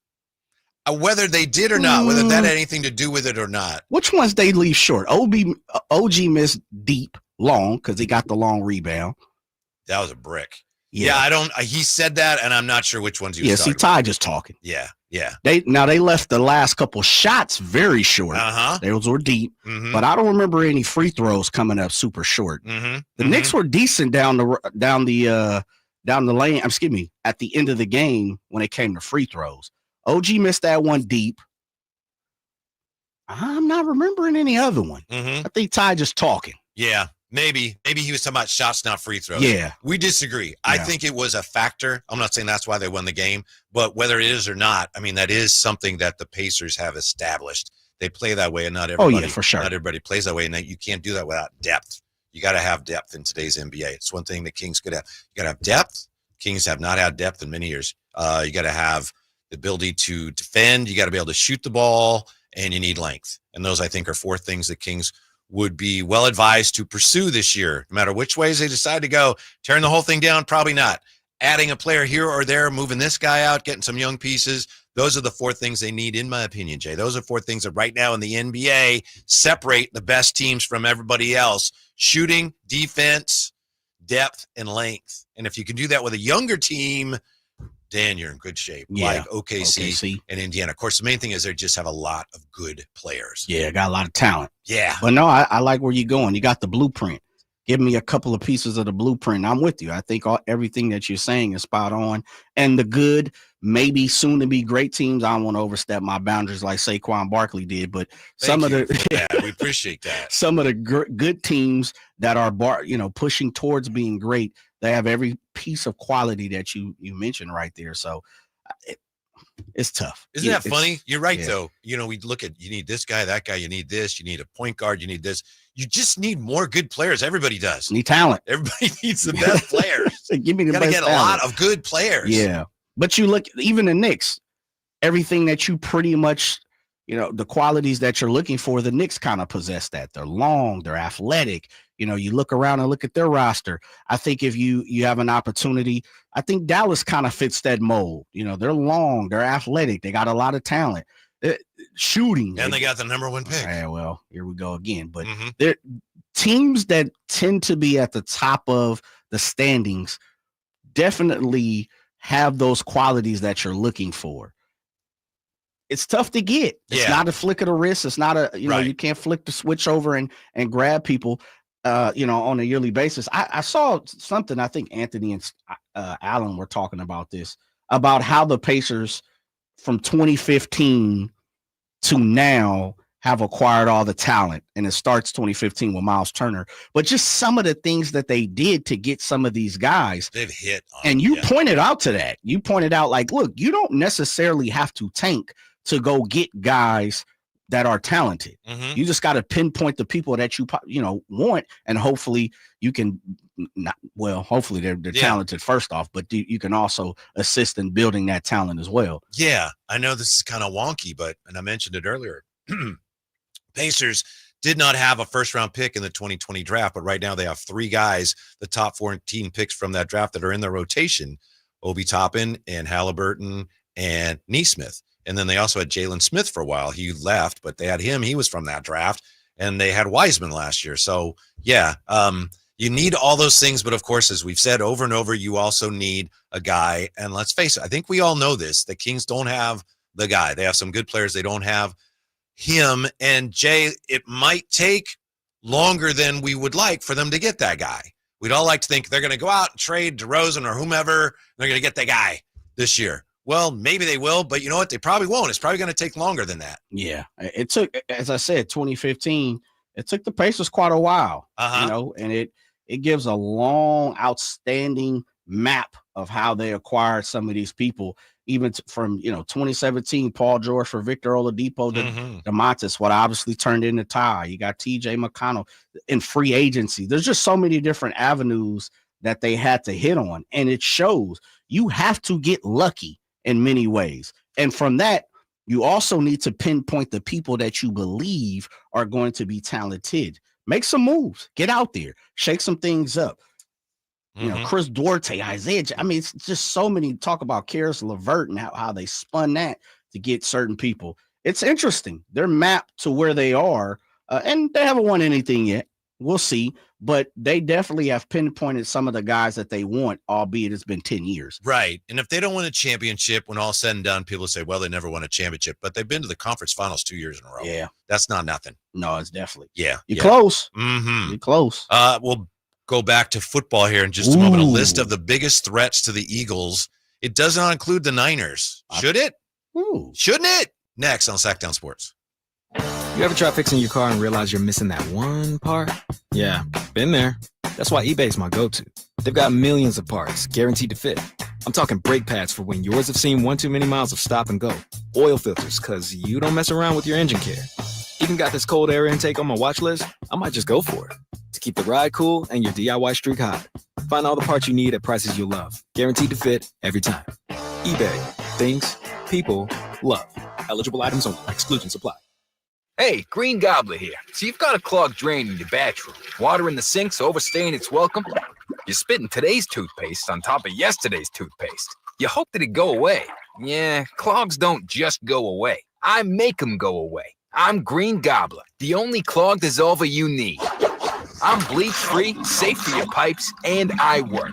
Guaranteed or your money back. Because I never met a clog that was going to unclog itself. Green Gobbler. Let the gobbler get it.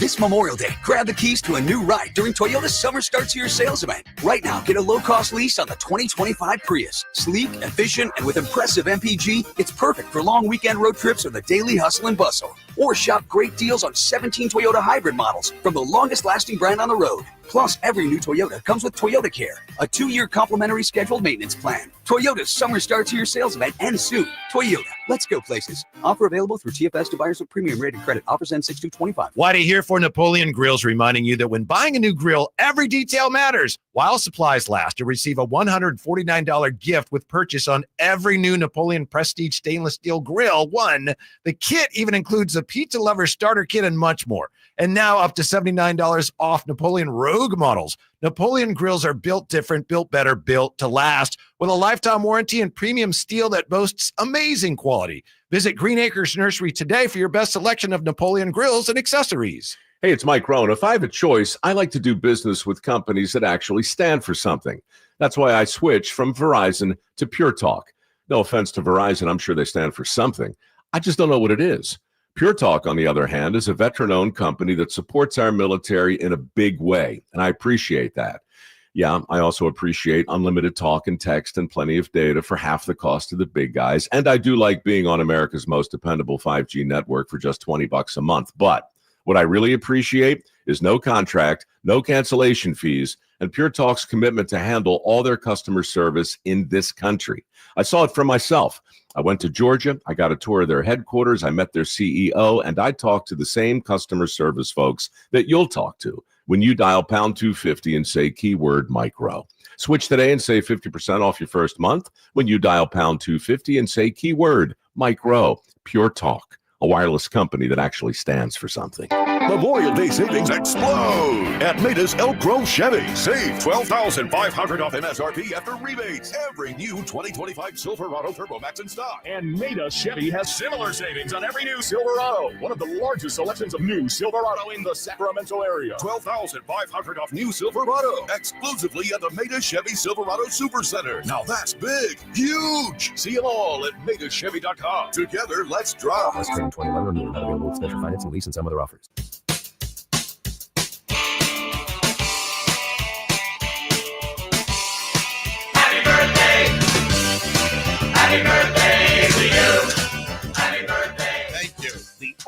station in Sacramento, giving you local sports coverage from 6 a.m. to 6 p.m. Monday through Friday. Oh, thank you, Sacktown Jay. Sports. Thank you. All the memories going to Bat Day in Oakland for my birthday. Ooh, that boy. Yeah, sitting in the bleachers. And I'll never forget, there's some kids behind us, and they were having some fight about their snacks. And one kid said to the other, "Sit on my cookies, I'll sit on your brain." And I just never forgot that, Jay. What do you remember what age that was? He was a youngster. They were youngsters. No, I'm saying you. Me? Yeah. Probably about 11. They didn't say it to me or anything. They were just having their own discussion. Oh, they know not to say it to you. Yeah, but I remembered that. I was like, that's a cool thing to say. Sit on my cookies, I'll sit on your brain. Did you use it? I may have used it a time or two. Okay, that boy pilfered it. Yeah. Nothing wrong with that. You gotta kind of adjust it to whatever the situation is. Very true. You don't always have people sitting on your cookies. I remember my mom was like pleading, because we got there a little late. I'll never forget it. Can we have a bat? It's for his birthday. It just broke my heart. And she got the bat, but she was like, please, please. Oh, man. It made me so sad. Thanks, Mom. I appreciate it. Shots out. Got me that bat. Mom's Gleason. We're going to get to Jay's NFL Olympic Flag Football All-Stars. This is your second team, It's my random squad. The randoms. That's the randoms. Mm-hmm. Before we get to that, Random just squad. real quick from Jeffrey Chadia, NFL.com. Friend of the show. Uh-huh. Well, after this call, I think I'll be your guy no more. When we get off this song, I ain't going to be your guy. Because Siri has who could dethrone the Super Bowl champion Eagles. He's got 6 teams here. I'll go through it quickly. 1, and they're ranked, most likely. 1, Chiefs. Don't like that because that would mean no one in the NFC is going to knock off the Eagles. 2, Buffalo. Again, see number 1. 3, Baltimore Ravens, 3rd most likely team to knock off the Eagles this year. Can we get to the NFC, please, Jeffrey? 4, Detroit Lions. 5, Los Angeles Rams. And 6, Washington Commanders. And that is the entire list. 49ers are not on some that. hate, isn't it? Yes, it is. It's just it's ignorance is what it is. He's keeping it real. Yeah. I understand. Mm-hmm. The Lions, their roster isn't as astonishing as I thought. I went and looked at it a couple days ago. I think when I was going through and making my flag football squads, I was like, yeah, they got some guys, but I could see how they could get beat. Yeah, come on, Hutchinson's 49ers. back. Right. And if you put any stock in the difficulty of the schedule, then they're going to have a hard time. Yeah. Yeah. Very true. The Commanders are a scary, sneaky team. Yeah. They're going to have to show it to me again, though. I need to see it one more time. And then we'll be like, okay, they're perennial. They're good yearly. As of right now, it's flash in the pan. I like Jay Daniels, though. They got Laramie Tunsil and they got Debo. Well, we'll see. I'm with you on We'll Debo. see. Yeah. We'll leave it at that. They have a good defense, too, especially up front. Their front 7, solid. Really like it. And they got Mikey Sanders-Strill. I mean, they got some talent on their defense. That defense is, you don't have to play with them when they play against their D. Maybe that's your Final Four in the NFC this year is Washington, the Rams, the Lions, and the 49ers. Did I forget anybody? I don't think so. What do you got for us, Jay? Jay's NFL Olympic Flag Football Random All-Stars. Yes, the Random All-Stars. So this is, unlike the current NFL squad, which I've given to you already. These are just kind of playing around, having fun with the squad, trying to figure out some players who aren't currently in the league, but just fresh out the league a couple of years ago, or maybe we've heard that they're in great condition and still can play. Wink, wink. There goes a hint for a couple of the guys. I would like this. Very entertaining. I know. I thought about that. So we'll start here with our center/rusher. You got to go with a should be Hall of Famer. Yeah. Is a Hall of Famer. Consider one of the greatest tight ends to ever play. That'd be Mr. Rob Gronkowski. Oh, yeah. Yeah, because that's an eligible receiver, right? Yes, sir. Snap it.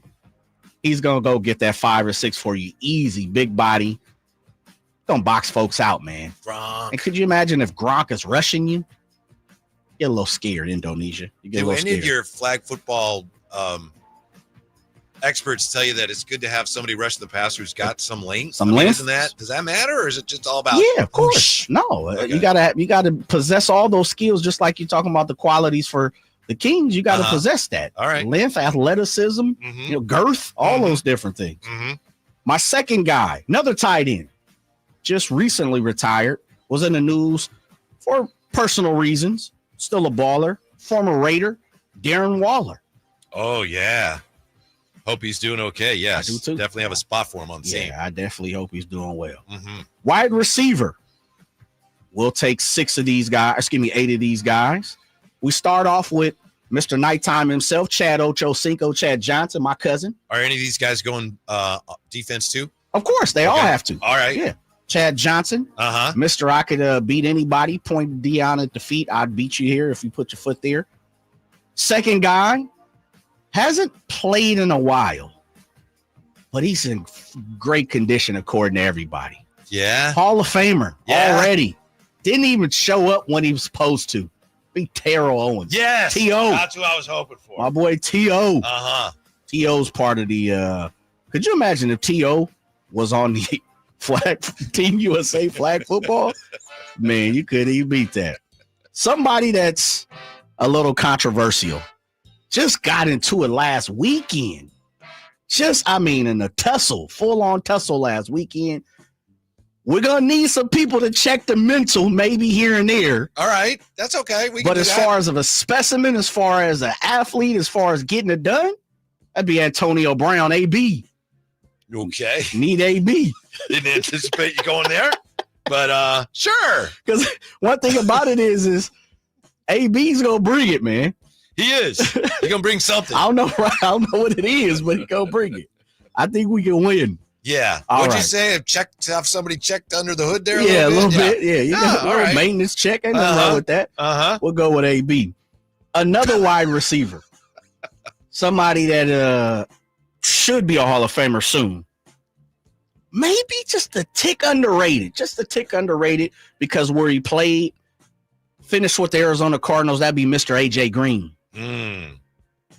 AJ was a beast for a long time. Yeah. A long time. How many you got right there? Let's see. That's 1, 4, 2, right? 3. Receivers? Yes. That's 4. All yeah. right. Ochocinco, T.O. I forget the other one. Yeah. I didn't write one of them down. I got AJ you. Green. Understandable. We stay out in the desert. I thought, okay. Maybe we stay out in the desert. Yeah. Talking about one of the greatest to touch the football. Fresh out of Pittsburgh. Family man. Just talked about he would help Marvin Harrison Jr. That'd be Larry Fitzgerald. Yes, sir. Gotta have Larry out there. I might not need anybody else if I You have might him. be right. Yeah. You might be onto something right there. You might be In right. flag football, yeah. He's going Don't do it prematurely now. We got to have a speedster.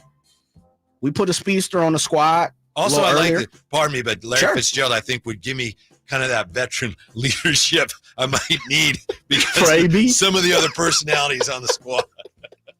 Chad Johnson, T.O., I got you. We're talking about a speedster. We're talking about somebody that did it for a long time. Came out of Ohio State, part of the 49ers for a while. Teddy Ginn Jr. Ooh. Gotta have the speedster. Mm-hmm. That's my Xavier Worthy. Yeah. For the randoms. Yes. Blow the top off the Yes, coverage. sir. Yes, sir. What we got right there? How many is that? That is Ochocinco, T.O., Brown, Green, Fitz, Teddy Ginn Jr. That's 6. Yeah. We got 2 more. How about this one? Need a running back. I put Cam Scatterbo on the squad of current guys. Mr. Dependable. Should be in the Hall of Fame as quick as possible. Son is in the league. 49er great. Should have won a Super Bowl, maybe 2. Frank Gore. Nice. Gotta have Frank Gore on the squad. Do you know, do they run the ball much at all in A flag? little bit. A little bit. It's from what I heard. It's more kind of like a quick pitch type thing, option. Yeah. So like to that say. Colin Kaepernick sort of just toss the ball up and the guy runs by. And Yeah. Yeah. Yeah, absolutely. Although that was a passing play technique. Yeah. Here All we right. go. Frank Gore, yes. Last one, I just saw somebody put it up there and they're spot on from the 530. You can't have a flag football team talking about a wide receiver and don't have Megatron. Talking about Calvin Johnson. Thank you. Yeah, gotta have my cousin on the squad. Mm-hmm. Gotta have my cousin. I got a 49er fan mad at me once because I said Megatron at his best, to me, was better than Jerry Rice. And I know I'm not supposed to say that, but just from what I saw at his best, I would have physically, athletically? Yeah. Okay, I got you. That's saying a lot there, Mr. I know. Wilson. I know. Goodness. Didn't go over well. Top talent, top end talent, huh? Mm-hmm. All right, that takes us to our quarterback, right? That's 8. Mm-hmm. I will say this. The 2 that I left off and we have honorable mention, Keenan Allen, just recently retired. Need your possession guy, and Marshawn Lynch. And isn't he a coach? He's a coach on the current. Okay. Yeah. Hence why I didn't put him on the random retired team, because he's already coaching my current squad, him and Tom Brady. I like it. But Marshawn would be fantastic. Now, this is going to blow the top off, because I already know this is getting ready. We probably should have did this a little earlier. My random squad. Yeah. I'm going Team USA. Sacramento weather is Team USA. I got to go Dream Team. The first Dream Team, who was on that squad that didn't get no playing time? Christian Laettner. Christian Laettner. Yeah. Got to have a college guy in there. Mm-hmm. The face of college. Arch Manning. Got to have Arch on the squad, baby. Yes. Come on, baby. Uh-huh. Now this one, it's going to open some cans here. Peyton? Man, should I say it now or should I wait? Should we wait? Should I come back? No, yeah, I'll give let's it to come back. you. Let's sure? come back with it. Okay, yeah. I'll come back We'll with come back with it. And then if time allows, this could be a cataclysmic announcement. Yeah, it might be. Yeah. Whitey's Wayback Machine. I don't know if we're going to get that one if in, we have Whitey. time. Yeah. Jay will reveal his quarterback next on Sacktown Sports. San Francisco 49ers 2025 single game tickets are now on sale. Join the faithful at Levi Stadium. Secure your seats today at 49ers.com/tickets. That's 49ers.com/tickets. The only thing better than a long weekend? A long weekend filled with great deals. And with Kohl's Memorial Day sale, you can get $10 off when you spend $25 or more. Earn $5 Kohl's cash for every $25 spent. And save on must-haves for soaking up the sun. From patio essentials to poolside picks and more. So hurry to Kohl's and kick off your summer with some savings. Select styles. Some exclusions apply. Offers end May 26th. See store or Kohls.com for details. Why choose a Sleep Number smart bed? Can I make my side softer? Can I make my side firmer? Can we sleep cooler? Sleep Number does that. Cools up to 8 times faster and lets you choose your ideal comfort on either side. Your Sleep Number setting. It's the Sleep Number Everything Smart Bed sale. Every smart bed and base are on sale during our Memorial Day event. Up to 50% off, plus free home delivery. Limited time. Exclusively to Sleep Number store near you. Learn more at sleepnumber.com. The NBA Conference Finals are here. This is what we've been waiting for. And 2 teams are about to punch their ticket to the finals. When you win here, you're one step closer to winning it all. We saw heat checks and upsets, chase down blocks and impossible shots. But now we see who wants it the most. Don't miss the NBA Conference Finals presented by Google on ABC, ESPN, and TNT. Memorial Day celebration comes early at Elk Grove Honda. There's no need to wait for Memorial Day weekend to see, test drive, and purchase your brand new Elk Grove Honda. Civic hybrids, Accord hybrids, CRV hybrids, and Pilots, Passports, Odysseys, HRVs, Prologue EVs, and so much more. They're all available right now at attractive prices. Whether you're looking to own or lease and can't wait until Memorial Day, visit Elk Grove Honda in the Elk Grove Auto Mall. We have the right Honda at the right price. I gotta get an Elk Grove Honda. Sacramento weather is brought to you by the San Francisco 49ers. I'm Dirk Verdorn in the KCRA3 Weather Center, and our evening breeze is going to be tapering off overnight tonight with temperatures eventually in the upper 40s to lower 50s by Friday morning. Expect mostly sunny skies and temperatures warming into the lower 80s. Get the latest forecast on the KCRA3 News and the KCRA3 app. Trey Songz, live. All the hits, all in one night. Trey Songz. Friday, June 20th, the venue at Thunder Valley. with special guest Jeremiah. For tickets, visit ThunderValleyResort.com and see the show. Trey Songz, Friday, June 20th, the venue at Thunder Valley. Water. It's more than just a word. It's morning routines, backyard memories, and everything in between. At Roseville Environmental Utilities, we're not just managing water, we're protecting it. Smart planning, conservation, innovation. We make every drop count for today and tomorrow. Let's keep the promise together. Find out how you can help at roseville.ca.us/water promise. Roseville Environmental Utilities. Water. It's not just a word, it's our promise. It's the Memorial Day Sell-a-thon now through Monday at Folsom Lake Ford. Get employee pricing plus low finance rates with approved credit now through Monday. Hurry to Folsom Lake Ford. FolsomLakeFord.com. It's Clean Car Month. Right now, get the Pro X1 Car Care Collection Wash Kit for just $19.99, exclusively at O'Reilly Auto Parts. O'Reilly Auto Parts. Here at the Almond Joy Factory, where tropical vibes abound, we use soft, fresh-tasting coconut. The crunchiest almonds and delicious chocolate candy. But do you know what our most important ingredient is? Sometimes you feel like a nut. Sometimes you don't.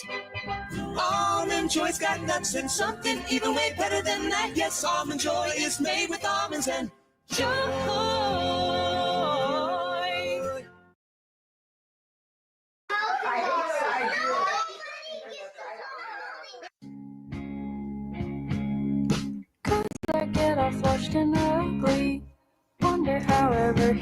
Your afternoon home for Kings talk and so much more. The Drive Guys on Sacktown Sports. We're getting close to wrapping things up here, but we're not done yet. Jay is revealing his team of random NFL Olympic flag football all-stars. It's quite a list here. We have this comment from Chad Clark on the YouTube chat. Jay's team is going to get us kicked out of the Olympics. Mike? Yeah, I think so. Rob Gronkowski, Darren Waller, Chad Johnson, T.O.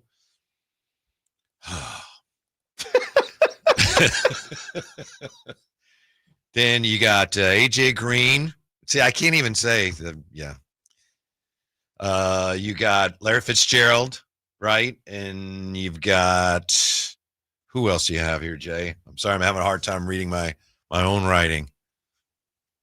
Hold on, I was doing some work here. How many you got over there? I got Megatron. Yeah, that's right. Ted Ginn Jr. Yes. Frank Gore. Yes. And T.O. and A.J. Green. Yeah. And Chad Johnson. Yeah. Antonio Brown. Yeah. Mm-hmm. My center/rusher. Did you say Darren Waller? Darren Waller, Rob Gronkowski. Yes. My first quarterback, because you got to go. Yeah. Keeping in the theme of the youngster on a Team USA team, you got to go with Arch Manning. Sure. And then this is the most controversial? Oh, it's definitely the most controversial. Is this difficult for you to arrive at this conclusion? No, not for me, but for a lot of people. Oh, okay. Definitely a lot of people. And I say that because of his finish in the league. And wouldn't it be crazy? Wouldn't it be entertaining if you put Colin Kaepernick on Team USA? I would love that. I don't have any problem with that. You don't? Yeah. You don't have a problem with that. That's the issue. Right. I was halfway expecting him to be on your team yesterday. Well, he's not a current guy. Uh-huh. Colin Kaepernick, the starting quarterback of Team USA, blackballed out of the league, believed by a lot of people, should have been kicked out of the league, believed by a lot of people. You bring him back as the quarterback, the starting QB for Team USA on flag football. Do you know the type of circus that's going to create in the Olympics? I'm not as concerned about the circus as I am by the fact that you got a pretty good team, but your quarterbacks suck. You're crazy. Well, Arch Manning. I mean, that don't suck. See, you already negative about the situation. Well, there's other guys available I think would be better. Hey, who you want, Matt Ryan? Who's better than Cap? See, here we go. We're already going down this Who's better than Kaepernick? Yeah, who's better than Cap right now? Yeah, retired. Who you got? Ryan Leaf. Phillip Rivers? Ryan seeing you disrespectful to Cap. No, Phillip Rivers would certainly be a more accurate thrower of the football. Man, and Flag, he can't run nowhere. He's a statue. Mm-hmm. He's going to get it out quick. You got not Flag, baby. You got to be able to move and groove. Mm-hmm. No, I know that. You got to be able to move and groove. Who you going with? Peyton with the fused neck? No, I don't think I'd be going with Peyton. So who are you going? Where you going? Well, you got a current college quarterback. Yep. Yeah. The other one I thought was Mike Vick. Yeah, I think I'd rather have Mike Vick than Colin Kaepernick. No problem. But I'm okay. Can I have both of them and say, see you later, Arch? You're disrespecting a Manning. Uh-huh. Don't do that. Yes, I am. That's the face of college football this year, sir. Mm-hmm. That's the future #1 draft pick next year. But Mike Vick and Colin Kaepernick are both more in keeping with the nature of the rest of your squad, in my opinion. Yeah, but how in the hell did Christian Laettner get on the team then? Mm-hmm. Yeah, I had nothing to do with that. I had nothing to do with that. I'm bringing to the forefront a black eye. Yeah. Of this country. Uh-huh. And giving him an opportunity. Yes. And he's going to lead us to the gold medal, which you said is a given, no matter who we put out there. Mm-hmm. We give Cap the room. We give him the space. He takes this team to the top of the podium. That's what I gotta ask you. Then what happens? Then what happens? That's what I want to know. That's why we put him out there, baby. Come on now. 2028, right? That's what we're talking about. So things could be, the climate could be a little different then. I'm fine. I'm signing off on it. But I don't want Arch Manning in there because to me, nothing against him. He just doesn't fit with the rest of your team. But it's your team. It's Christian Laettner style, baby. You put whoever you want. He may never play. But we're building him for the future. You see what I'm saying? To be on the current squad in 32. Mm-hmm. Colin Kaepernick. I like it. That's my leader. Yeah, that's the randoms team. That's the random squad. Mm-hmm. Takes us all the way. Mm-hmm. I mean, we could get, like I said, my other one was Mike Vick. I see a couple people talking about Vick.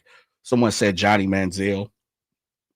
Definitely one of the other guys. He also would be in keeping with the nature of your team. One of my honorable mentions yesterday, would be Devin Hester. Obviously, that's one of my honorable mentions. I was on there as well.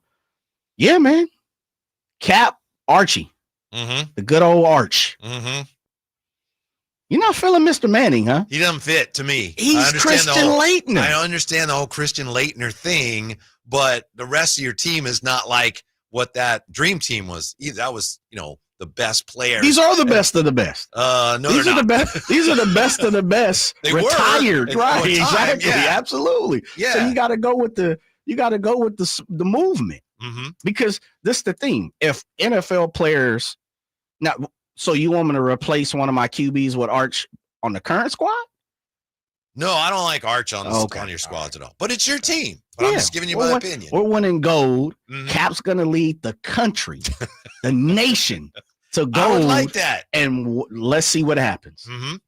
But wouldn't it be, it would be almost storybook. He hasn't been able to get back into the NFL. However you believe the reason why he's not been able to get to the NFL, the fact of the matter is his story, his situation, definitely the climate that we're in society here in the United States.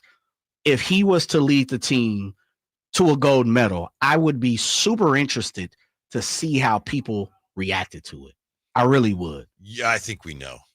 I get it, but I'm just saying I would be interested to see how Me it too. plays out. Yes. Because we know during Olympics, people root for their country more than anything. Especially if you're an Olympic fan, wouldn't it, man, it'd be interesting to see people who are his detractors root for him because he's donning, the American flag and the colors. It'd be very interesting. I mean, we're talking about a story to tell. Absolutely. I like it. Would never happen, but I would watch. Happen. Yeah, it would never happen. Are you going to watch it at all? Sure, I'll watch. All right. Absolutely. Okay. Yeah, I am reserving the right to root for another country just because of the whole underdog thing. Here we go. Right? I told you that already. Yeah, who was it again? I forgot. Germany, that's right. Deutschland. Your lineage. Yeah. Yeah, I got you. Right. Yeah. There's not even that many countries that play flag football, right? Mm-hmm. Well, no. There's over 100 countries that okay. participate in flag football. Really? Yes. I didn't realize that. I told you I read up and down this about flag football. And how many of them play it well? And Trent. Well, that's a different question. Yeah, I know we had the rankings, and USA is on top of both men and women's rankings. Yeah. And I was surprised that Canada wasn't up there. What, Mexico's up there? Mexico's top 5. Team. Yeah. Mm-hmm. Germany's actually Germany. Yeah. It was someone that was surprising. Was it Australia? I believe is up there. Australia's in there. Yeah. Mm-hmm. Japan on the women's side was big. That was other. Yeah, it kind of caught me by surprise. It's gonna be interesting. I'm highly interested in it. I don't want 28 to come too soon, but I'm definitely in for NFL players playing, flag football and representing the country. Yeah, you've kind of talked me into it a little bit. Boy. A little bit. I'm more, I was like on the 50-yard line. You got me down. I'm in the red zone on it. So yeah, thanks, Jay. Thanks Happy for birthday, everything, man. Happy birthday to you, Mr. Bleacher. Yeah, thank you. Thanks for all the kind wishes today. Thank you, Ramsey. Stick around. We have Infinity Sports Radio. It's up next on Sacktown Sports. San Francisco! What a laser from Brock Purdy, and what a catch.